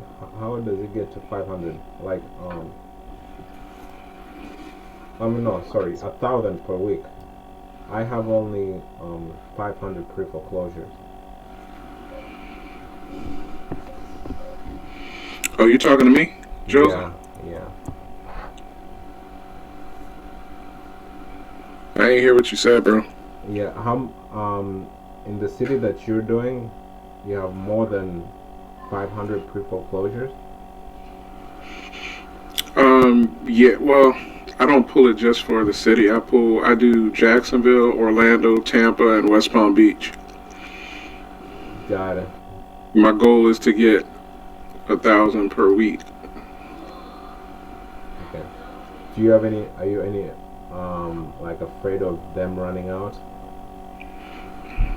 Nah, it's always going to be foreclosures. Okay. And the ones that I don't get, I'll just hit them back up. Like I said, I just keep on hitting them up until they tell me to kick rocks. Got it. Yeah, man. Your call has been forwarded to an automated voice messaging system. I think if it's working, it's working. Yeah, there goes Michael. Good to see you, Michael. Oh, is that Munif? You said 14 cents? Nah, Munif, I don't know if he's still in here or not. I guess not. Yeah, the batch is 14 cents per skip.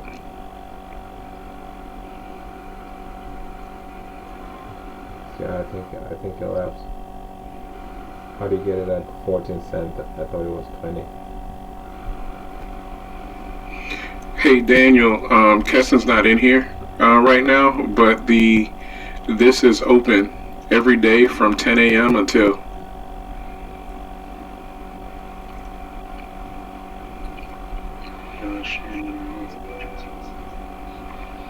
Oh, 6 cents. And we have Chris James, Daniel, and is it Desiree or Desiree?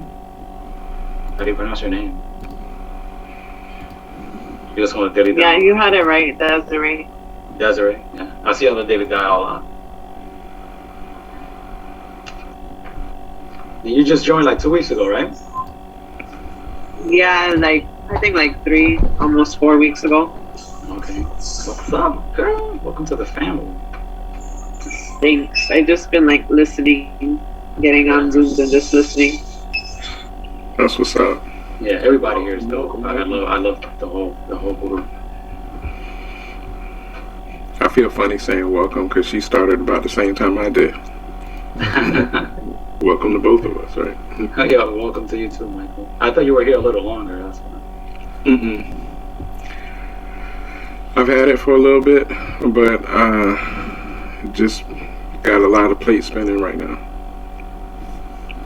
Oh, like you've been in the program but not really active. Right. Oh, got it. Yeah, I've been in the program for a little bit, but just really started getting active last week actually. Oh wow. You still going for your first deal? No, I've done a few. Oh, you talking about my first deal since I've been in the program? No, just first deal, overall. Oh.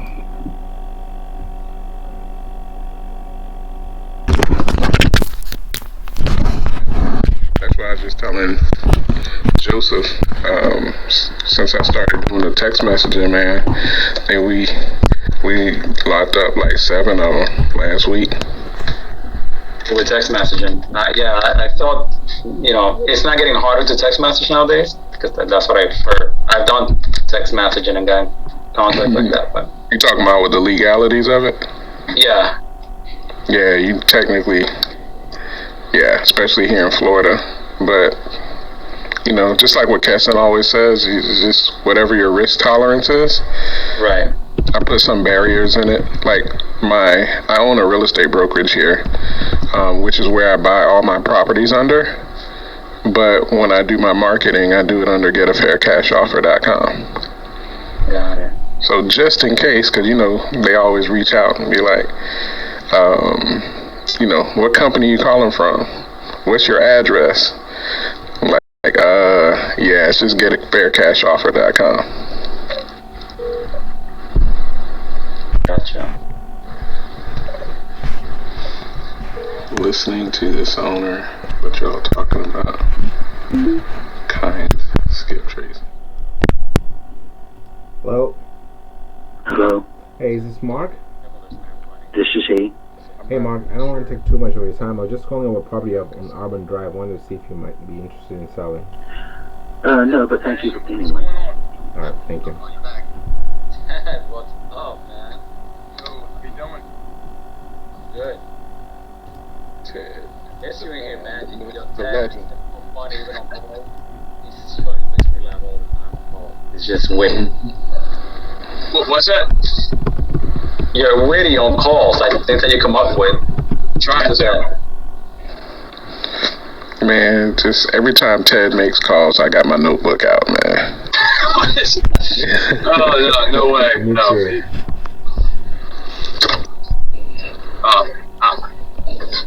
Between I'm you still, and I'm still George. finding it. I'm still finding it. I'm not as good as those guys, George and Keston or anything like that. Yeah. The only thing I don't like about Ted is that he doesn't like sharing. Like we're all trying to get that Zoom background that he has right now. This is like custom. Roy? Can you hear me? I'm sorry, who are you looking for? Is this Roy? Who's calling? My name is Lex. Can you hear me? I can hear you. Okay. So am I Roy, I'm calling you for your property on Victory Road. Okay. Yeah, are you still trying to sell that property there? I was never trying to sell it. Why did you say I was trying to sell it? Oh, we given you a call before, and you had expressed you were considering or you wanted to sell it. Hello? Hello. Is this Mrs. Ivan?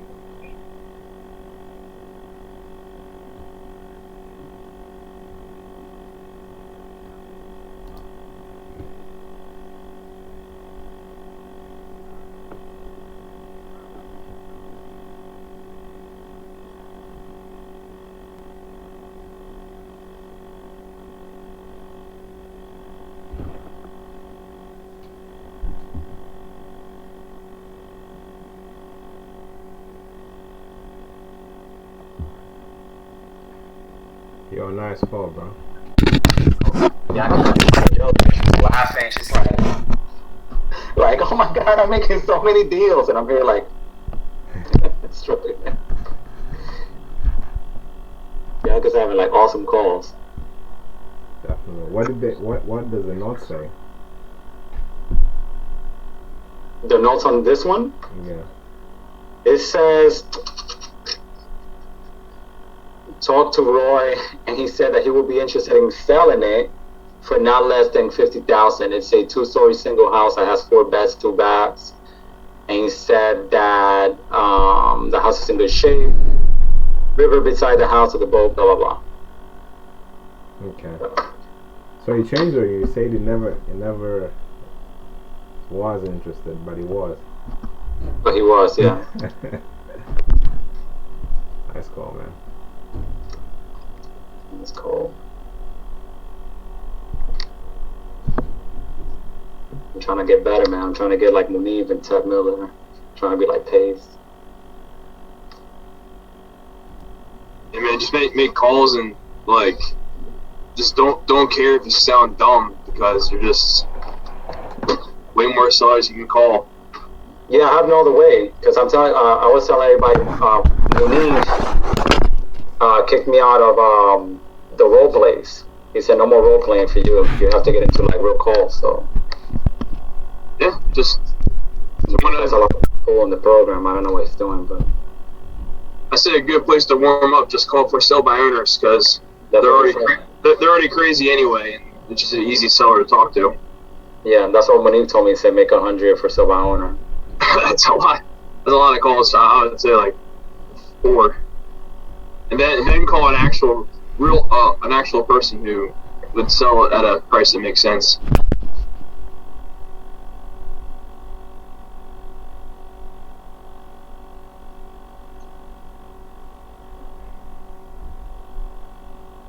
Lauren Rodriguez.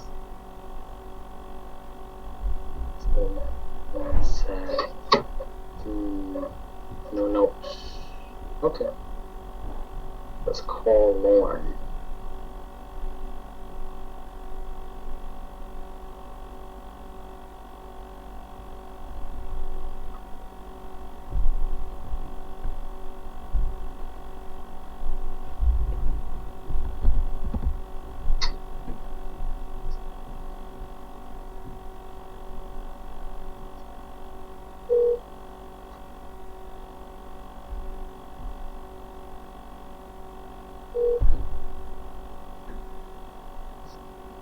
Forwarded to an automatic voice message system 202.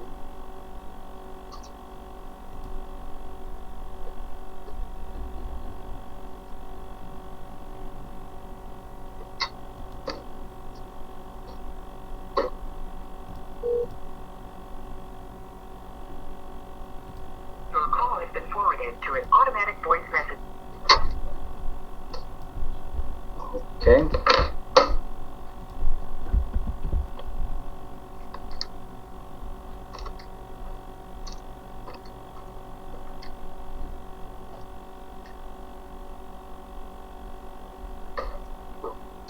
Lauren did not answer.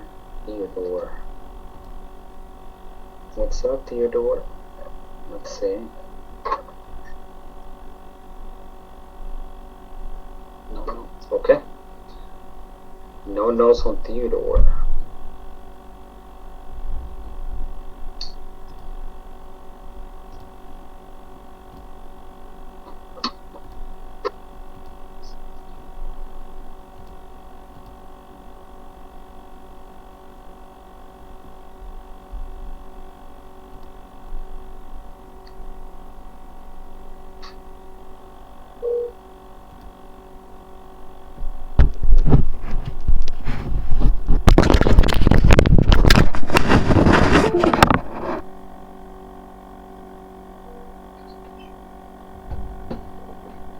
Your call has been forwarded to an automated voice messaging system.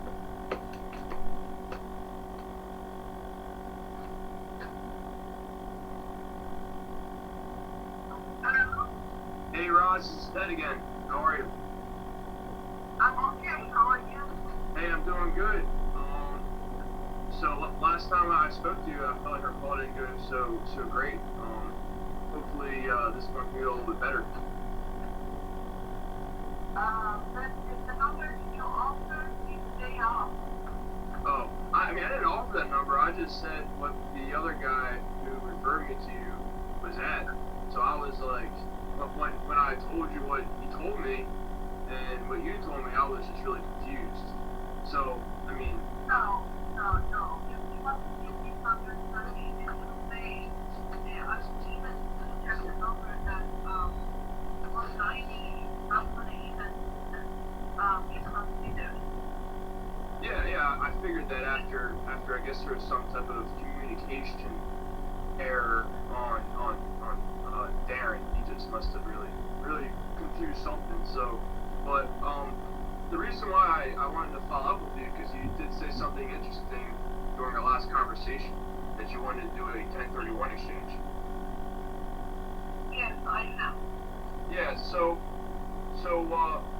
why are you planning on doing that? I mean, did you not like being a landlord on this property? No, I think that it's for rental. I enjoyed it, but I moved to California, and now I don't want to, manage it from instead. Okay. Well, That's why where do you plan to buy your next rental at? Are you going to buy in California, or are you going to buy one? What are you going to do with that? I don't know yet. I haven't decided, and I don't understand what these questions are all about. I mean, that's not really sitting on my phone. Oh. I don't know why I should be the conversation. Okay. Well, I'll tell you exactly why I'm asking you these questions. It's because if you're looking for cash flow on your house, I mean, why not just do seller financing if you're just going to go become a landlord something? No. See, I did not that. I just thought of that. You did? I just want to sell my house. Okay.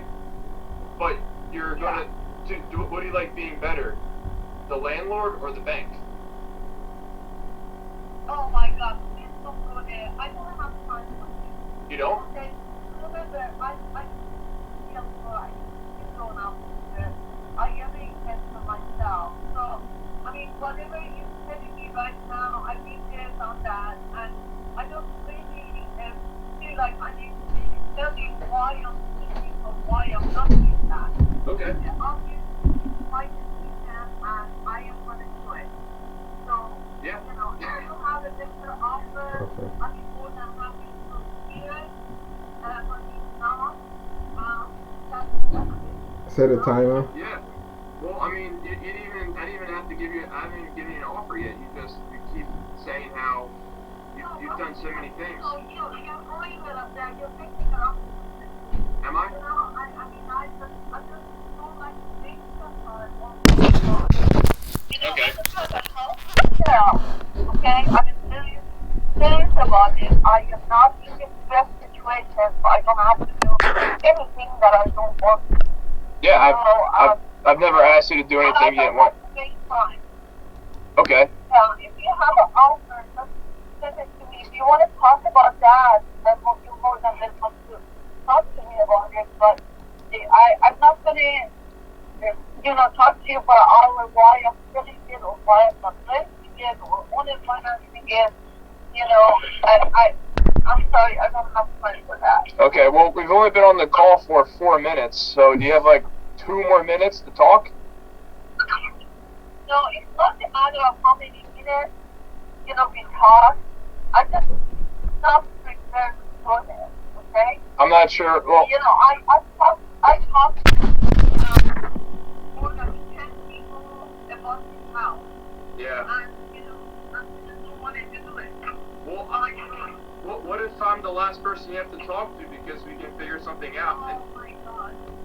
I'm sorry. I don't have time today, and I don't want to do it. I'm so confused. No, don't talk to you.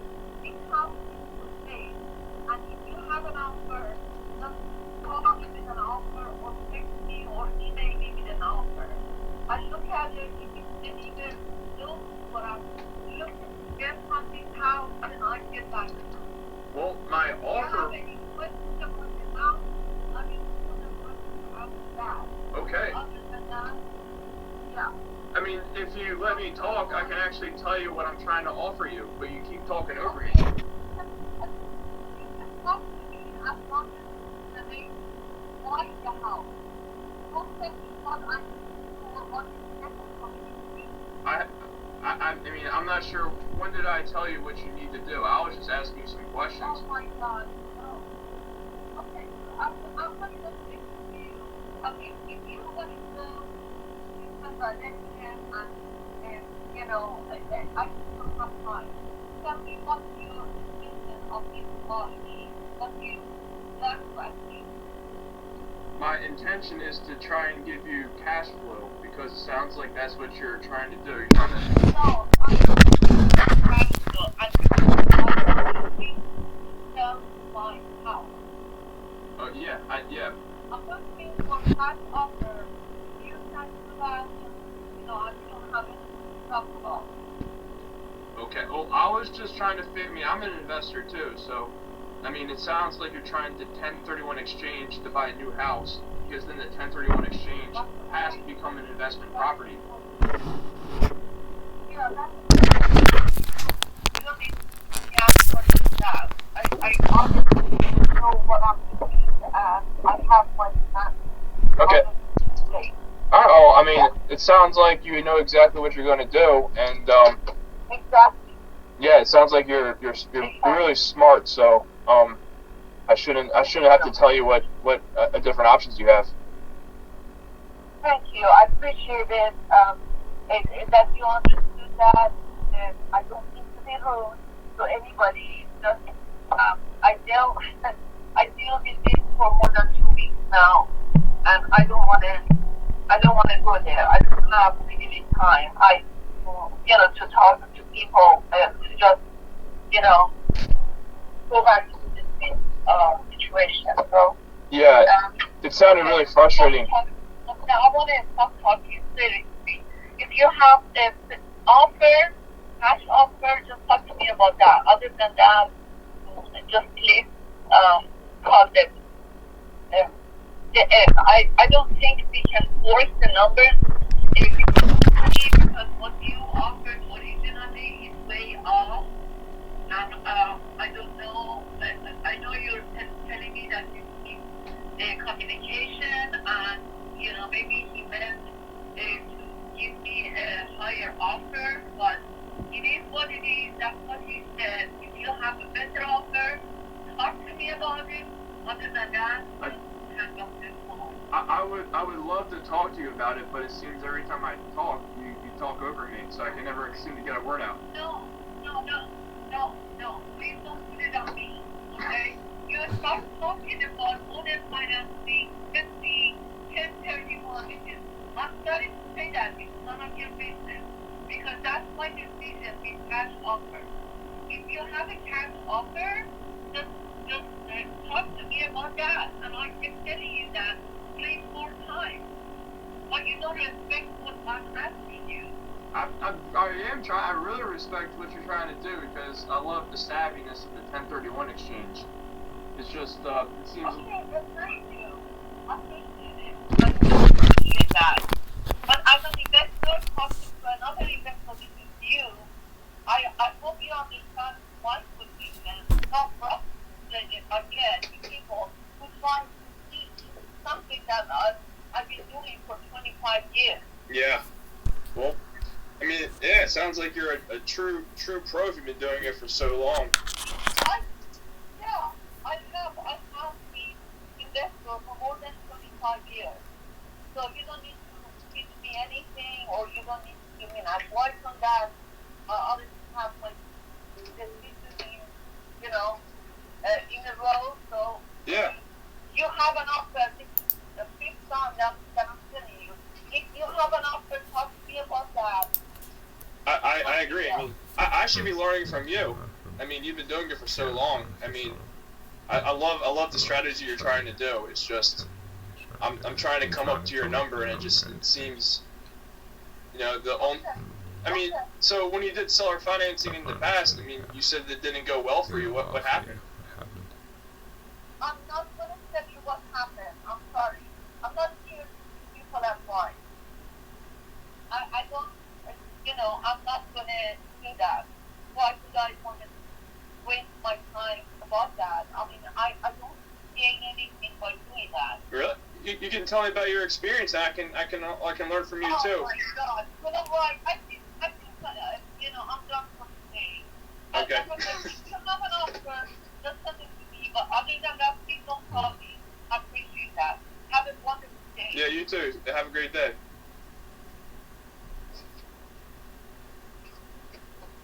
What'd you think, Lex? That seller is crazy, huh? Oh my gosh, she's so crazy, dude. You get into such funny calls, bro.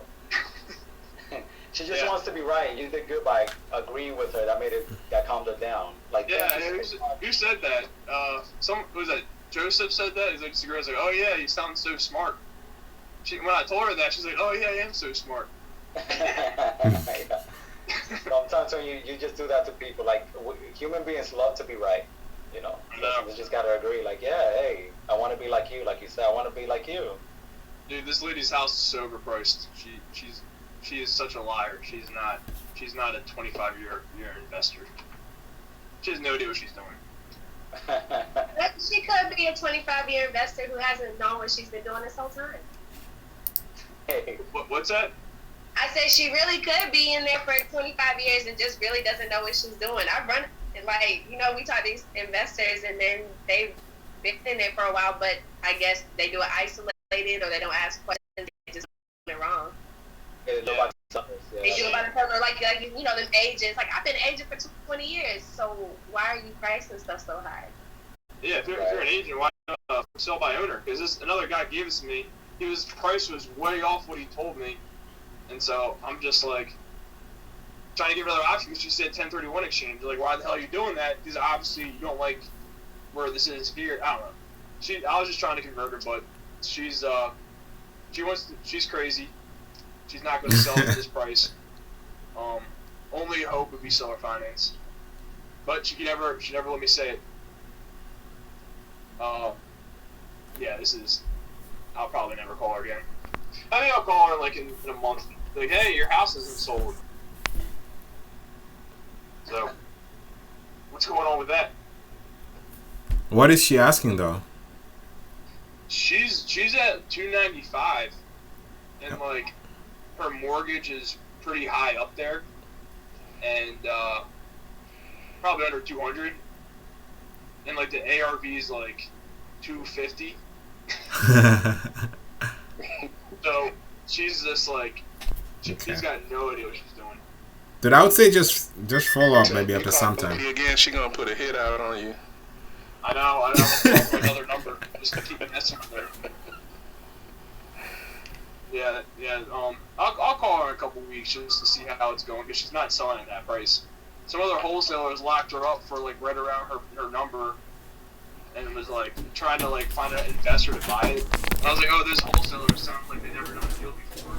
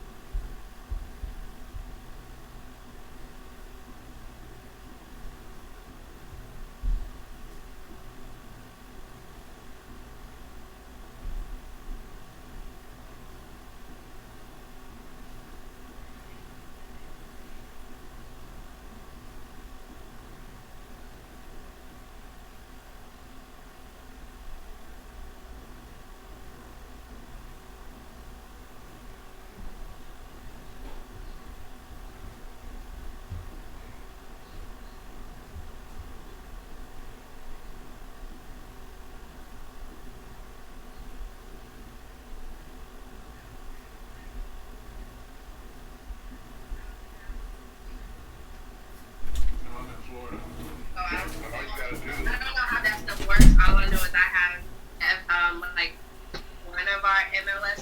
There's two of them. So how can I be? Is there any way for sure that I know that her agent is actually listing her shit?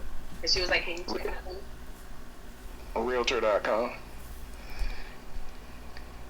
If it's in the MLS, it's going to be in Realtor.com.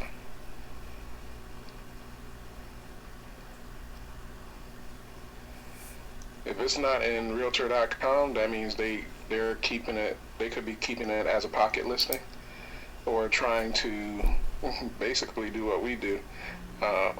We have a pre-marketing agreement with our sellers, where we'll put it out to our network or the iBuyers, and so it won't go into MLS unless we notice that, okay, it's a lost cause, so let's put it in the MLS. Gotcha. So you put them under a marketing agreement, but initially you just work with an internal buyer that then you blast it out. Right. Are you an agent? No. Oh, you're not? Okay. I have friends that are agents, so then I was like, we got agent activity. But I'm still new, and they're agents that haven't been working with investors, so we're still trying to understand like how can we work together. And then his like the two friends I have, their brain is so aging, and so it's like we're still trying to work that out. Yeah. Every agent is different, but if you check out, I think there's a video in the training in the course on how to work with agents.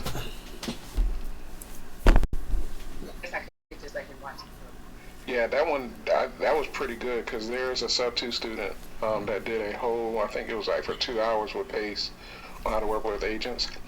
But ultimately, it's really individual. You know, you a lot of old school agents that'll be like, wholesaling is illegal. You know what I mean? I've heard that a few times. You know. Funny. Right.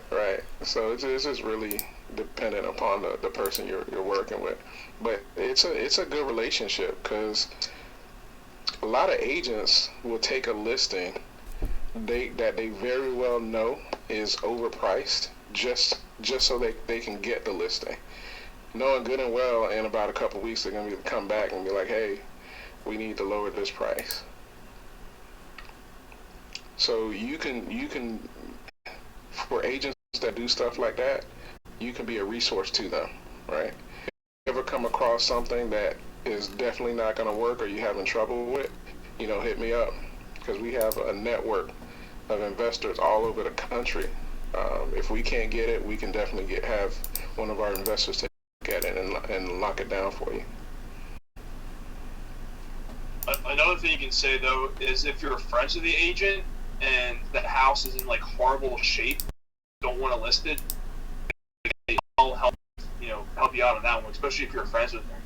Mm-hmm. And rather than like cold calling agents and pretending that you're going to be the buyer yourself, and just be honest, like, hey, I know some investors, and you can just take the listing fee on there. I'll do all the work with the buyer. Don't have to put on the market, and then they don't care about the condition.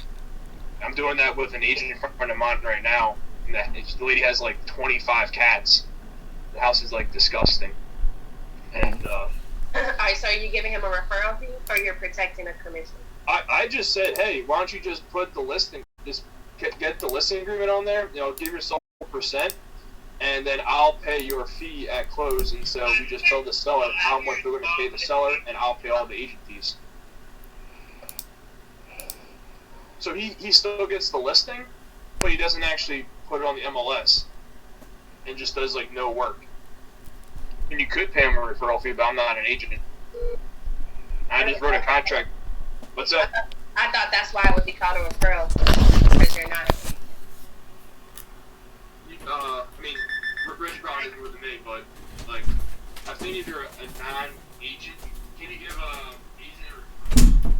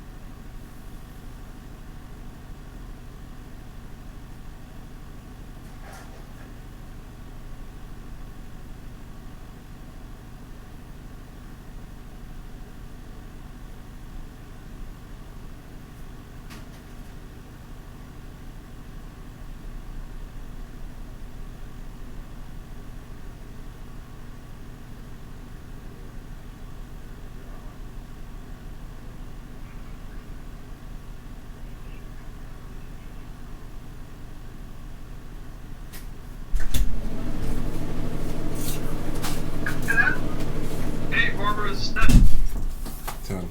Hey, kid, how are you? Hey, good. I haven't heard anything back after you went to your property in Rocky Mount. What happened when you went there? I know, I'm having been at class and I'm trying to get my car taken care of. I haven't forgot you, Dad. I thought you did. That's what it seemed like, because I thought you went there like 2 weeks ago, and I was like, you know what? Barbara said she was going to call me back. I don't want to bother Barbara. So. Oh, no, there's no problem. Barbara have a very, very busy agenda, and I just did not have a number for you, but I still have you in my cell phone. I have not forgotten. Okay. Barbara and many other callers that I have received. But I promise you, I'll get that with you. Give me a couple more days, okay? So you are going out there in the next few days, you said?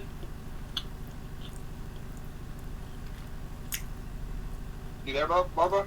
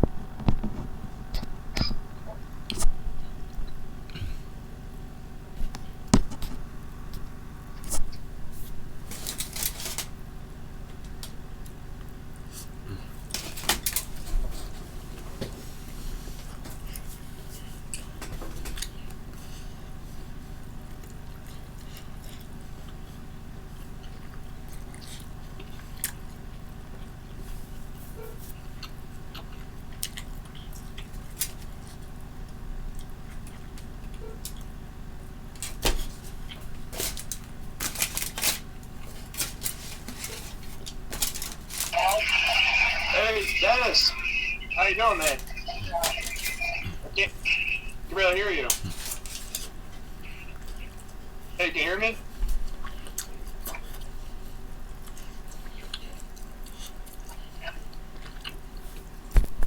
Hello?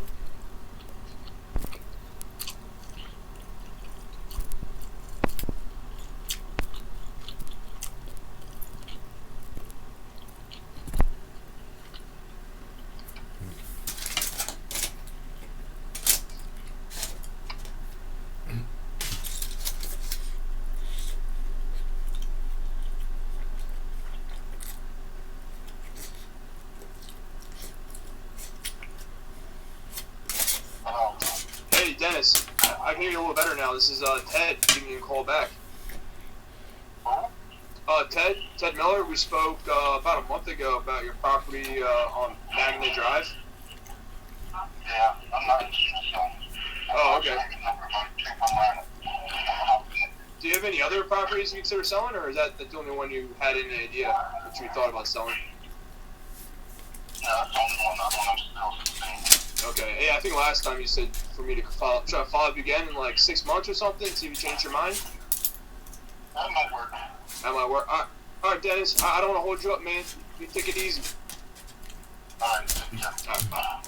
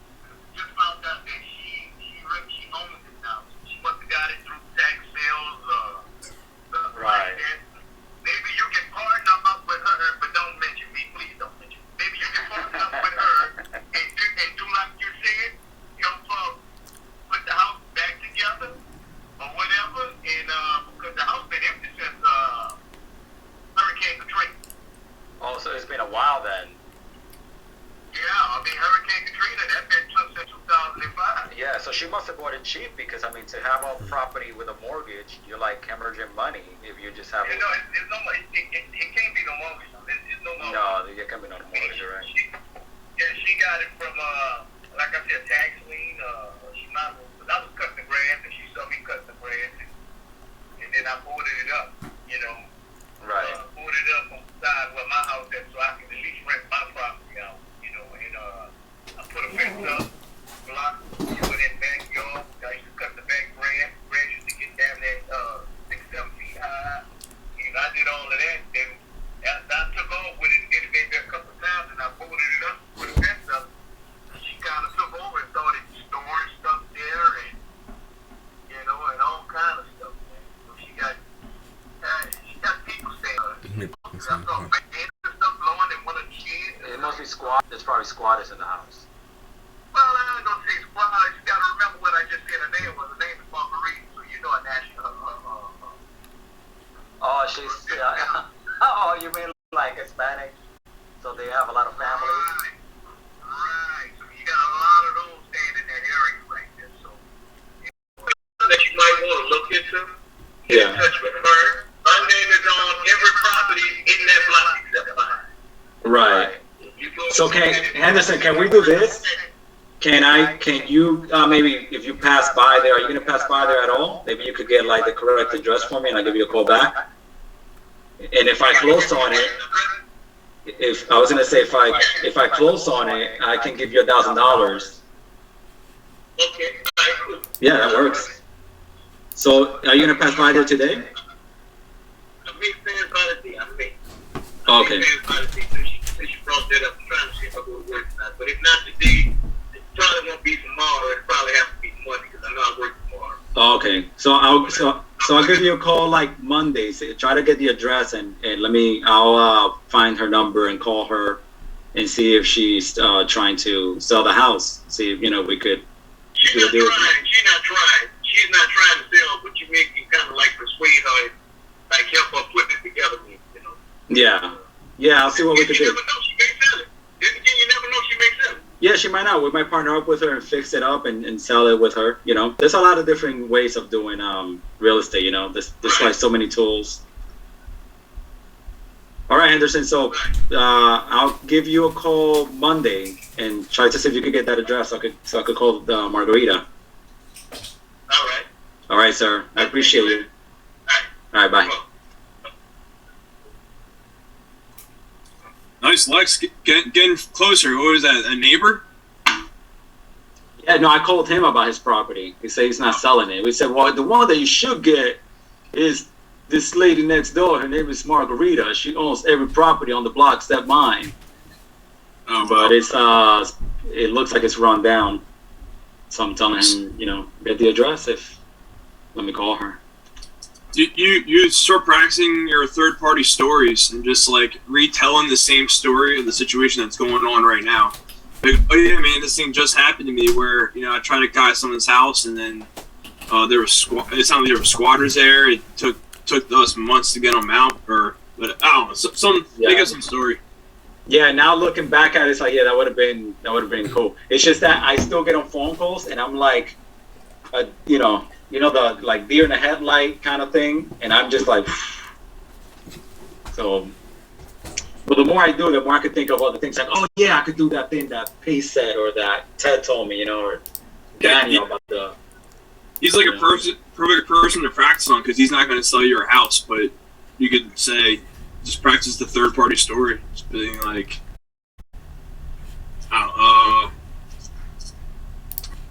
So he said something about. So they weren't squatters, or they were squatters.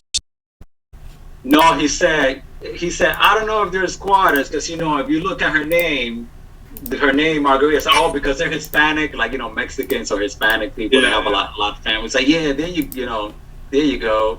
So, okay. He's saying like in my experience, it's actually family members are worse than squatters. Say that again. What? I said family members are worse than the squatters because then they feel the family feels bad about kicking them out. But last time we bought a property like this, we had no problem getting rid of those people or getting rid of the family members because we got to be the bad guy and the seller wasn't the bad guy anymore. Something like that. Yeah, I wanted to. You know how Paige says that if someone has a tenant that they can't kick out due to the moratorium, he could buy the property and kick them out. But I thought that you have to respect the prior lease. How is Paige able to do that? You have to get them to sign a month to month. Unless they're already on a month to month, you don't have to have them do it. Oh, they'll be on a month to month for you to do that. Oh, I almost thought it was a killer deal, but the lady's backing out on me. You told me what to do. You said you go to the tenant and say, "Hey, we will forgive all your past as long as you pay, as long as you sign this month to month lease, sign the foreclosure process, eviction process," and that was his steps. Like really simplified. I think he had a few more things he told me to do, but and then he told some other people to do the same thing. But when he was telling me, he didn't really go into much detail. So, I mean, I've never done it, so maybe someone who's done it before, will know how to do it. Right. I think I saw Kesson on there. Maybe Kesson's kicked out a couple squatters or tenants in his day. I'm pretty sure Keston looks mean. Oh yeah.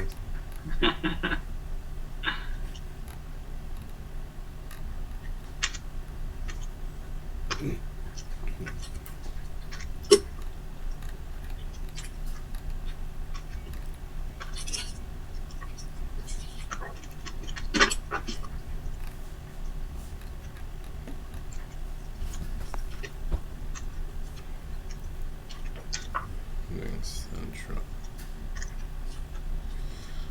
Money.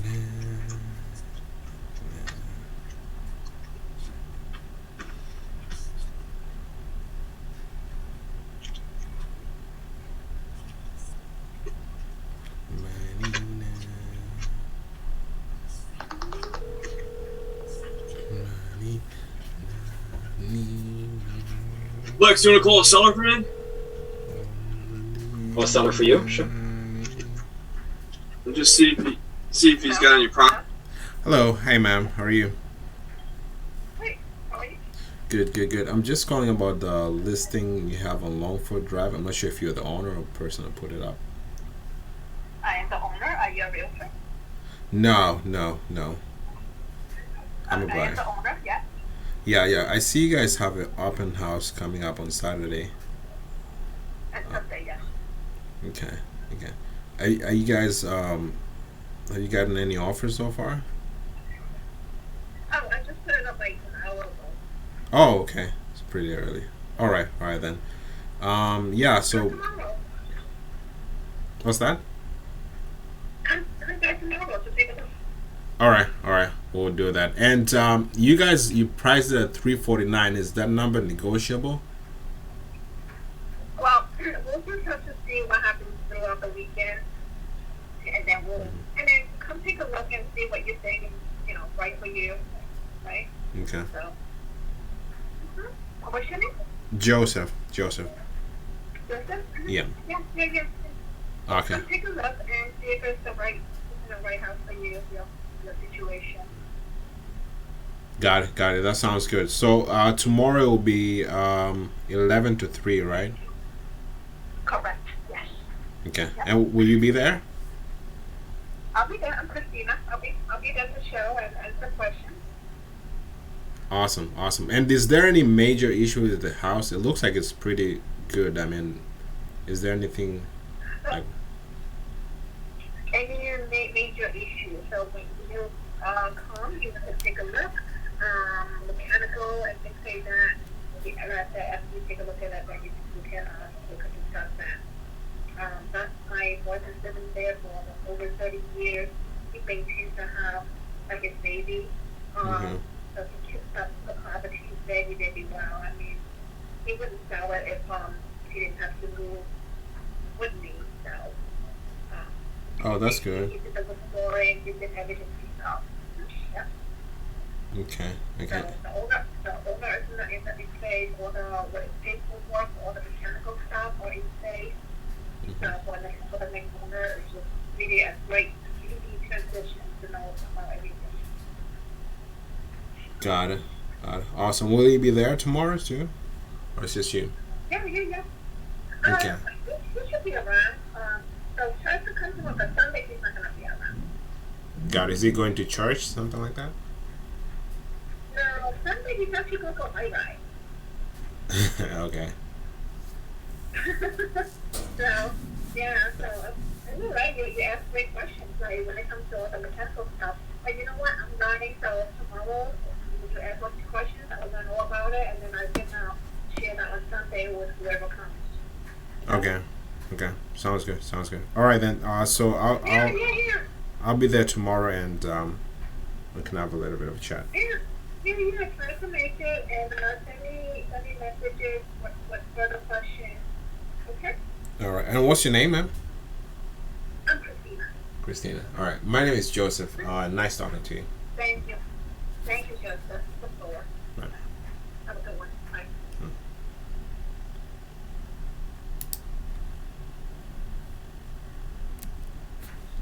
I'm sorry, the person you are trying to reach has a voicemail box that is. Leave him a message. Okay. So call him by Randolph. Yeah, you call it. Yeah, all right. Say Mr. Scott. Mr. Scott? Yeah.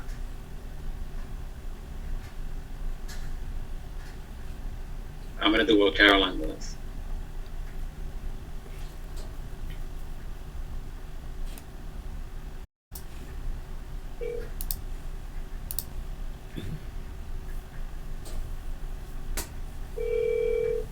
And this is land?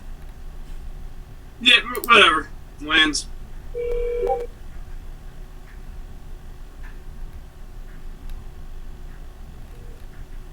How can you turn down when someone calls you 4 times in a row?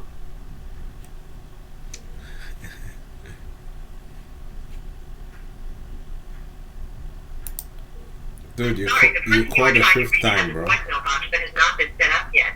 Please try your call again later. Oh, I can't even leave a voicemail.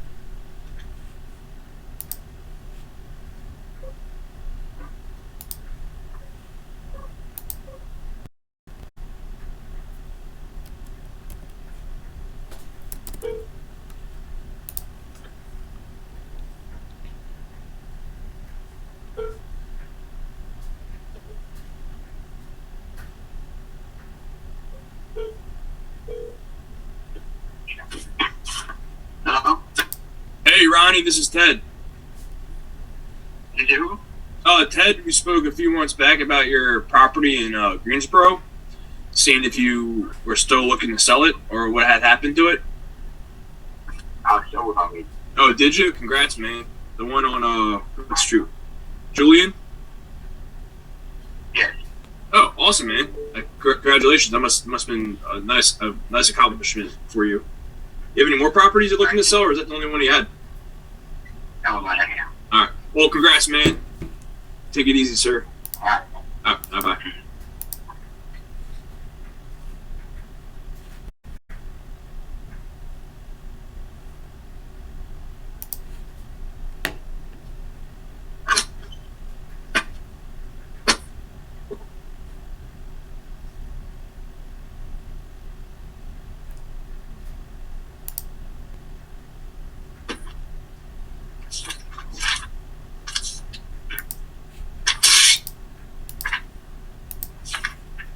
Ted, did he sell to a wholesaler?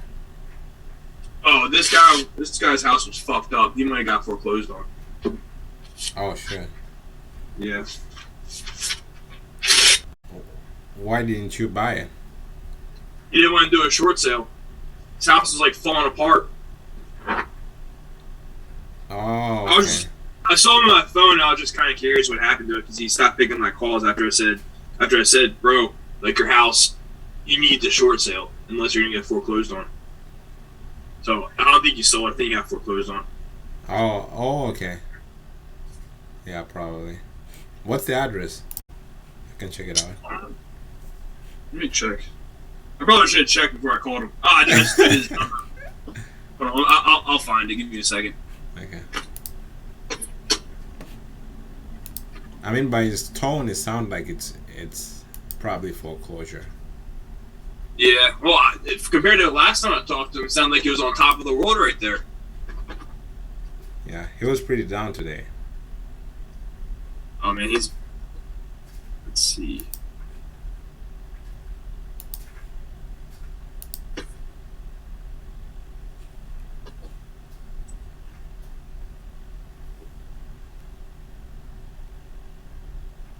Yeah, it looked like his house had like a fire in it, and then it got like rained on. Okay, so the mortgage was kind of higher than the house value. Yeah, I mean, I don't know what happened. Whether he got insurance money for it and just kept it and never fixed up his house, which could have happened. Oh, okay. Yeah. He spent the insurance money. Yeah, exactly. That's what I think happened, probably. How does that happen? Like, insurance doesn't check, like, if you fixed it or not? I have no idea. But I do know if you do, if something happens to your house, they just send you a check, and they don't. I don't think they check to see how you spent it, right?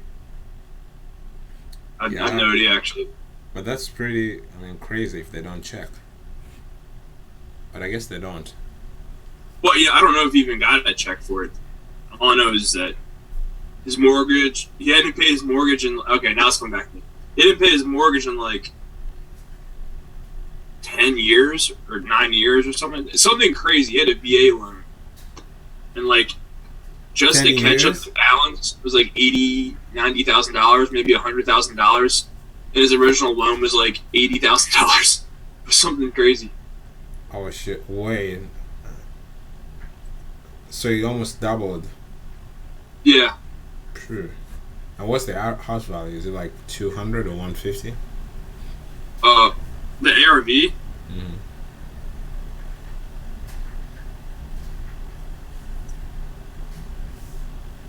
Let's see.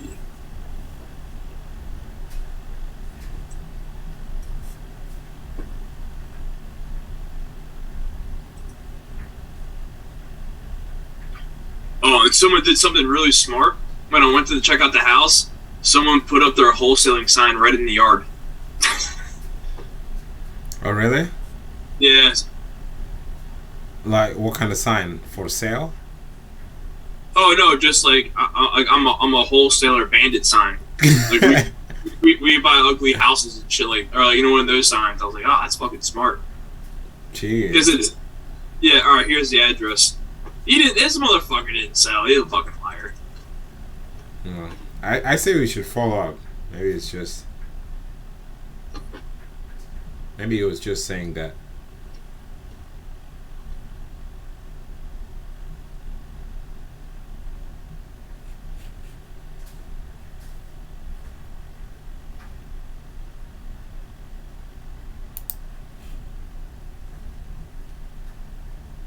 Oh no, it's sold. 4/7/2021. Holy shit! I must have. 4/7. So that's like 3 months ago. Yeah, damn. I must have not talked to him for a long time. I know I called him since then. Maybe he was in the process when you first talked to him, and he just never told you. Maybe.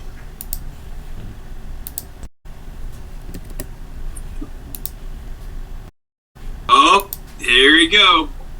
The owner is Federal Home Loan Mortgage Corporation. It's like the bank did some type or something.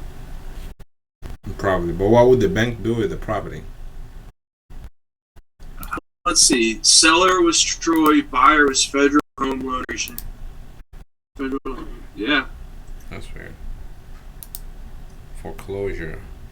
Oh, unpaid balance 129,500, and that's probably what it says. Yep, 129,500. Dude got foreclosed on. Yeah. According to PropStream. Yeah, man, I sold that shit. I made a shit ton of money. Fucking liar. But the estimated value on PropStream is just 117. So. What is it? Like the, I know it's not the ARV, but the estimated value, estimate. It's estimate. Yeah. 188. 118. 118. Oh, my estimate says 188 for 732. Yeah, I'm checking on PropStream, so probably. Oh, PropStream. Yeah. Okay, like 117. Yeah, 117. Yeah, man, dude, the house was so messed up. You know what it might have been? I think it might have been an addition, like probably an unpermitted addition, and then caught fire. That's what it looked like. The house is super old. The house was built in 1904. I mean, sorry, 1905, and the addition looked like it looked like it had fire like a long time ago. I think my friend was and I was like driving through the city, and I was like, all right, let me check it out, because he was pretty desperate to sell. Man, this thing must have been like fucking 5 months ago. Oh. Okay. Yeah, man, he was definitely lying. Nice. Yo, Dan. Forwarded to an automated voice messaging.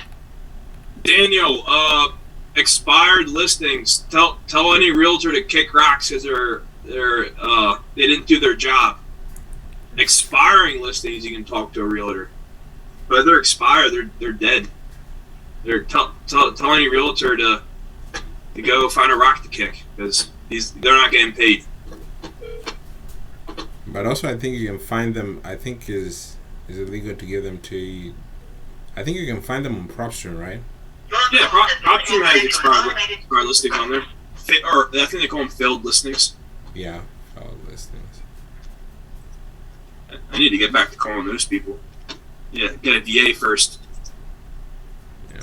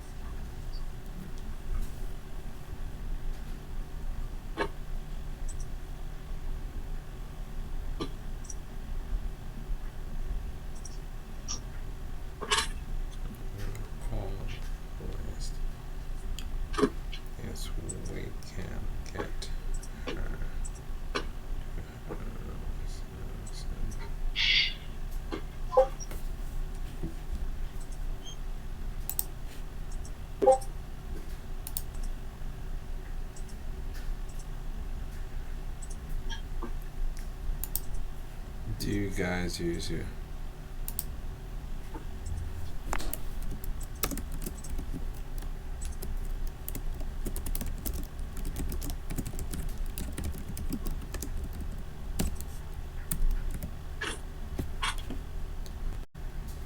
Hey Ted, what do you use to call on making calls? Do you use your personal phone? I have a Google number that's free that I use on my phone, so it gives me like a North Carolina number since I have a Pennsylvania number. Got so it. I'm calling mostly North Carolina, and then if I'm cold calling or calling someone for the first time, I got a batch dialer that I'm paying for and not cold calling anymore, really. But that has more numbers on there too. But I don't like calling from that because it messes up the audio with here. So it's like way easier to call people from my phone. So I can still like listen to you guys and whatever. Dude, that's so nice of you, Ted. Hey man, trying to get some feedback. Yeah, I think I use Ring Central, but I think Google Voice is also good. Google Voice and many. There are a lot of other apps. Text Now you can use. Is that how much? Is that? Are there any other free apps? Ring Central is not, but I think Text Now is free. There are a lot of other free apps, but Google Voice is probably the most dominant. Which one? You say Google Voice? Google Voice, yeah. A lot of people will use Google Voice. Yeah, it's pretty easy. Yeah.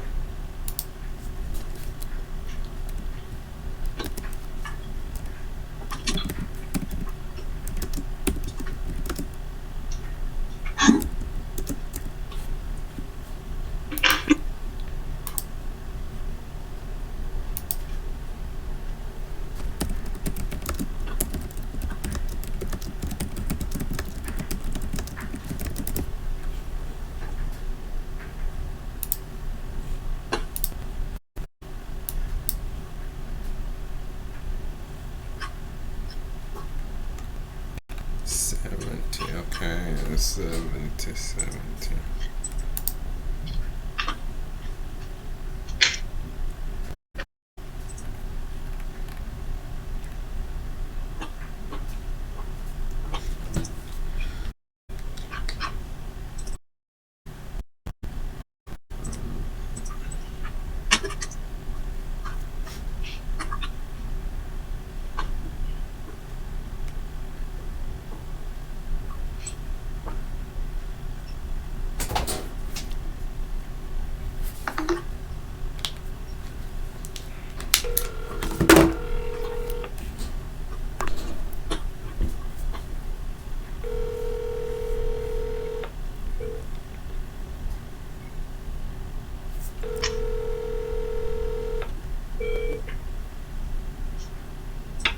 Your call has been forwarded to an automatic voice message system. 3147955. Hi, is this Robert? 9 is not available. Hey, Robert, my name is Lex. How you doing? Record your message. When you have finished recording, you may. Hey, Robert, I'm calling you about your property on Cardenas Drive. Hey, my name is Joseph. We called you some time before about it. It seemed like you were considering selling it, or you wanted to sell it. And I'm just giving. I'm buying some properties myself. Oh, where are you buying properties at?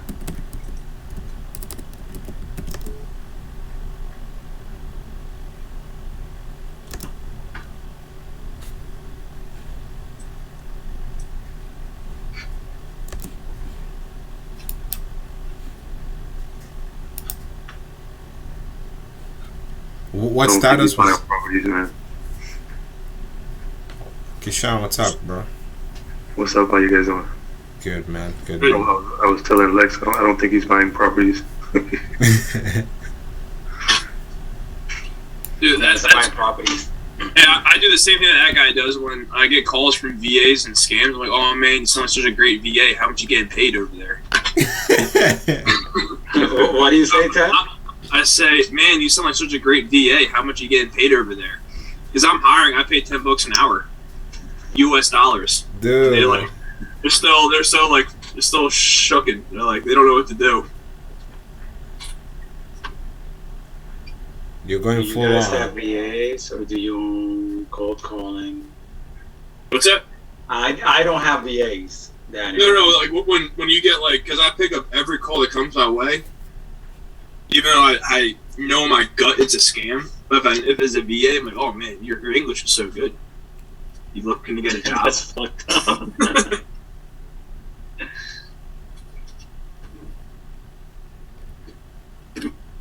I mean, bro, you're gonna get calls once you own properties, so yeah, it's a good way to start. I own properties. I get some mail here and there. I got real excited when I got my first mail. Oh, really? What did it say? Was it like, we'll buy your property? Yeah, exactly. And I called him. And be like, hey man, I really like your letter. Really? Yeah, I was like, you got your property you're trying to sell? And I told him, like, hey man, I just bought this place. You might want to stop your marketing. You're really wasting a lot of marketing on me. Dude. Like, oh, thanks. So nice of you, bro. Yeah, man. Trying to save fellow investor 50 cents. Exactly. And he's gonna send it probably like 7 times, so that's like $1, $2. I know. But I just like to hear people's pitches, so I was calm. It sounded kind of like trying to be dumb. Mm-hmm. They'd be like, hey man, just bought this place. You want to buy from me already? I forget what they said, but yeah. Me too. Whenever I answer like VA calls, like scam calls, I'm usually looking for their pitch. Exactly. Most of them suck. Yeah. It's a process, bro. Process. Dude, do you have VA? Do you have a VA? Ted? No, I need to get one. I did have a few deals closed today or this week. I might be able to afford one. So how do you get your leads? I don't know. All over the place. Like, do you get it like from other investors and stuff like that sending you stuff? Virtually, yeah. Like, I have other investors doing marketing for me, and I'll be like, hey, let's swat up, and then I got reach out to other wholesalers, and okay. And then I got Drown for Dollars lists I call. I used to do cold calling. Got some of those people I'm following up with. And I don't know, I had a lot of contracts like 2 months ago, and I spent a lot of time just bringing those to close. Good, man. Yeah. So now I only have a few that are kind of open. So I need some more. How many deals have you done, Ted? That's Daniel Robbins asking a question. You have the one for Pace. That's one. I don't know if I want to count that one. I don't know what's going on. I have no idea. I think like 7 or 8. 7 or 8. Yeah, okay. I have to think about it. And then I got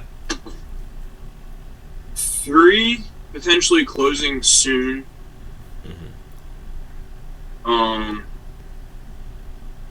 Some are like follow-ups.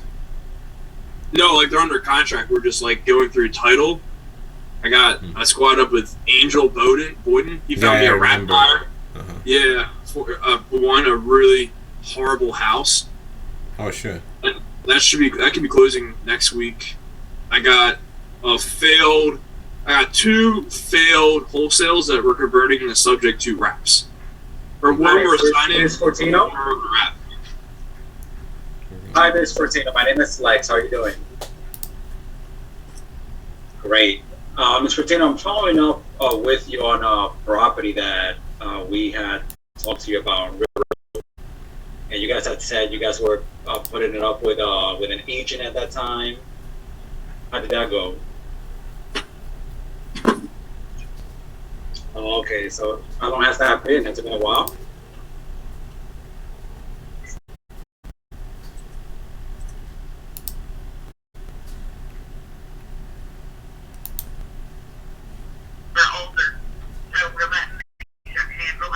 Okay.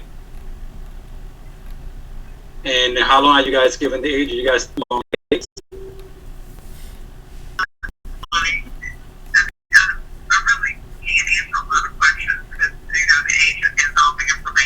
Right. Yeah. I mean, I would love to see if I could buy the property, but I don't like really. I mean, the way I buy is usually without agents, and I pay closing costs and things like that. But can I follow up with you at maybe like in a month or so? I mean, I'm say you're gonna get the agent as long as they have to sell, and you're not in a rush, which I understand. But is it okay if I just follow up with you to see maybe where you're at, and if you guys still haven't sold, maybe we could work something out. Yeah, we can talk about it. They can call me back. All right, so that works. Okay, Ms. Fortino, thank you so much. I appreciate your time. Okay. Bye bye. Yo, nice, Lex. Damn, bro, killing it. Was that a seller or was that? That was a seller, yeah. Oh, nice, dude. You told him you're gonna follow up with them later? Yeah, because they have it with an agent and they're not in a rush. They don't have any motivation really. That's why I was like, oh, I'll follow up with you in a month, or she say, follow up with me in a month or two. She's gonna give the agent as long as they want to put the house up for sale. So why are you going after this one? Why am I going after this one? Yeah. I'm just calling down a list of leads that Nitiro has from VAs that he's had called. So I'm just going down the list, talking to people, just getting into conversations. That's all I want to get into, conversations, so I could get through like my fear of a call and my rust and get better at like the conversations. Yeah, just dive in there. Just dive in there, yeah. That's what I was telling Daniel. I was like, yo, Daniel, because he's scared, but I'm like, I'm scared too, bro. But like, it's just the best thing to do is just dive in and just make the mistakes and be in a room like this where people could tell you like, man, that didn't sound good, or you did good there, or I would have said this, and you know. You want to call one of my sellers and mess with them? Give him a low ball offer, so it makes me look better. Okay, what's the low ball offer? What should I give him? Real quick, Lex. What's up, man? Hey, what's up, Mina? How are you? That was good. The one thing I would have added, I would say, I love giving offers without the agent because I end up giving you more money. This way they don't eat away for your thing. So they be like, oh man, thank you so much. Yeah, that's a good one. Yeah, I didn't know what to say when it came to that. Okay. So I like that with that, but yeah. Definitely say, typically we buy properties without agents, and because we like to give our price to the seller of exactly what they're going to walk away with, and and the seller doesn't know how much they're going to make, or something like that. Okay. Or say typically, this is what Keston always says. Typically, yeah. Yeah. Yeah, typically we buy properties without agents. So that way, that way we could give you like a net amount, take home in your pocket where you're gonna make, and usually we could offer more money like that. Yeah. So typically we buy without agents representing sellers. So we don't or just say something like we get hit harder on taxes for commissions, so we tend to avoid those. We tend to get hit hard on taxes. When we buy just make something up. Like when we buy properties and we have to pay agent commissions, that's not a tax deductible or with event. Yeah, we have to pay taxes on that money rather than just giving it to the seller. So we don't buy when there's an agent. I just made that up. It's probably fake. It doesn't work. Oh shit! I believed you too. That's what I'm saying. Like, give them some reason why you're like, hey, yeah, we never do it. And say unless you can go a lot lower on the price, right? Then we'll make it work. You're gonna have me saying crazy shit like, yeah, typically we don't buy what there's an agent because literally that 6% goes towards terrorism. Yeah, it does. That may not work. Who knows, man? Some of those real estate agents. Okay, so what's the local offer? What should I tell this guy? Say, hey, me and my company are buying properties in Durham. You considered selling, and just like, hey, you can pull it up online, and say, all right, well, given this, we're prepared to give an offer of $145 cash. Okay.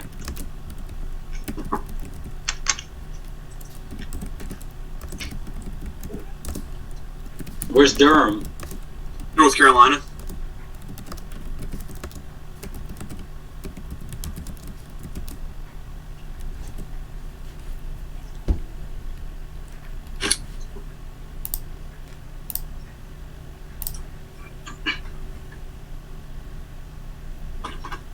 You're Ted. You're in North Carolina market, right? Yeah, I live here and only done deals here. The whole state, or just a certain city? I mean, I know people all over the state. Okay. Got it. So if somebody brings you a deal in North Carolina, you got it. Yeah, I would think so. Awesome, man. You know, Pace like made a short clip video about why wholesalers should be licensed and stuff like that, and he brought the whole deal with that wholesaler and your deal. Yeah, I remember that video. I remember all 7 videos where he mentions it. Good advertising, man. Yeah, well, Pace will never become an agent. His wife's an agent. Cody's an agent.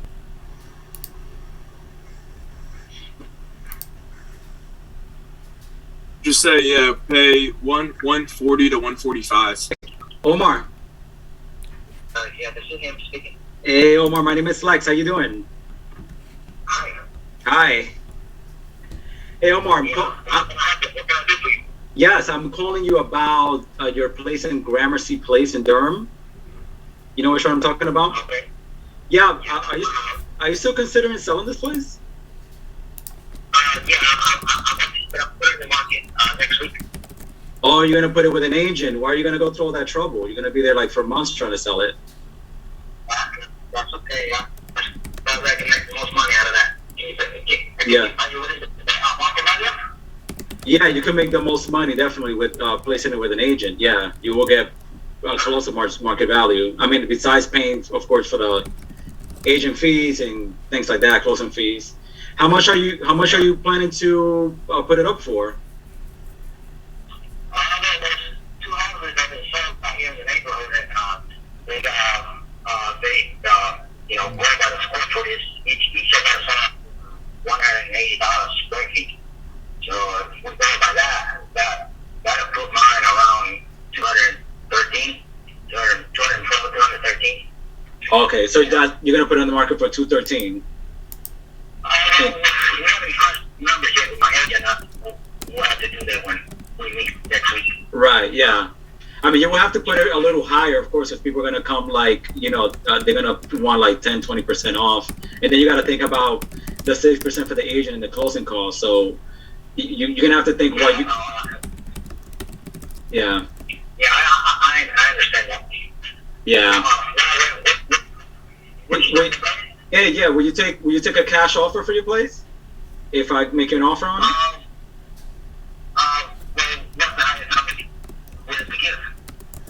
Well, I think. Let me see.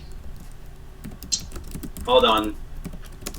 Let me do some math here. Tell me, what's the condition of the place? The condition is move-in ready. Move-in ready. Yeah, I've got to move out some of my stuff. Oh, okay. You're living in the place. You will have to move out your stuff too. Okay. And what's your timeline? How much time will you need to do that? I already got that taken care of. First week of September. Okay, cool. So, yeah. I mean, this is. I'm not saying this is.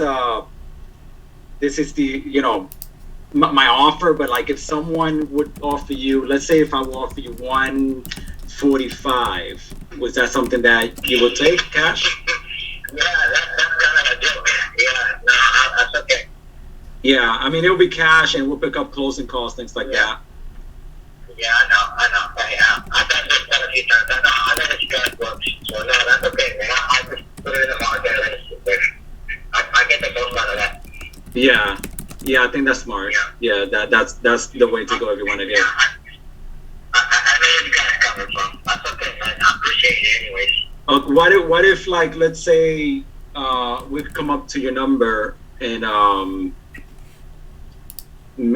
give you maybe make payments on it. Yeah, that's okay. Like I said, I think my best choice, my best way to go out is just to put it in the market the traditional way. Right. And how long are you gonna wait? Like, how long are you thinking about putting it on? Like 3 months, 6 months? And what are you gonna do if it doesn't sell? I'm moving out of state. That's the reason I'm selling. I'm moving down to Oh, got it. Oh, got it. Oh, because your parents or a new job? My parents. Oh, your parents, yeah. Yeah, my parents. They're down there. They're about to sell. Oh, nice. Yeah, that's nice. Yeah, that's nice. That's nice of you. That's good. You're being a good kid. Actually, I moved out to Florida myself from New York, but not because of my parents. Clearwater right now. Yeah, okay.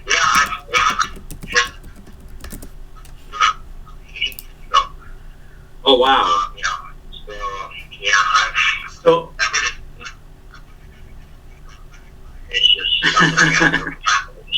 yeah, you're coming in where all the hurricanes are coming through. Yeah. Omar, sorry, are you looking to buy a place here or to rent?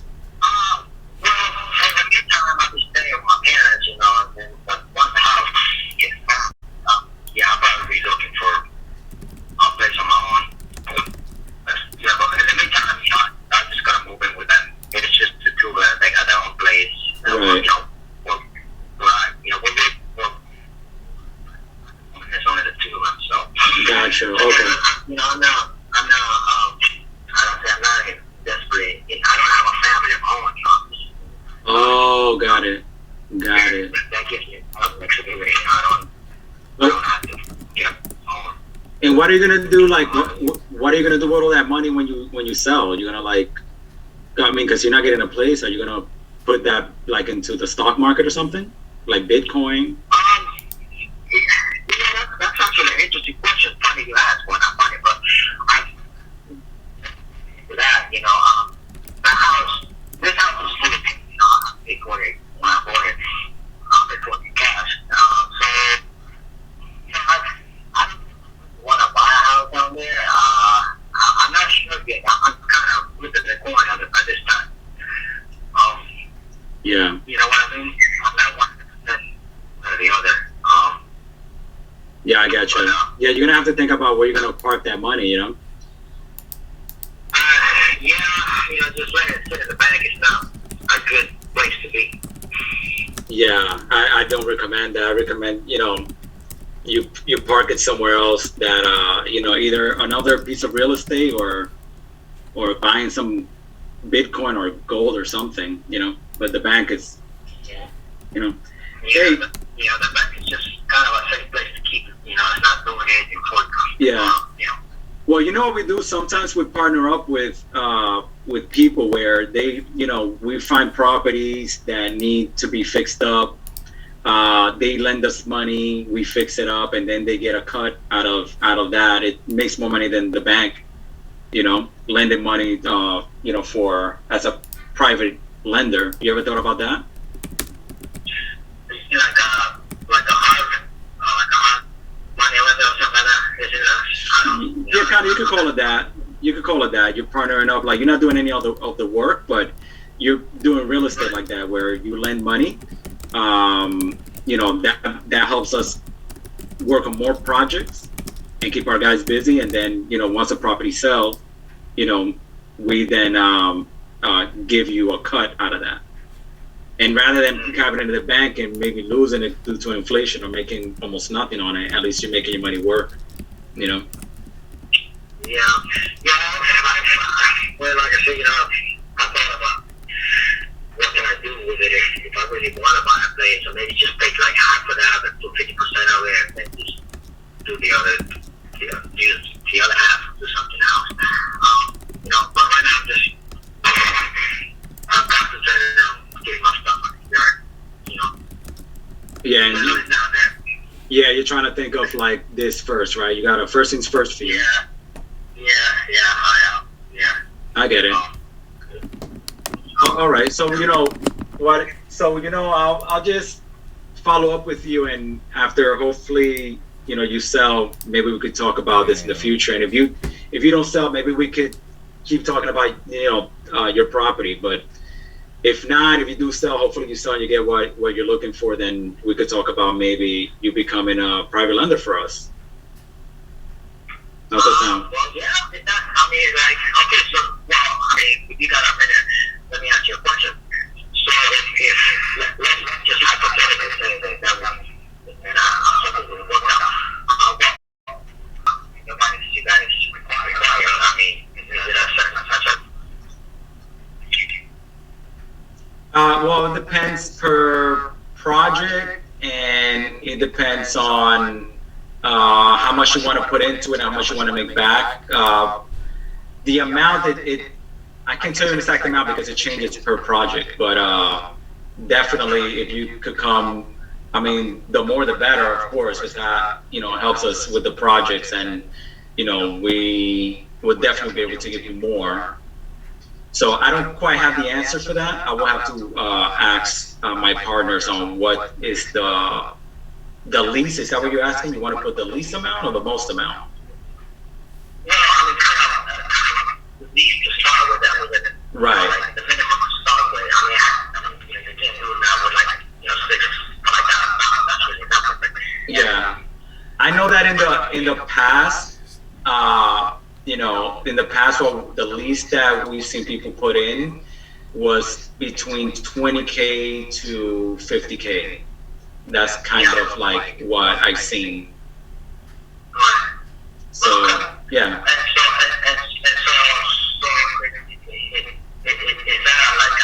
So you got a percentage?